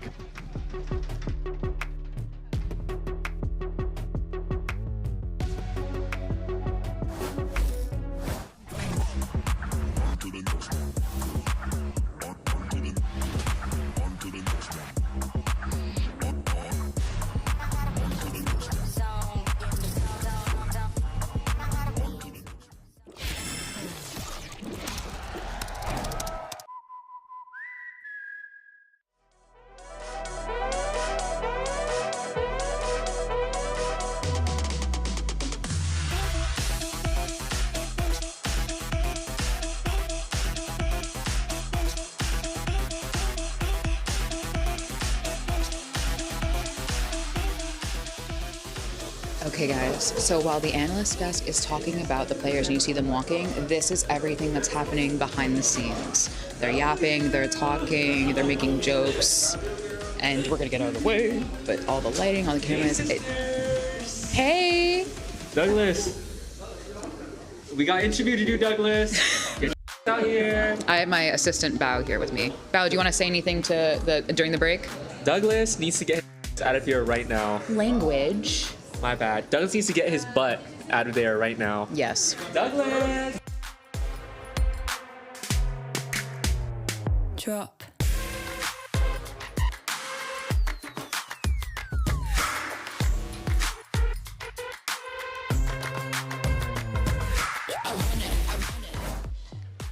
Well, I don't know about you, Mimi, but it seems to me that Evil Geniuses, the secret sauce is just getting loose before the game. Look at them out there. No pressure at all. Feels like they're coming in, having a fun time. That's actually what Bao was saying to Digizin at halftime yet again. You know, Neon 7-9, Bao 13-4. Come on, Douglas. Come on, Let's Douglas. get some entries. Get up here. Catch up. We'll see. I think maybe on defense, Digizin might have an easier time of things, not just being that sacrificial lamb getting sent into the site. I think really this needs to be a wake-up call for Aspas and MIBR on the other side. It was a quiet first half for them. Didn't seem to have the right answers, but can now dictate the pace on the attack. They absolutely can. And I like the early approach. Contact up towards B. This is pretty much where EG themselves was always ending. But here it's a weak site. Pancake's about to find these players as the wall will go up. Bit muted on the entry for MIBR as the spike will eventually come down, and that lurk's been spotted. That's a big shock dart onto Verno, as a matter of fact. Digizin just waiting on the other side. As Aspas connects brilliantly. Now a flash around, Bao turns it, but can't quite find those shots. Starting to fall apart now for Evil Geniuses as they blitz their way into the site. Try to come up with something here as the Flames push Supa back into the fight. That is not the spot he wanted to find himself in. And the paranoia is still up as well in the 4-on-1. It's a tough time for Zerona here as MIBR will claim the pistol in this second half. This pistol looked to me the way that I imagined this game would go. EG might have some good ideas and some good execution, but at the end of the day, you were going to get a lot of rounds where MIBR just outskilled them the way that Aspas did here. A great headshot to start off this fight.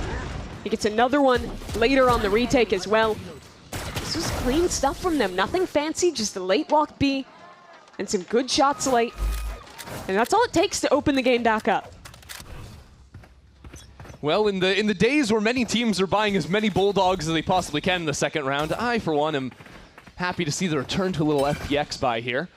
Aspas on the Phantom, and Zekin claiming these orbs too. That dart spotted the Phoenix back here, good but volley. Pancakes was unseen.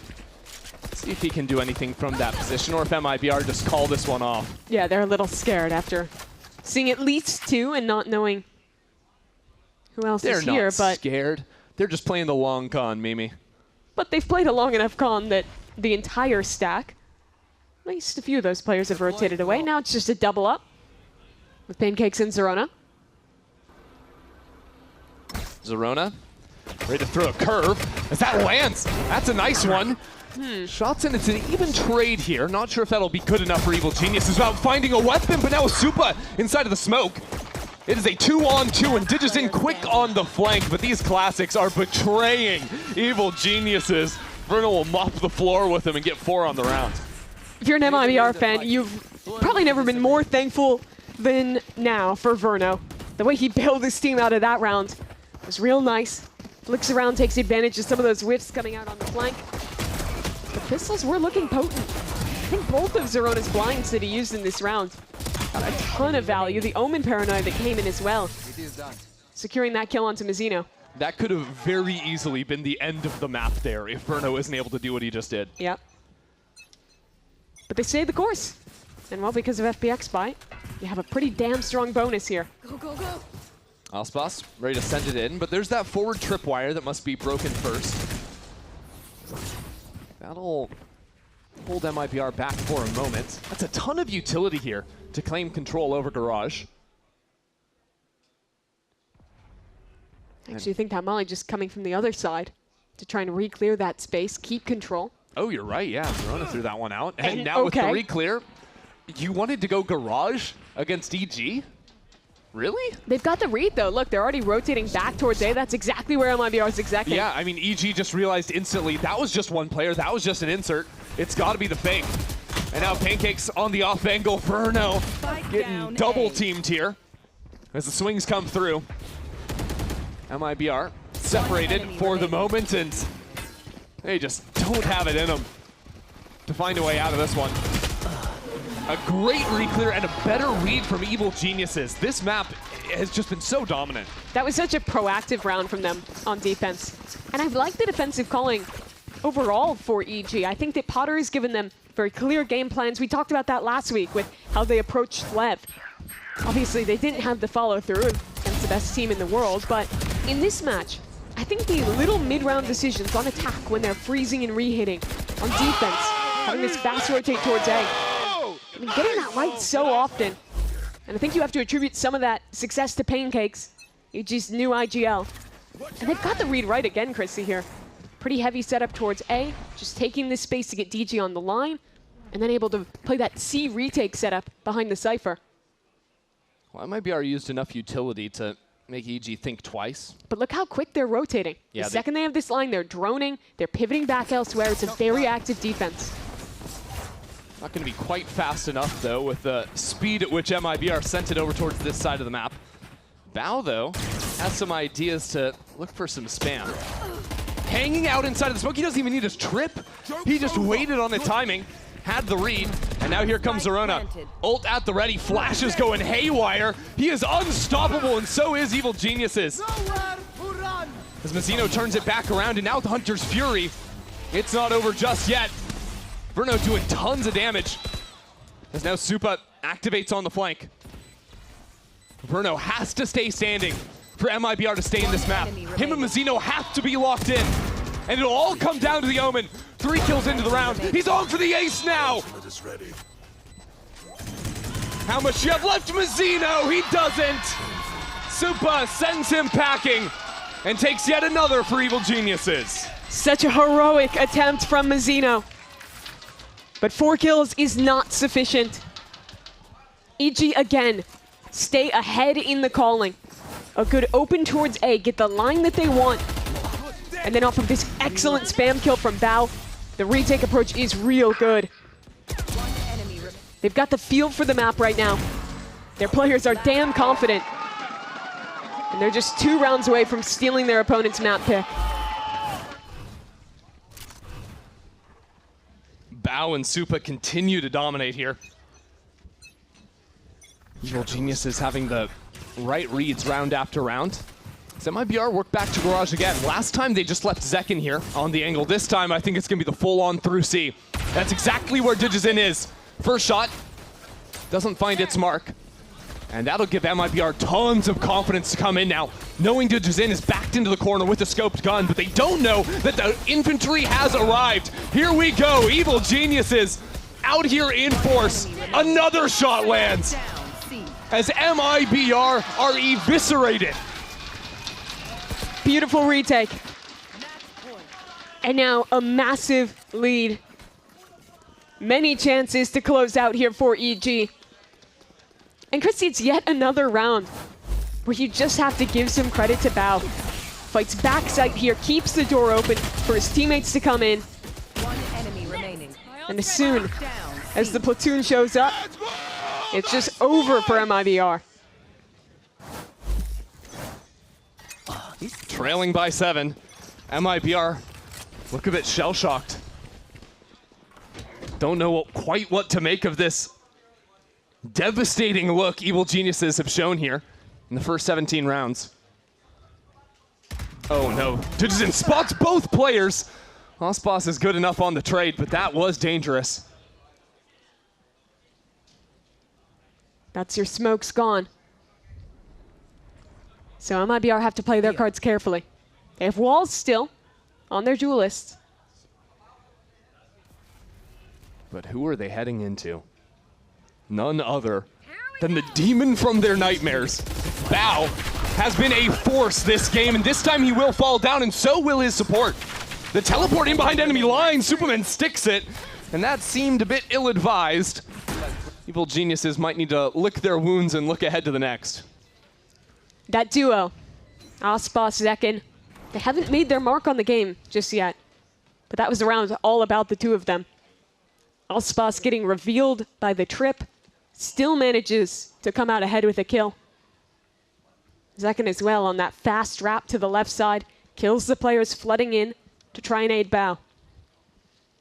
I think that's kind of what has felt missing. If you're ignoring any of the bigger picture ideas, how well EG is called, MIBR's season has been about Osboss, Zekin, them on defense with these excellent trap plays on attack with the very fast round scaling together. It's been the resurgence of Brazil's #1 superstar, finding himself again on Neon.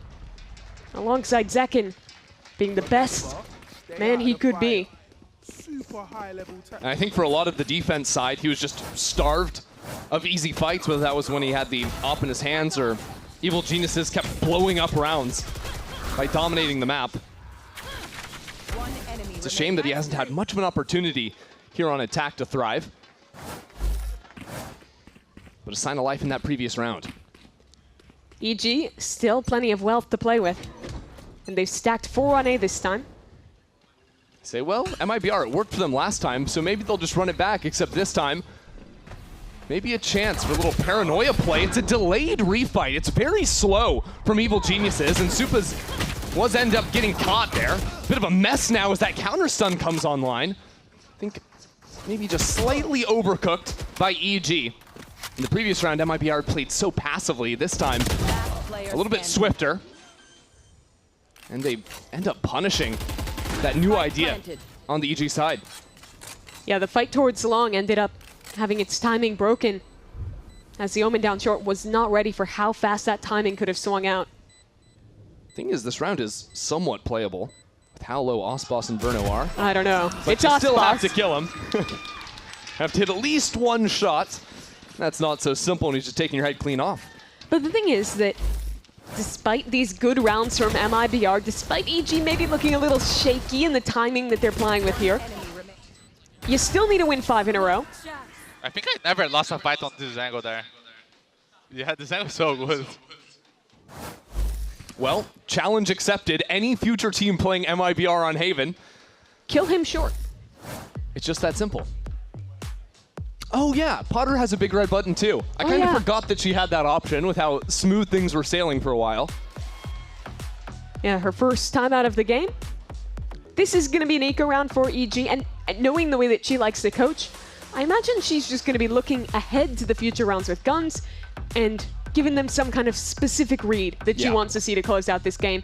You only need 1 round, give them a few ideas, and let them loose to close it. Yeah, Potter, from listening to Potter, she's usually a coach that has a very specific micro especially. A lot of coaches will say, oh, go A short, clear that angle, whatever. No, Potter will tell you exactly where to teleport, exactly where to use your And often util. she'll give you a sequence of the rounds that she wants to see, how she wants to see them executed. And so when Evil Geniuses are on 12, that makes them a very dangerous team when Potter has 2 timeouts still left to be able to use. She only has to get it right once. No mistakes allowed for MIBR. They want to pull back in this one, but still a long ways to go here, trailing by 5.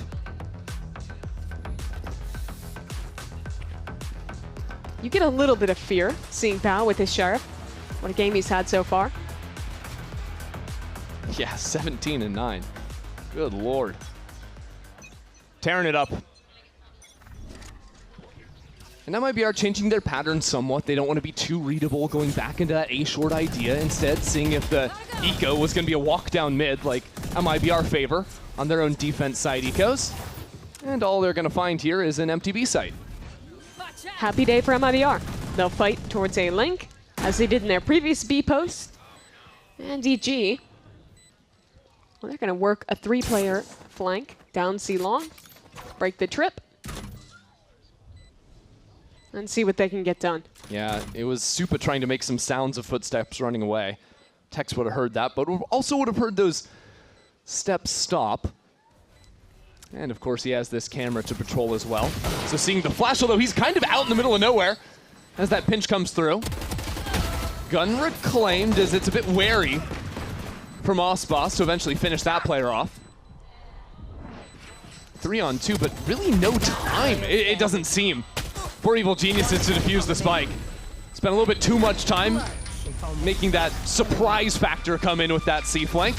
And I suppose it's the Red Bull clutch for Verno. Oh yeah, what an incredible clutch from Verno there. Just stays alive in window. And well, it was nice for them to get all 5 kills. The money is still perfectly fine for MIBR, they got the plant, and they'd have to full force anyway. But this is the round we're looking at, right? 12-8. Evil Geniuses have their money. They've got ultimates ready to rip. And it'll be Dudgesin unlocking the signature up. He is a tough man to play against, but you can just circumvent him. Go towards C. Here you face another threat, though.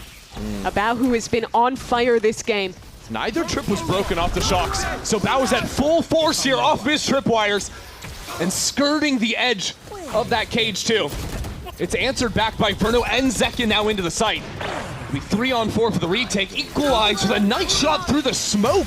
How is that coming online too? And it's quick back in as well. This Hunter's Fury scatters the MIBR players. No spike yet planted. The drone finds Digis in. Supa trying to use that element as distraction. A chance to peek back into the site now. They have good angles towards CT. Getting back in with an operator is so challenging. Getting past this choke is hard, but the dart hits too. And now jumping back in, there is an Odin in your way. Good luck getting through that. Good luck, Supa. That's a crispy shot. Doesn't know which way he's going to come from. Supa out into the corner. It's another 4-piece from Verno. MIBR building this game back. He's the man to stay alive in the last 2 rounds and keep them under control for MIBR. Very sketchy stuff, though. Digizin's operator. But that shot just, I think, through the smoke like you're mentioning. But it wasn't enough. I like the way that MIBR are fighting here. They play together, put a concentrated effort on locking down this choke CT. And he's locked in. Stays focused, winning that one-on-one. Couple hero buys for Evil Geniuses as the beads of sweat start to form on their brows. Classic EG fashion of years past. How many times have they gone up big in a map, only to have it slip away, lose by 2 at the end? And you know, a new team has taken that moniker of the chokers in Americas as the team that lets games slip. That was MIBR. But EG, it's a history that still haunts them, even with a new roster. Now just steps straight down the face of the pass line. Quick little trade here. And the more trades EG find, the better it is for them. But look at the map. You have a Cypher over on the opposite side. Tex has claimed that. And my worry for MIBR on this rotate is walking through mid. Pancakes will start to hear some footsteps. As Verno deals with Digis in. Now Flink not quite fast enough. Supa's trying to fight in here, deal with Verno, but this guy's just a nuisance over on the other side. Finally goes down and peek. Jumps the trip. Jumps the trip and he makes it past the Neon. He is through short so fast. Now it is only a frenzy. These players are separated. He needs patience here. He needs to be strong. That's a good shot. And ready for the drop out of heaven too. Evil Geniuses now have the numbers. MIBR are split. Ospas is down. Tex keeps them in it. What a performance. Snapping around. Little aim labs out at Tex to keep his team afloat. There he is. 5th rounds, 1 in a row for MIBR. And Tex. Look at this highlight reel. That's so sick. Come on, man. The flick towards heaven is just cinema. Reads into the last. He's on 21 health. Nice! Come on. Nice! Let's go, Ian. A 1v3 to win it. And 7 chances becomes 2. That's a grim prospect if you're Evil Geniuses. And so Potter will have to try again. What is the plan? 2 more chances to stay out of overtime. Need to come up with something. This was the most controlled a game has looked for EG here. Against a team that they were not favored against. This should have been a 10-2 half. 1 bullet on a slide, a stunned Verno away from a 10-2. Don't forget, they almost come back in that second round, win the eco, if not for a Verno 4K. And if not for another Verno 4K, we would have been done a while ago. And if not for that Tex 3-piece, we would be done in that previous round. It has been heroics from MIBR to keep them in this. But that is why you sell this team. Picking up some of the best individuals. The super team that was promised. And so we come back to the A main fight. A place where Aspas has self-proclaimed he never misses on that angle. Evil Geniuses, a chance now to punish him. And the rest of MIBR, but they're keeping it a little bit more reserved. Look at the spot that Zerona finds himself in. A delayed chance for a refight around the corner. Zekin running it back, and that's a good spot from Zerona, but the flash still connects. Supa up from above though. Supa locking it down. Spike down A. But he will fall in the end. Evil Geniuses have an op to retake. And Bao a little bit pushed back for now. It's scary to try and go for this. Look at the money. Basically nothing left in the tank for EG. But still, it's a 2-on-3. It's so tantalizing to give it a try. Yeah, and if you knew that Zekin was guarding the flank and it was a 2v2 on site, maybe you do it. But then you would just be in such a bad spot if you lost. The risk is not worth it. 6 rounds, 1 in a row for MIBR. And here it was, again, heartbreakingly close. Had a call out. Zerona there, tucked into that corner, just eats a flash, has no recourse. Maybe thinking the bait from his teammate would be enough to go uncleared. And despite the best efforts from Supa, he played that high angle so well. One of his kills ended up being on the run it back. Yeah.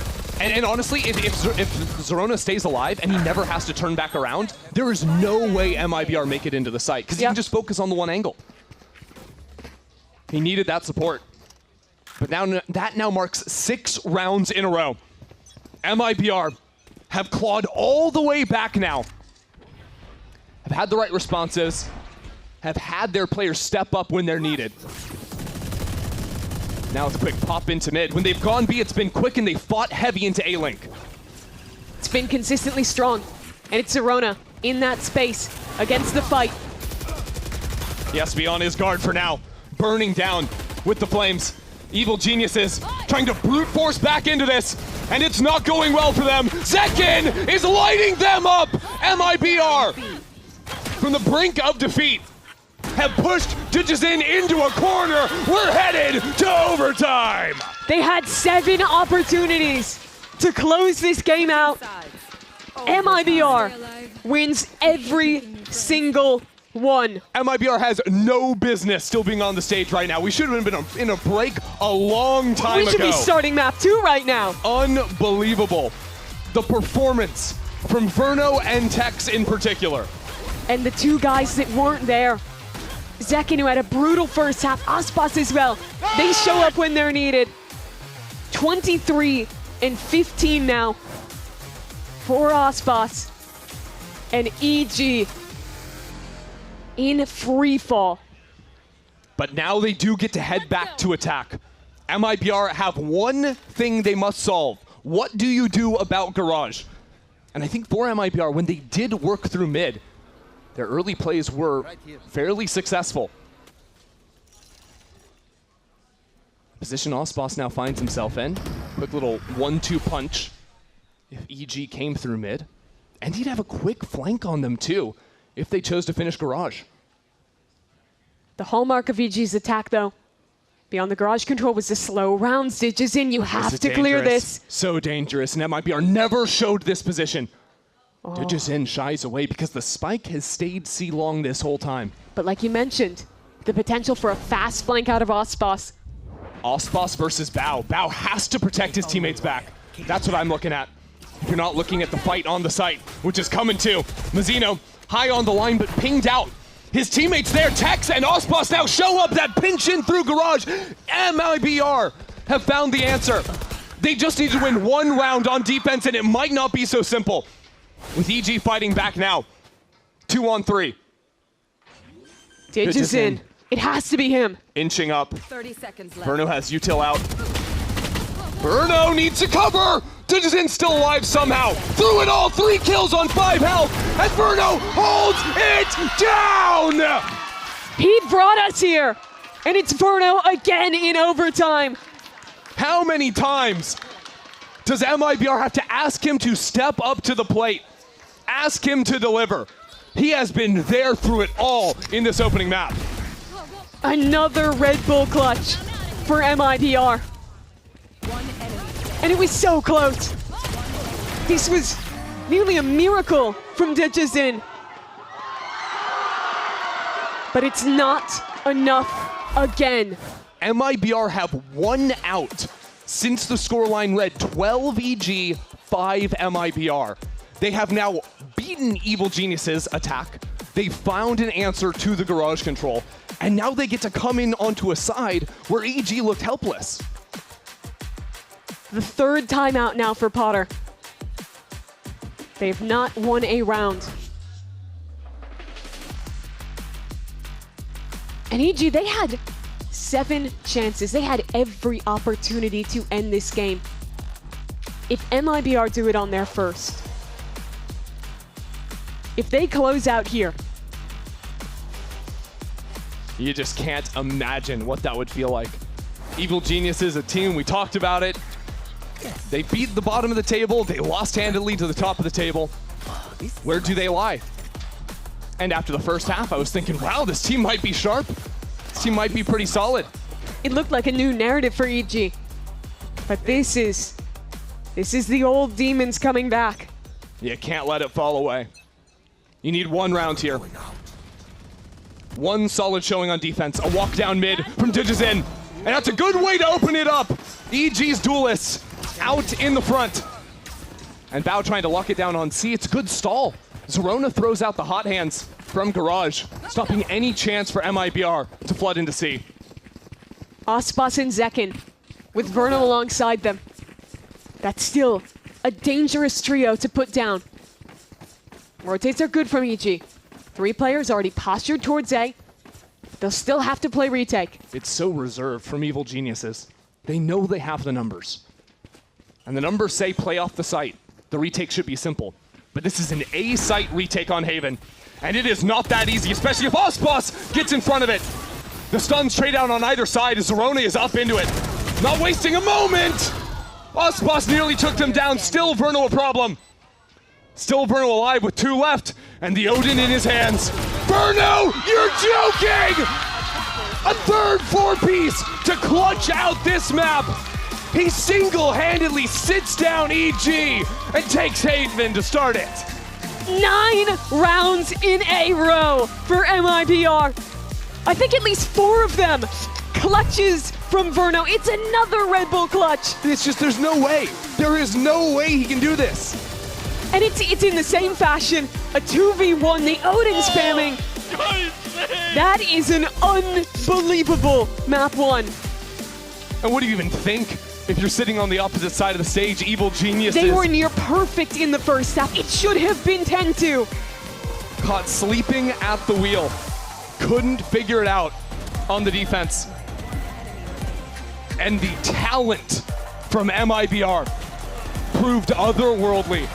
Verno, the man of the match. MIBR take Haven and set their eyes on a 2-0. We go to Ascent next.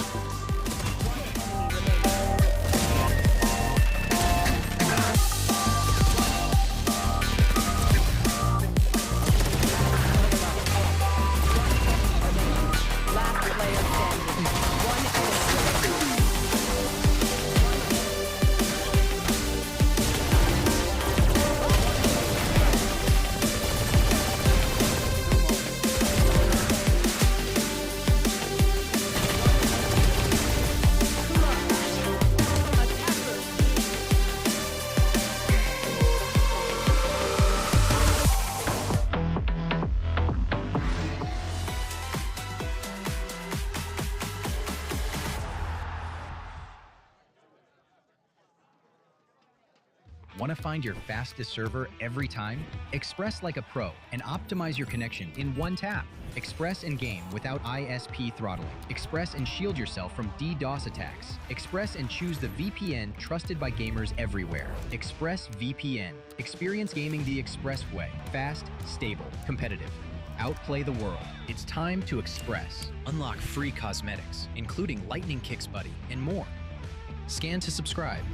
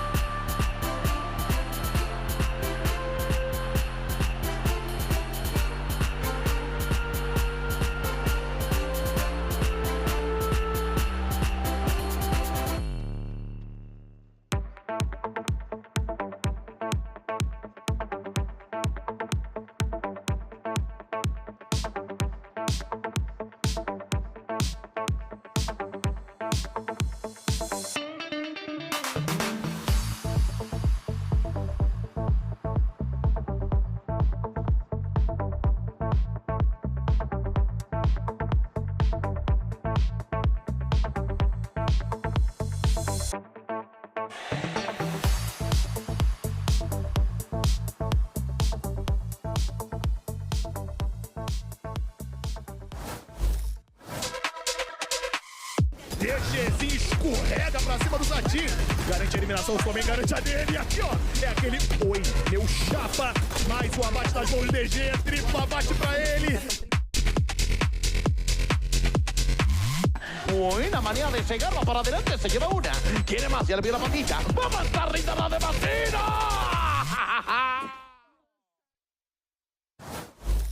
You're the coach of MIBR. Fraud 9 rounds in a row. Verno, clutches, you name it, you guys had it. Very simple question. What was the difference between the first half and the second half? Because you ended that at a disadvantage, 3-9.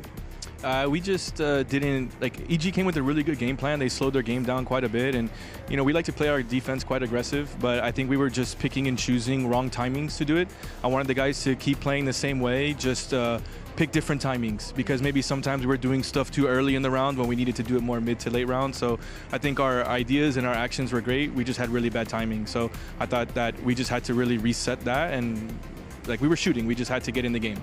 So do you think, are you worried for an EG game plan on Ascent then? If they come again with a good game plan now? Yeah, I mean, we're always ready. Potter always has really good game plans, and they always change up quite a bit. So we're ready for that. We just got to adapt a little better. And sometimes you always focus on adapting strats and stuff. Sometimes you got to adapt your timings. And, that doesn't mean that strats are bad. You just got to pick and choose timings. And that was kind of our problem. All right, well, best of luck.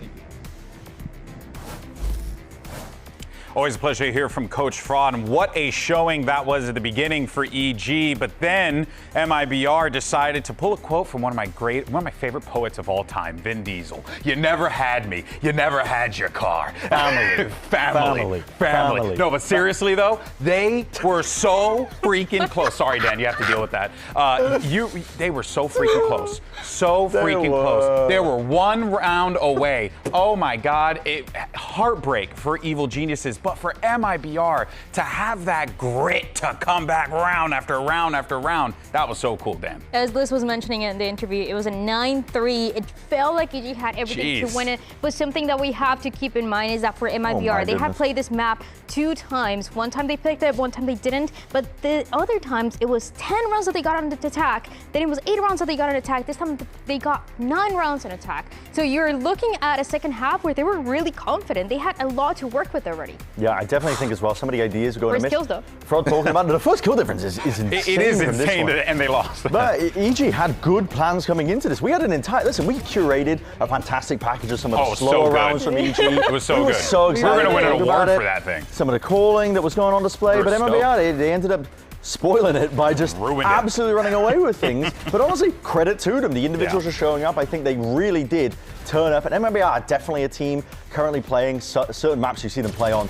They're a team of 2 halves, really. Sometimes you're going to get just absolutely abysmal efforts from them on certain sides of maps. This was potentially one of them, but a very different turn of events, because normally it's MIBR the ones that are getting the comeback turned upon them. This time they're doing it to EG, showing that they still have that composure, the tenacity, the experience, the things that we were lauding this team, I think, and celebrating them for, finally on display. This was a map that went overtime for them when they were facing Furia, but again, it was an attacking side that it is the strongest. And what I'm staying with and what I'm remembering the most is something that they were talking about when it comes down to the IGLing, how for Mazzino, this chaotic IGLing, that is where he's able to shine the most compared to Verno. And you see an IGLing that is really good, especially under pressure in this kind of situation, and a Verno that is unleashed, and is the reason why they won the last 2 rounds of a team. I mean, round after round, the guy was just clutching it out, doing his best Brock impression. Like, really well done, and exactly what this team, what MIBR needed then and there. But of course, I mean,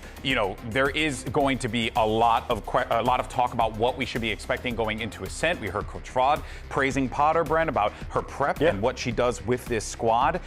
But you gotta look at the intangible for a moment here. You just choked a big opportunity on Haven. You got to feel a little down here. I definitely think so. I mean, Potter's going to have to turn the team around. I think she's fantastic at that, to be honest. I think that's one of her biggest strengths as a coach, is being able to bring the morale up. She knows how to talk to the players and genuinely get the best out of them. But Ascent is going to be a very different staging ground, because that is a map where EG have shown footage on. They showed their veto with Digizine playing it. It didn't look particularly put together. They weren't doing fancy util combos. They were using the agent, but it wasn't like they were winning because of the veto. They were winning because they were shooting really well when they played against Envy on that day. Yeah. And MIBR, as far as I'm aware, they haven't shown anything in Stage 2 from their Ascent.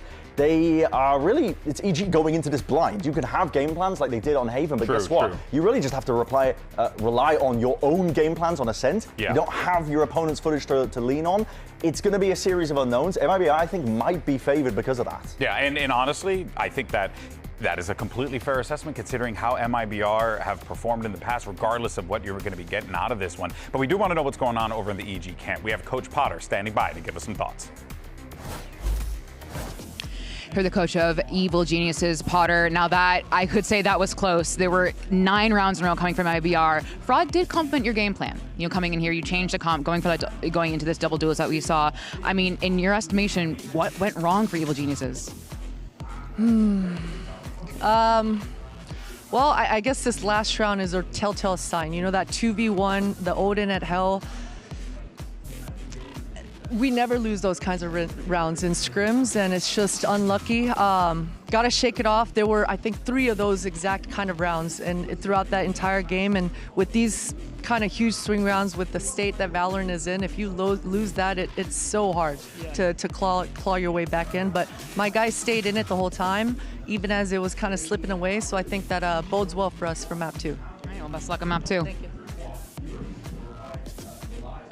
Coach Potter, of course, not mincing words there, and certainly, you know, you could see the frustration on her face, Dan, when Elizabeth asked that question because they were right there, and you know that they went to the back and they were just like, damn it, we could have closed this one out, but they have 2 more chances to do so. And it hurts because it was really close, like she was mentioning. It was a lot of those clutches that happened at the end where, MIBR had a really good game plan, but those rounds, it could have changed completely the story, especially for this map of Haven where MIBR have been looking so good. And even going into the second map of Ascent, like you were mentioning, Bren, it was nothing crazy. It was nothing out of the ordinary outside of a composition that we maybe haven't seen before. But for MIBR, they have only played this map 1 time, and it was when we were seeing text on the stage. We didn't really know what we were expecting here, and I think it's going to be very different now. Yeah, it's going to be fun for sure. But the question on our mind, are we going to get a map 3? Well, let's go ahead and find out. You got your casters that guide you through the action on the other side, and we'll find out right after this.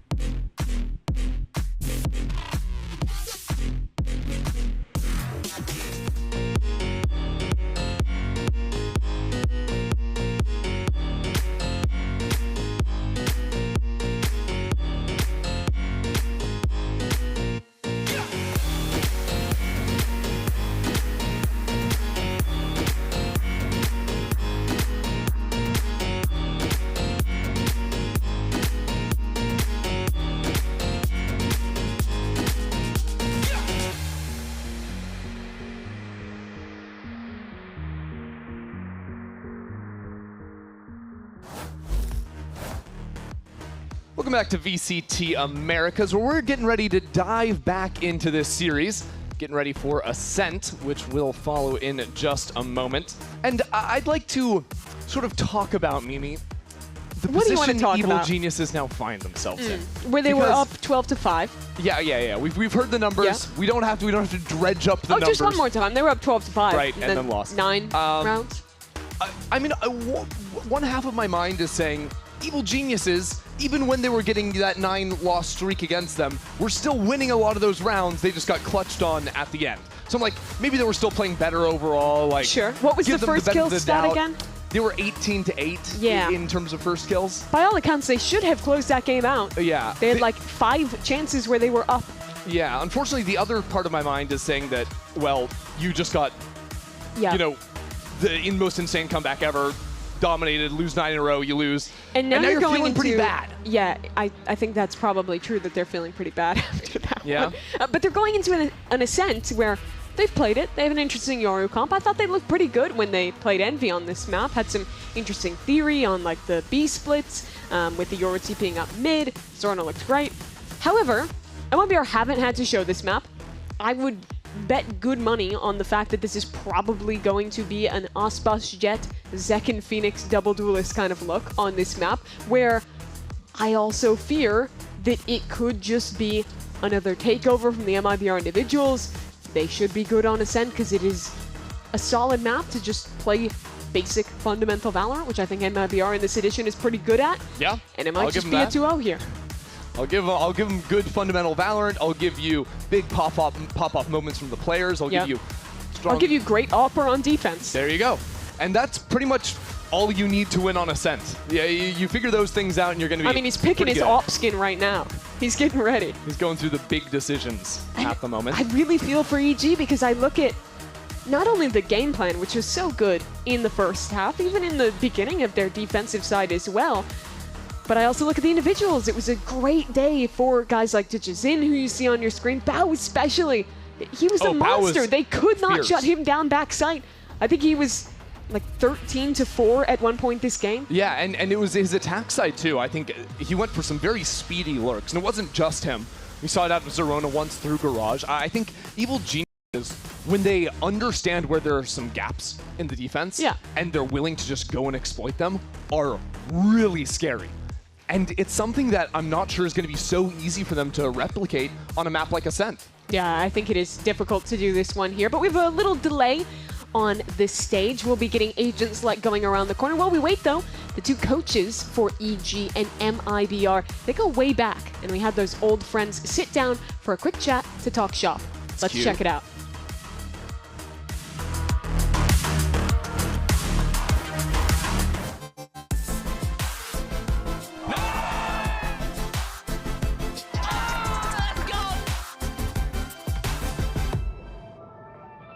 We were played.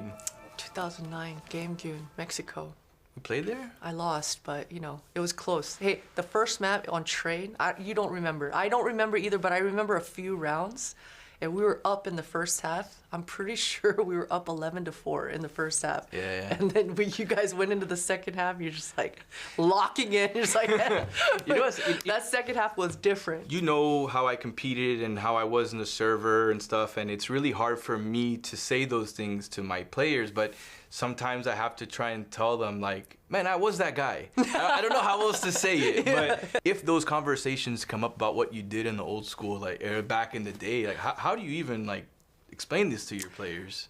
You know, what I would mention, luckily for me, I had a stint in Valorant. It was short and it was not successful, but luckily I did beat a lot of my previous players in Valorant, so I'll just bring up the match page. Like, all right.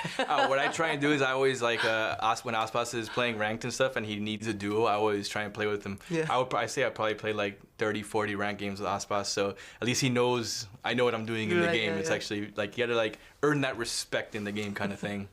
I can't believe we're both still here. I was actually preparing for this interview. Oh, yeah? I was looking back, rolling back the years, and I was looking back at ESWC 2005 and 2006 on our Wikipedias, and that's the first thing that pops up to my mind when I think back on our relationship. But in 2005, we had both won the event.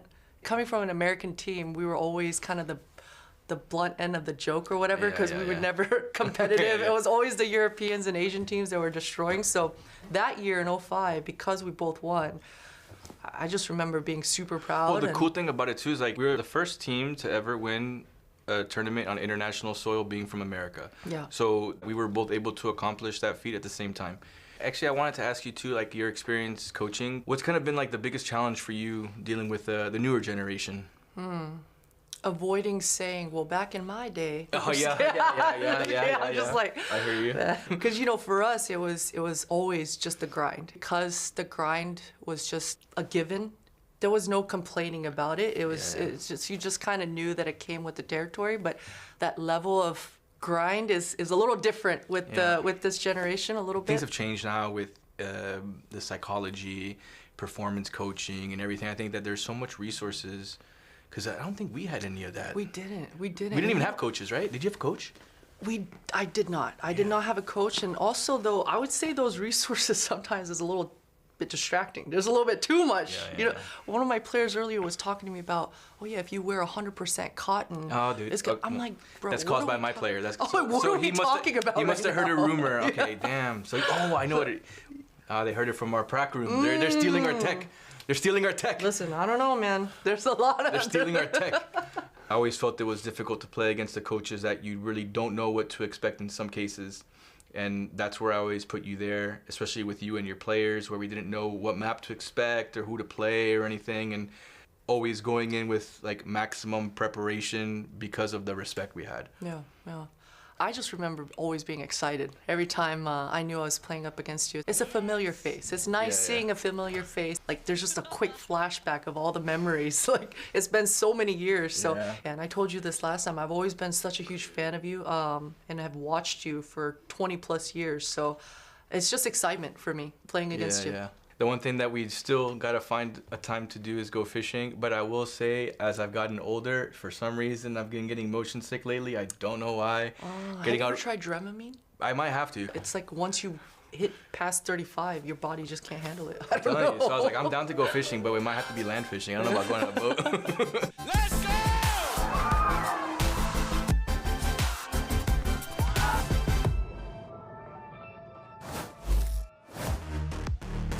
All right, well, we are still trying to jump into the game, but I've got some promising news for you. If we're looking at the screens there, I don't want to speak too soon, but it's not looking like it's too far away. Pause. Can we talk about in that video Fraud saying that he's doing with Ospos in ranked? Is that allowed? Nope. We gotta move on. We gotta censor that. There's been no elo inflation here. No. None at all. But think about it this way: MIBR are also playing with Ospos and therefore getting their elo inflated. is inflated, I would say. Just on the big stage. Maybe we need to change that though, because after the last game, it kind of looked like Verno was the guy. I've had some troubling news. I've just seen the and that's lobby why we never say anything. Stop existing. Yeah. You shouldn't have said it. We should have been talking about the video. Yeah, let's keep on look. We're looking at the coaches now. We're talking about the video. It's great. What was the sage advice you took away from it? I mean, I would say Fraud saying that he was trying to go fishing with Potter sometime. But that he gets motion sick? Motion sickness, so GG, I guess. It's a shame. I guess he'll just have to play Go Fish. We should send GB out on the boat with Potter sometime. I feel like he'd like it. He's over 35. You think so? I'm not sure. Golden Boy? It seems relaxing. Do you want to go out on the boat? If the tech pause continues, we're going to have to put him on the boat. Oh, we did it! We did it! Sweet release. Sweet release, and we have fun comps as well. EEG still playing that classic. I said I'd put good money on a Zekin Phoenix. He's rocking the neon here. That is really interesting. I think it's quite uncommon to see double dive on this map. Yeah, double dive, no like raw flash as well. Yeah. You've got the paranoia, and that's just about it.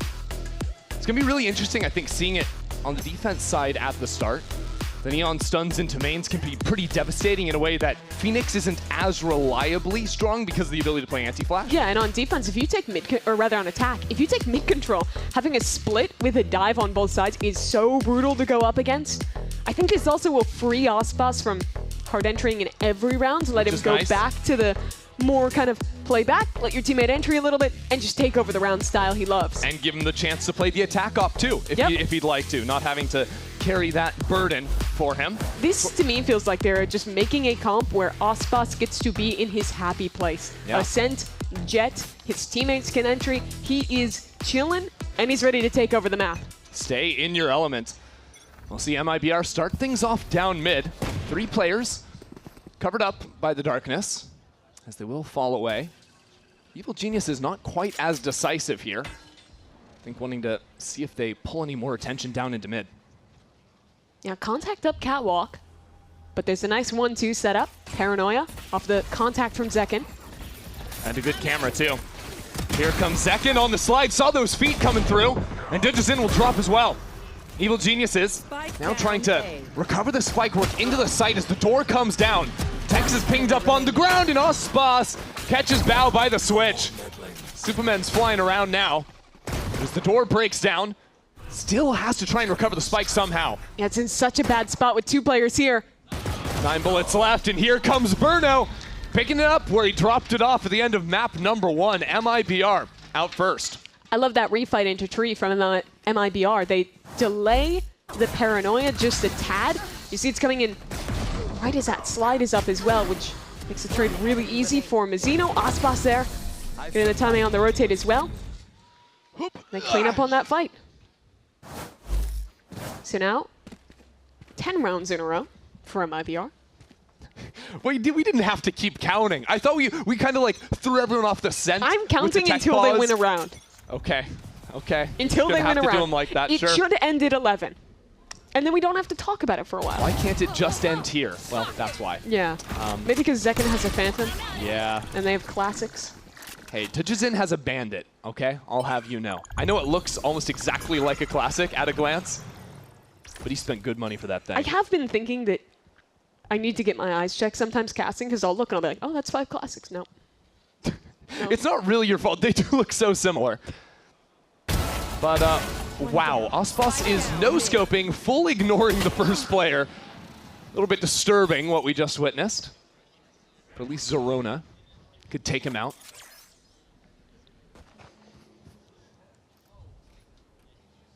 But not much more to do here in mid. MIBR. I think the biggest ideas that they're going to have to contend with when I was watching EG play this comp last time was the answers that they have to take mid control. This Yoru is really good at kind of setting TPs to take that bottom mid space and be able to constantly threaten late splits into the B site. 30 seconds Those left. ideas were absolutely cooking Envy. But I think one of the easiest solves is just Ospas with an operator. So I'm waiting with bated breath to see when he can get that weapon online as this anti-eco gets cleaned up smoothly, courtesy of Verno's Odin. You know, you say that the operator can be a problem for that, which it can if Ospas takes more aggro angles. But I do think if you're trying to play deeper towards Pizza or Market, that's where you can still find a lot of threat when you hear that teleport, whether it's real or a fake. Here you had some nice shots just with the Marshall. But that is instantly going to be upgraded into an operator for round 3. Well played. Oh my god, they're having nightmares with the Odin again. And that was the problem last map. We live in a world where MIBR have an op and an Odin on round 3. So many teams are Bulldog maxing. I like that they're taking these. He's just walking down into mid with an op. It's a dangerous spot to be in if you drop it. Here. But if he hits, it blows up the round, and he hits! Excellent work. No swing to be found from top. And so EG now separated 2 players B main, 2 players A main. Working it slow, but they have no ability to accelerate anywhere on the map. and they're split up completely. 2 players A main, but no opportunity to accelerate there. Mid yet again getting redroned, and if you want to go back towards B, there's this passive op line from Ospas. It's great ante from MIBR. Doing that walk down into mid, something EG were doing all the time on their attack previously, was having 2 players take A main with the veto, and then 2 players take B main with the Yoru, separating those fighting agents. And so mid was a gap. Mid is where they pounced. And now Verno posts up with the Odin. Already peppers down Evil Geniuses. This is a round they can't let slip away. And Superman tries to fight back in, but there's so many different angles held. So many ratty corners for MIBR to be playing in. So the 2 surviving members of Evil Geniuses try to work around this utility. Dodging away from the dart as Pancakes is spotted. And he is not long for this world either. MIBR aren't even waiting for their Cypher to rotate over to the site. They just want this round right here, right now. What a great call from MIBR. Ospas gets his crowning weapon online, immediately finds the right solution with an early pick in mid. And it doesn't stop there. The positioning after the fact was great from MIBR. Mostly giving up space in mid, recognizing that EG was playing heavy for those extremities like you were mentioning. And executing the retake well. 6-1 the start for Ospas. Quite the start for him. And I would hate to say the number again, but no. It's growing. It's getting worse and worse. Evil Geniuses go for the half buy. See if they can come up with something here in A main. Gonna have to find a way to work past this one way. They'll accomplish that with the teleport over. Calm on the approach for now. As the paranoia comes in, eyes on Mazzino here in the corner, uncleared by Zorona. He's just been waiting for everyone. MIBR come in to assist. Door has yet to be closed. Now trying to find some way across. That's a shot through the wall. He legs Bounty might just kill him too. Oh my God, he's right on him. But the bullets aren't quite making it all the way. It's literally just the second wall around the corner that saves him there. Bao lucky to be alive as the knives are out. Aspas has had the read on Ascent thus far. Sent back by the flash. Ready to push these players back into the next. There goes Aspas. Ditches in. Tucked away. Needs to find his fight through. Half stick onto the spike. There's Verno. Once more to take this round away. The Aspas operator, the Verno Odin. Things that'll haunt you from last map that are continuing to cause problems for EG on this one. And again, I love this ante. Mazzino playing in the close corner. When EG is going for these A hits, they're almost always TPing deep with the Yoru and pathing deep behind him. There's a vulnerability there in the close corner where Mazzino goes completely uncleared. Exactly. When you're playing a comp that only has teleports into a site, it's those close angles that get you. If you play a Jet, you can dash in with a quick look left, right. Neon, similar style. Waylay too. But that is just not true of this comp with the Yoru and the Omen. So Potter's fourth timeout now since they last won a round. I mean, it's also just the fourth timeout in a row since Fraud had to call one, right? He's been sitting back, hanging out. From what was such a stressful position for him early on Haven. 12-5 down. It has been exceptionally comfortable. So now how do you adapt for EG? I think the answer has to be pushing Aspas off lines early and going back into mid control. Okay, if you can't just blitz out of a main, if they're exploiting you when you teleport through, basically need to play for splits. But it is such a challenge to shut Aspas down. And they might still have more ideas to deal with the close teleports towards mid one. That is the direction EG goes for. And the struggle is, EG, again, love to play for main controls, love to play to insert a lurker and create that threat. But by MIBR dividing and putting a Jet op on one side, that's tough to pin down, and a Neon with stuns and a Paranoia on the other, there is just not a reliable way to get in here. This could be dangerous. A little teleport over into the corner, it's stuck in. Supa just chooses to go for it. Now Mazzino actually spammed out. Well read by Evil Geniuses. Though Tex has rotated in now. It was the man-up situations that got the better of EG on that comeback. They need to win this 5-on-3. Verno in the corner. You gotta get past him somehow. Tex could be a problem too. That high angle over in the corner. We saw how successful Zekken was on that previously. So a scouting ultimate into the same position. Oh my god, he didn't see beneath him. It's canceled, and now Tree is falling. Verno still there with the pen.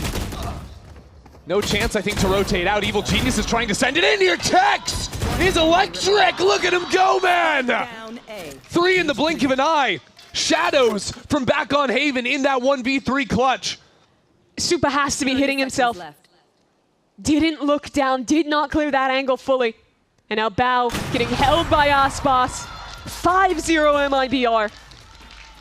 14 rounds won in a row since EG was up 12-5. And from a 5v3 position. If you want to talk other sets of numbers, Evil Geniuses were dominating in terms of the opening engagements back on Haven. They had 18 first bloods to only 8 first deaths. Come on, and bro. still, Come on, guys. that was a map loss. Let's go in! And now in similar form, MIBR just have one guy clutch up, put on a highlight package, and Evil Geniuses back onto an eco again. New angle for the Aspas operator. This time contesting the main control. But EG look towards mid on the eco. Hoping for some vulnerability in tree. That's a fake clone from Zerona.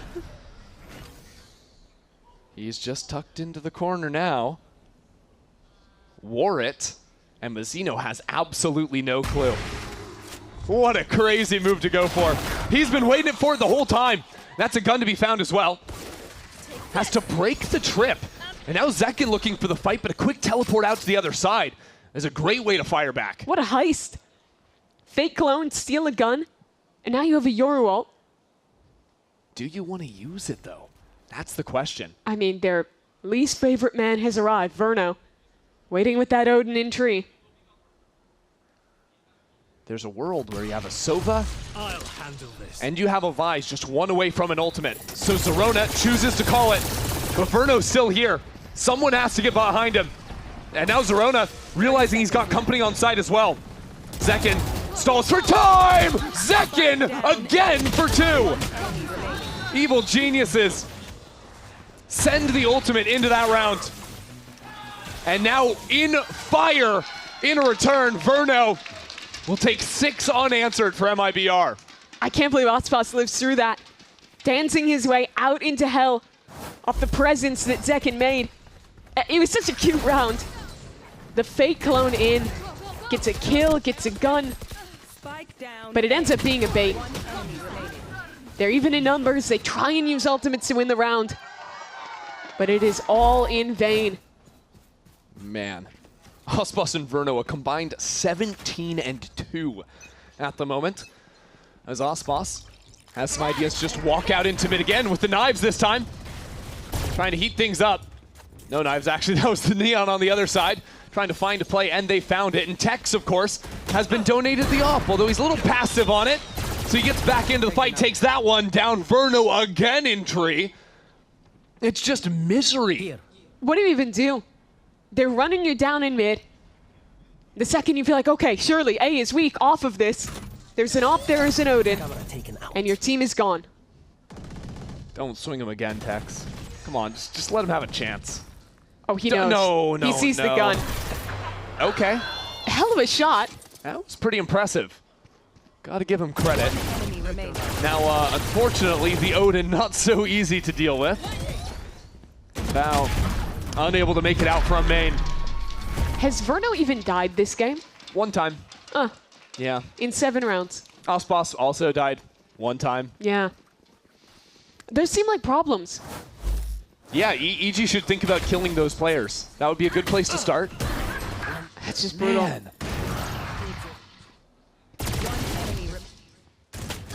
I really like the variety MIBR throwing into these rounds. Yeah, that one's so nice. Hiding the passive A-hold with 2, funneling them straight in. Looking like a sheepdog. Rounds with the mid walks down. Then you have very deep holds in a couple. It's really hard for EG to get their feet under them. Get their bearings against a style like this. Well, the 3v5 for EG started like this, with a Zekin death in main. But this time, he respects it, backs away. I mean, now EG have a pair of ultimates, so if they wanted to commit in, they could maybe do something. Look at the line for Ospas, though. Oh. So confident in mid. All good. There's a drone. There's a drone if Pancakes wanted to go there, but he doesn't. He keeps it passive for now. The concern is if Ospas starts walking all the way out and catches these players in rotation. And look, MIBR, they see these ults, they respect them. They set up an incredibly passive hold on B.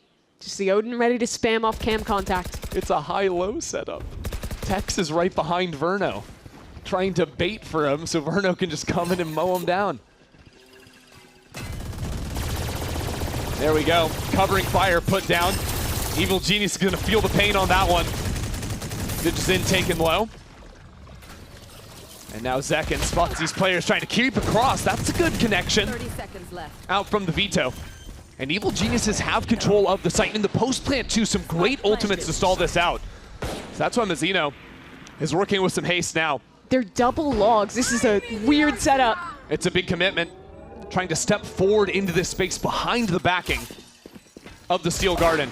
And Digizin is in a great spot again for a pair onto the round. So now the hat comes out. The reveals are in. Evil Genius is in a great position. They are up 4-on-2. But Mazzino still alive. Still trying to hunt down Zerona on the other side, leaving Ospas to do all the work in terms of retaking the site. A lot left to be done as Pancake's just out into the open. Now bow drops are taking fights way too far forward. But there's no time left for Ospas to play with. A thrifty round as EG stop the drought. Nobody beats EG 17 times in a row. They get the 7-1, and it has to feel like a massive relief to get that round back to win in eco. That kill for DGZin. Very nice. Play the aggressive post plant. Have to dump quite a few ults into this one. But they get it across the board. Boys. Just one. Keep it up.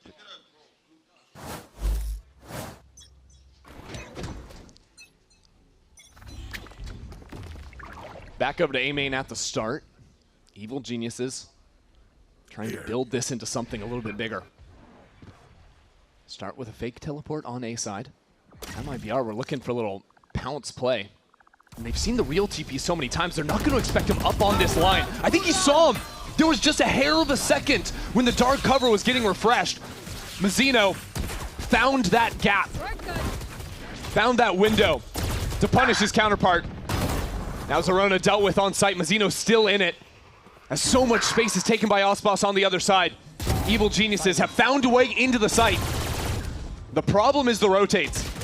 Tex and Verno still here, and the spike is stuck in main. Bow! Two out of nowhere! Quick on the flick to claim a second. Yeah, his blind towards heaven was really good. Both those players could not see a thing.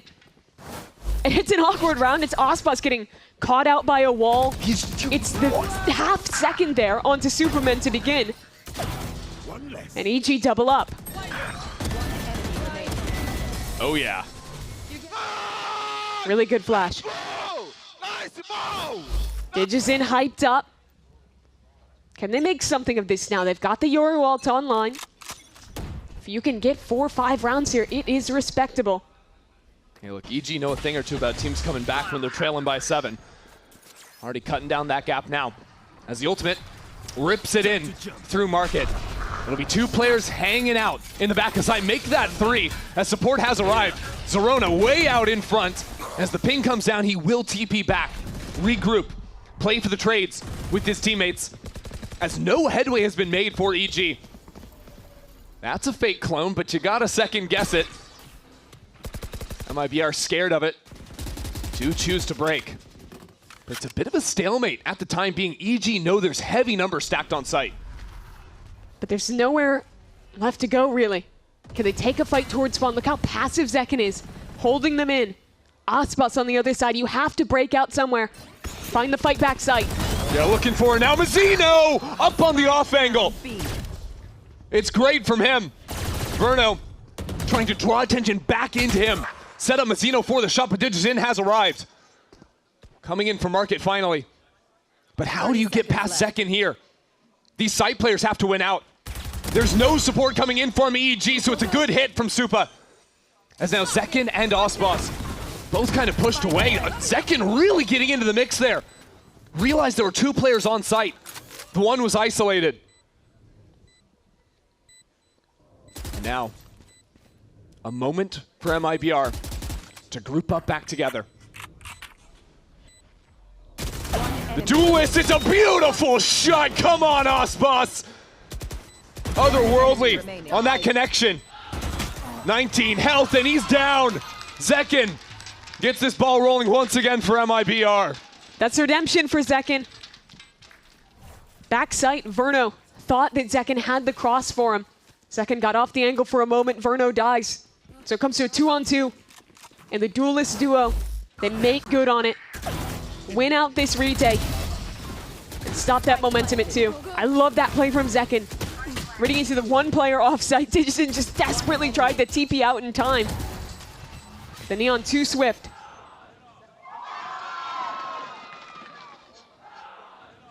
Oh, the pain on Potter's face there. Knows that that was a big opportunity. Oh, yeah. I mean, the half is a different story if EG win that. You win 3 in a row at the end, maybe make that a 4th. You have all the momentum coming in to your defense. But now have to grasp its strings here. The Stinger and the Spectre in the inventory. EG, sure, you've got some ultimates to work with, but it's gonna have to be scrapped together. 4 players already quick here onto the site from MIBR. Ready to hold it down off of that dart. It's beautiful. And Zekken works off his teammate's utility to perfection. 4 for Zekken. And the lead extends once more. In any of these rounds, where the TP players, Zerona and Digizin, don't feel comfortable committing into the site, where that utility doesn't get its chance to shine. They have absolutely nothing to get out of the choke. This round was so nice from Zekken. Look at how he plays this. Tucks to punish Zerona on the TP, swings in off the dart. He's isolating these fights so damn well around the dice box. Let's go, man. Let's go, let's go. Yep. And it's 2 rounds back-to-back now, where it's Zekken the man to bring it home for MIBR. Ospa says it's the last round, might as well use those knives.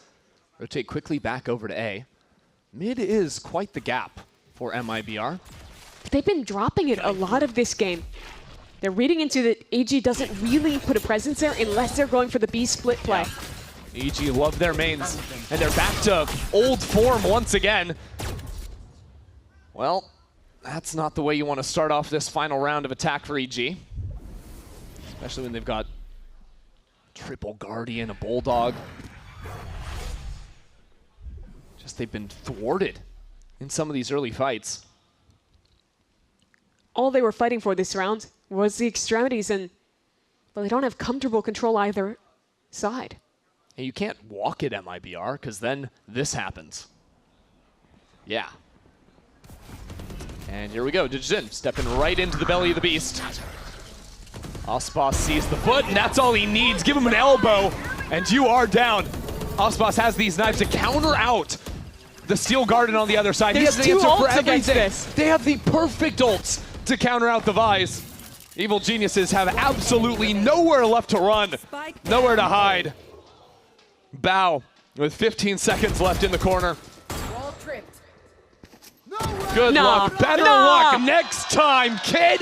Zekken with a dagger to the heart as MIBR finds 10 rounds in the first half. MIBR say, nice Steel Garden. We don't need our guns. They have the best possible ults in that position. It's Ospas' operator again. And just don't even show this. The round just looks easy. Don't show me this again. MIBR are just looking at an angle, holding down left click. He went like this in his chair. They know what they're doing to him. It is a 10-2 half for MIBR. The rest of Ascent coming up.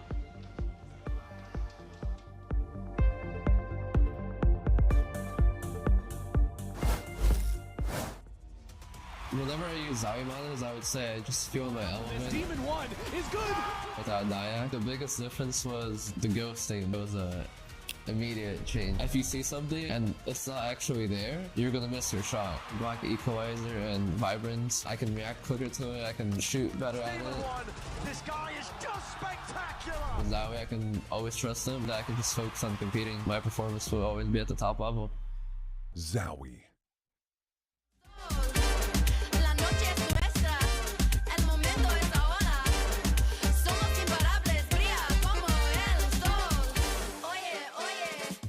Here with Evil Geniuses, Digizin. Now, you've been with the org for a second now, been there for a while. Tell us, what is something that is your favorite part about being in this org that we wouldn't know otherwise? Okay, so I love being here with my teammates because it's not just teammates, you know. It's like my family. They're helping me a lot, keep improving my English. So, bro, I'm so proud. And then I'm learning about the culture too, because we have 2 Korean guys, 2 Vietnam, and then like the food's amazing. Right now my favorite is a pho. I don't know if the word is correct. I'm like spoken now. So I love that. Yes. It's everything, bro. I love it. Everyone here, my teammates so awesome. I can't lie. I love it. Well, best of luck today.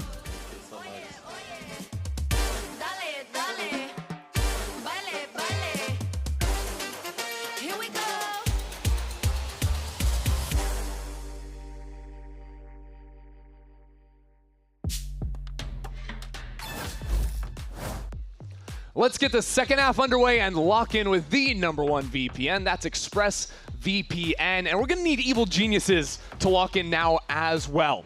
It has been a massive turnaround from that showing back at the start of this series. Now trailing by 8 rounds against the MIBR that just look untouchable. And an MIBR who's sporting a new composition with the double dive on the attack side. You would need something equally remarkable to the MIBR comeback in Game 1. If EG were to send us to Breeze, give hope in this series yet again. The defense is where EG truly struggled. Back on Haven. Let's listen to MIBR's comms in the pistol. This will be fun. He's gonna have a vice flash somewhere. There's smoke. Yeah. I wanted to Let's catch go, smoke. Let's go, split, guys. Yeah, Can you contact cut? Yes. You want me Start cut or maybe? You cut, so. Okay, they had true me. Yeah, he spacing us. B2 say, B2 say, boys. Could be right side cuts too. Yeah. I can smoke and flash. Call it. Okay, ready? 3, 2, 1. Go. Flashing. I'm blind. I'm on. Yeah, full blind. 3 calls, 3. You're to bit side. 55 moment. I'm swinging. Your side. 110 moment. Nice. Your side. Your side, side. That's a clone. Close door. I'm gonna smoke that. Close It's door. still on side. Nice.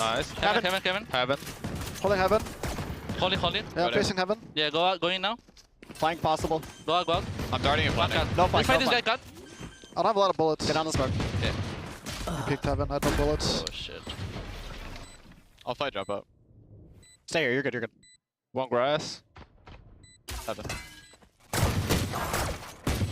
Out of it. Last player standing.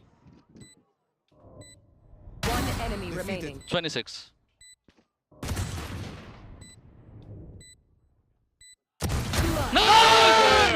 You're insane, bro. I had no bullet. No, man, there's just no way. Is that his 5th clutch? It's his 5th Red Bull clutch. He just keeps doing it to him, man. I'm actually disgusted. It's another 1v2. At least it wasn't a 4K, but like, come on. The coach interview, Potter. We never lose those rounds. And we lost 4 this game. There's another. Yep. Yeah, take a sip. Well, it's time to force up for Evil Geniuses. I guess that's the only thing you can do here. MIBR recognize it too. It'll be a fight over main. As far as forces go, this is not the strongest either. And Evil Geniuses only have the 2 players here for now. A teleport being set up for the quick rotate. That'll mean Zerona's on the right side of the map. If MIBR were to continue on to A, which they are not. Look to work back through mid.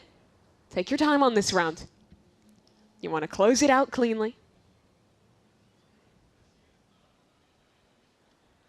There's a Vise wall guarding market for now. Exactly where MIBR is headed. We'll see if they get the read on this and can get a clean pop through. If they are, this B site is paper thin. How many make it? Teleport ready to group back up, and that's just going to be Verno and Zekken. See if anything else is necessary. Maybe just trying to sell a fake here and come back in, but this is dangerous because EG are sticking around. Yeah, they've not moved. Still a crossfire here. They hear the trip and break it. Superman still has a paranoia. That's a good setup here, but MIBR continue forward. Just mowing him down in tree.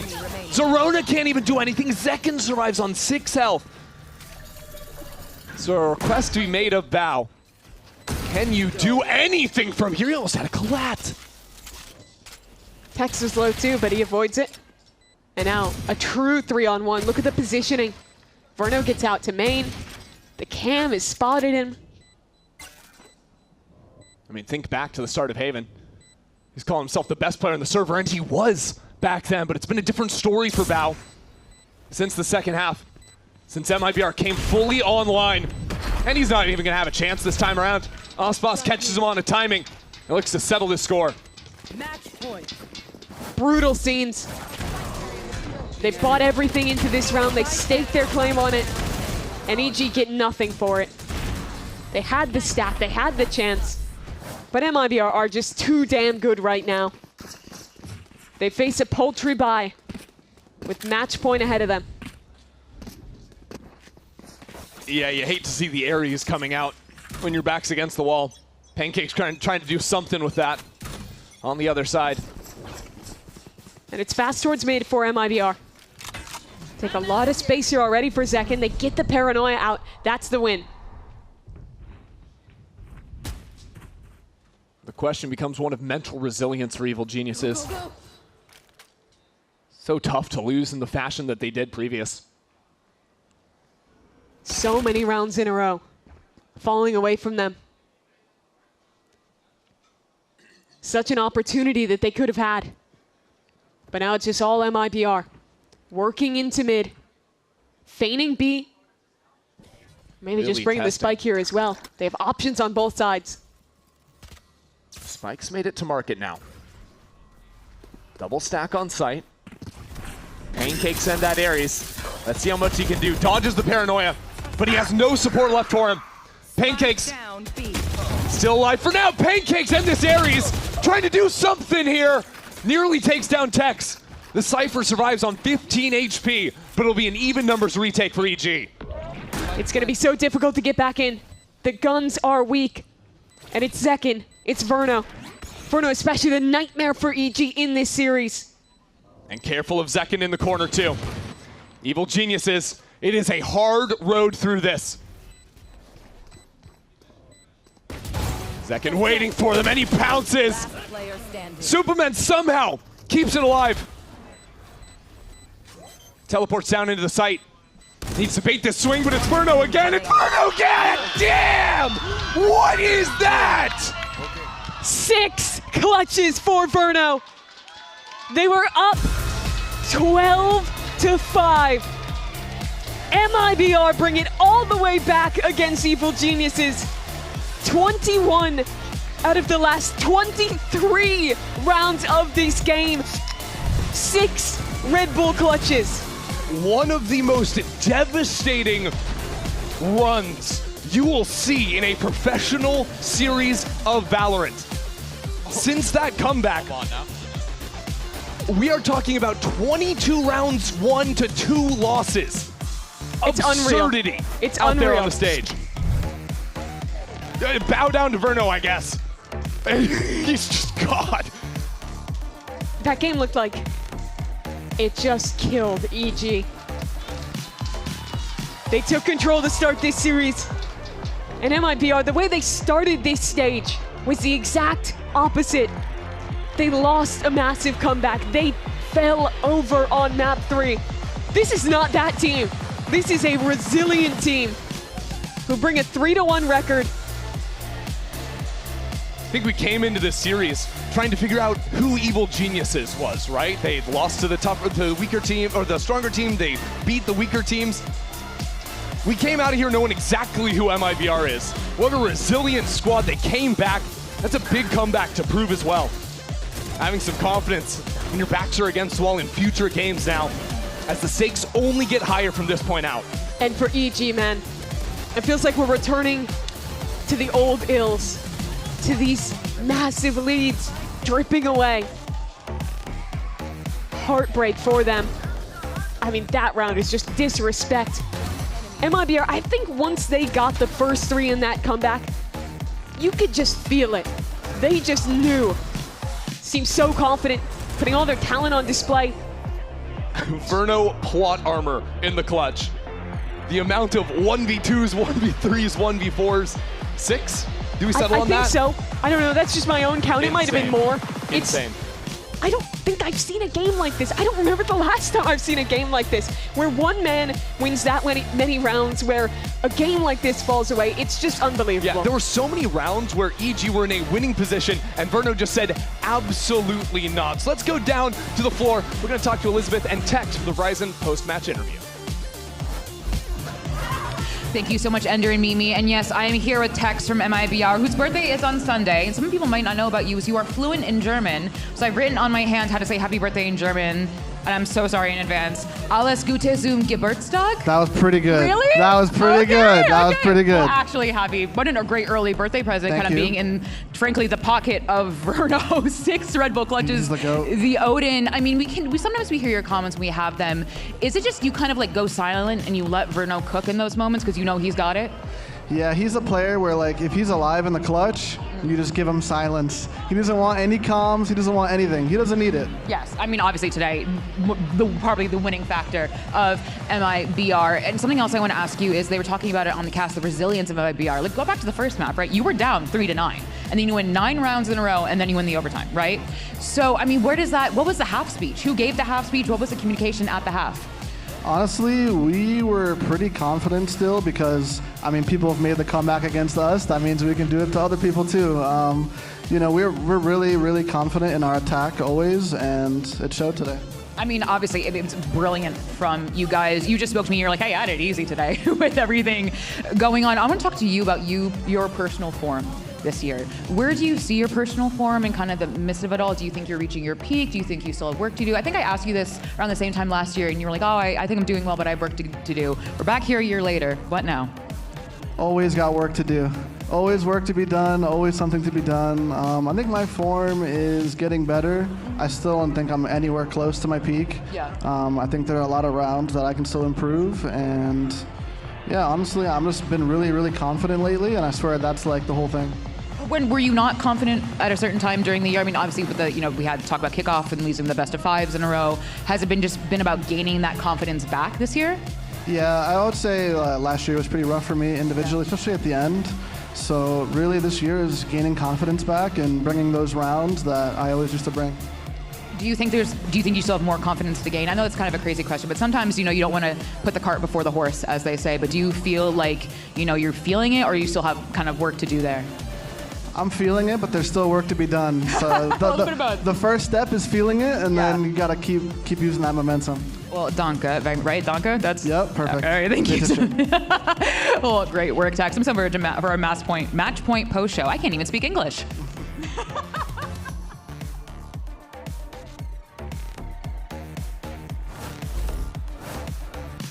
All right, everyone. Thank you so much, Liz, for that. Always a pleasure to hear from Tex, big Tex in the house. And we are now joined by Mazzino and Aspas. And we're going to have some fun here. Because I don't know if you guys know, but when we're here at Match Point, like the day's over, everyone wants to go home. They want to hurry up. So they told me, Golden Boy, you asked too many damn questions. So what we're going to do instead is a quick one-word answer game. How does that sound? Does it work? Does it work? One word. There it is. Even have a graphic for it and everything. Look at that. That's production right there. Okay, Mazzino. First agent ever mained? Sage. Sage, okay. Dogs or cats? Huh? Dogs or cats? No, it's cats. Cats, okay. Most underrated agent? Quick. You're thinking to work. Quick. Like, I have to think here. Underrated agent? Yeah. Come on. Go. Mazzino, underrated agent. You let me down. Underrated agent. I have no idea. KO. KO. Oh, I like that one. Okay, most intimidating player. Probably you, but. That was me then. Okay, who's the Valorant GOAT? Aspas. Hey, like, who's your Valorant GOAT? Mazzino. Hey! Okay, hey, look at that. All right, which teammate would make the best streamer? What? What teammate would make the best streamer? Streamer? Yeah. He's gonna go with it. But you know what I'm gonna answer. Yeah, right? I know what I'm gonna I think Tex because Yeah, he's the funniest guy ever. Actually, I'm with that. Okay, let's see. What's your biggest fear? For me, it's spiders. Spiders. Yeah, just throwing that one out there. What about you? Biggest fear? Biggest fear? Spiders? Everyone is going with spiders? Okay, all right. I think we already answered this one, but I want you to give me not Tex. Who is the funniest pro player? Tex. No, not Tex, not Tex. Who's funny? The funniest pro player? I only think of Tex. There's only Tex in my mind. Why? What is it about Tex? Because you guys say this all the time. Is he just like a big old clown having a good time out there? No, he's not a clown, but he's just naturally funny. Yeah, I know. I mean, some people are like that, where they just have that, like, jovial personality about them. Yeah, for sure. All right, this one I'm dreading, but it's on here, so I'm gonna ask. Describe me in one word. Both. My asses. Both of you, unbelievable. That's how you get hit. All right, next up. Now, if you could only eat one food forever, what would it be? Stroganoff, chicken stroganoff that my wife cooked. Oh, okay. That's not one word, but you know what? You mentioned your wife, so brownie points, extra points for him. All right, what about for you, Mazzino? Completos. Completos. Yeah, I know. I enjoyed a fair amount of completos. All right, most used emoji. It's the one laughing sideways. Yeah, laughing sideways. Okay, okay. Me's the melting This one. guy. Oh, Yeah. the salute. Yeah, Salute's the a salute. classic. Yeah. All right. Best fast food. Burger King. Okay. Chick-fil-A. Chick-fil-A. Okay. Which teammate would survive the zombie apocalypse? I will survive. I will survive. And you know what? One last question. How are you? Good. Good? Feeling And good? I'm feeling great. What about you, Aspas? Perfect. Perfect. There you go. That's one word, everyone. Now let's go ahead and show the standings and see where we are right now. Because with that victory, MIBR continues to add to their total, sitting in the top 2 right next to Leviatán. I mean, you guys have, what a game that was. Seriously, what a comeback.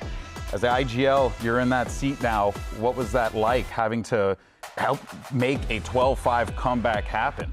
Yeah, we just make our game. We just started making our game, doing our stuff on attack side. We know that we have a good attack side. Yeah. So we just making things right as a team together, like not getting like desperate. Yeah, yeah. Yeah, that's pretty much it. Round by round, we come back. And at the end, at one point at the end, they told me that we were down 12-5. I didn't even notice. That's crazy. Well, hey. I noticed the 9-3, but the 12-5, Yeah, you just kind of closed off and just locked in. No, that's for sure. Of course, our matches tomorrow, as you guys can see there, you got NV Furia, and then you will have Leviatán versus NRG. Aspas, you want to give us some predictions? Who you think's going to win between NV Furia and Leviatán NRG?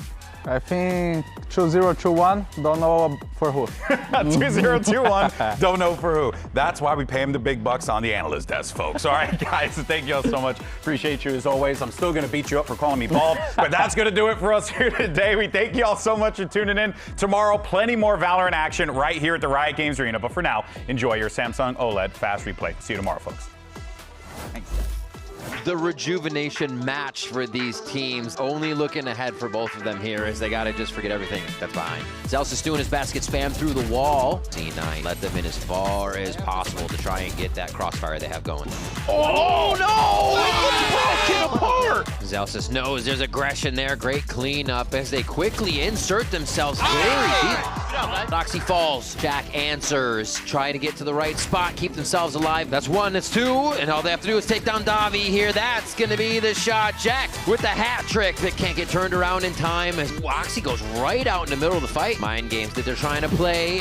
Oh, yes, there's on another one. They are scrambling, but still finding safety. Oxy just draws Luke Show on the wall instead of getting the kill, and he's somehow still alive. And we're going all the way to Summit. Little situations where you try to play into util, but Tikazine comes out. C9 trying to move together here, and Tikazine is still ready. Just so on the ball. One more. They're going to let him get it. It's going to be the ace for Tikazine. Loud is just knocking them down left and right. Fireball in a 1v2. Got so far to go. One more, and it's just going to be a cat and mouse game. A quick shot from Fireball. Fast round here from C9 going through. Oh my God. Head on a swivel for Darker, and TK in the sight. Loud takes Summit. Loud take the series. Well, I don't know about you, Mimi, but I'm ready to have some fun. I hope these teams are ready to have some fun too, because we got MIBR versus Evil Geniuses. Evil Geniuses are high, they're low, they're behind you and around you. Mazzino trying his hardest here. And Bowers is gonna watch out. I might be the best player at the game, bro. Evil Geniuses now have the numbers. MIBR are split. Osbus is down. Tex keeps them in it. What a performance. The stuns trade out on either side as Zerona is up into it. Osbus nearly took them down. Still Vernal a problem. And the Odin in his hands. Vernal, you're joking! A third 4-piece to clutch out this map. 4 players already quick here onto the site from MIBR. Ready to hold it down off of that dart. It's beautiful. And Zekin works off his teammate's utility to perfection. 4 for Zekin. Dupaman somehow keeps it alive. Teleports down into the site. Needs to bait this swing, but it's Verno again. It's Damn! What is that? MIBR bring it all the way back against Evil Geniuses.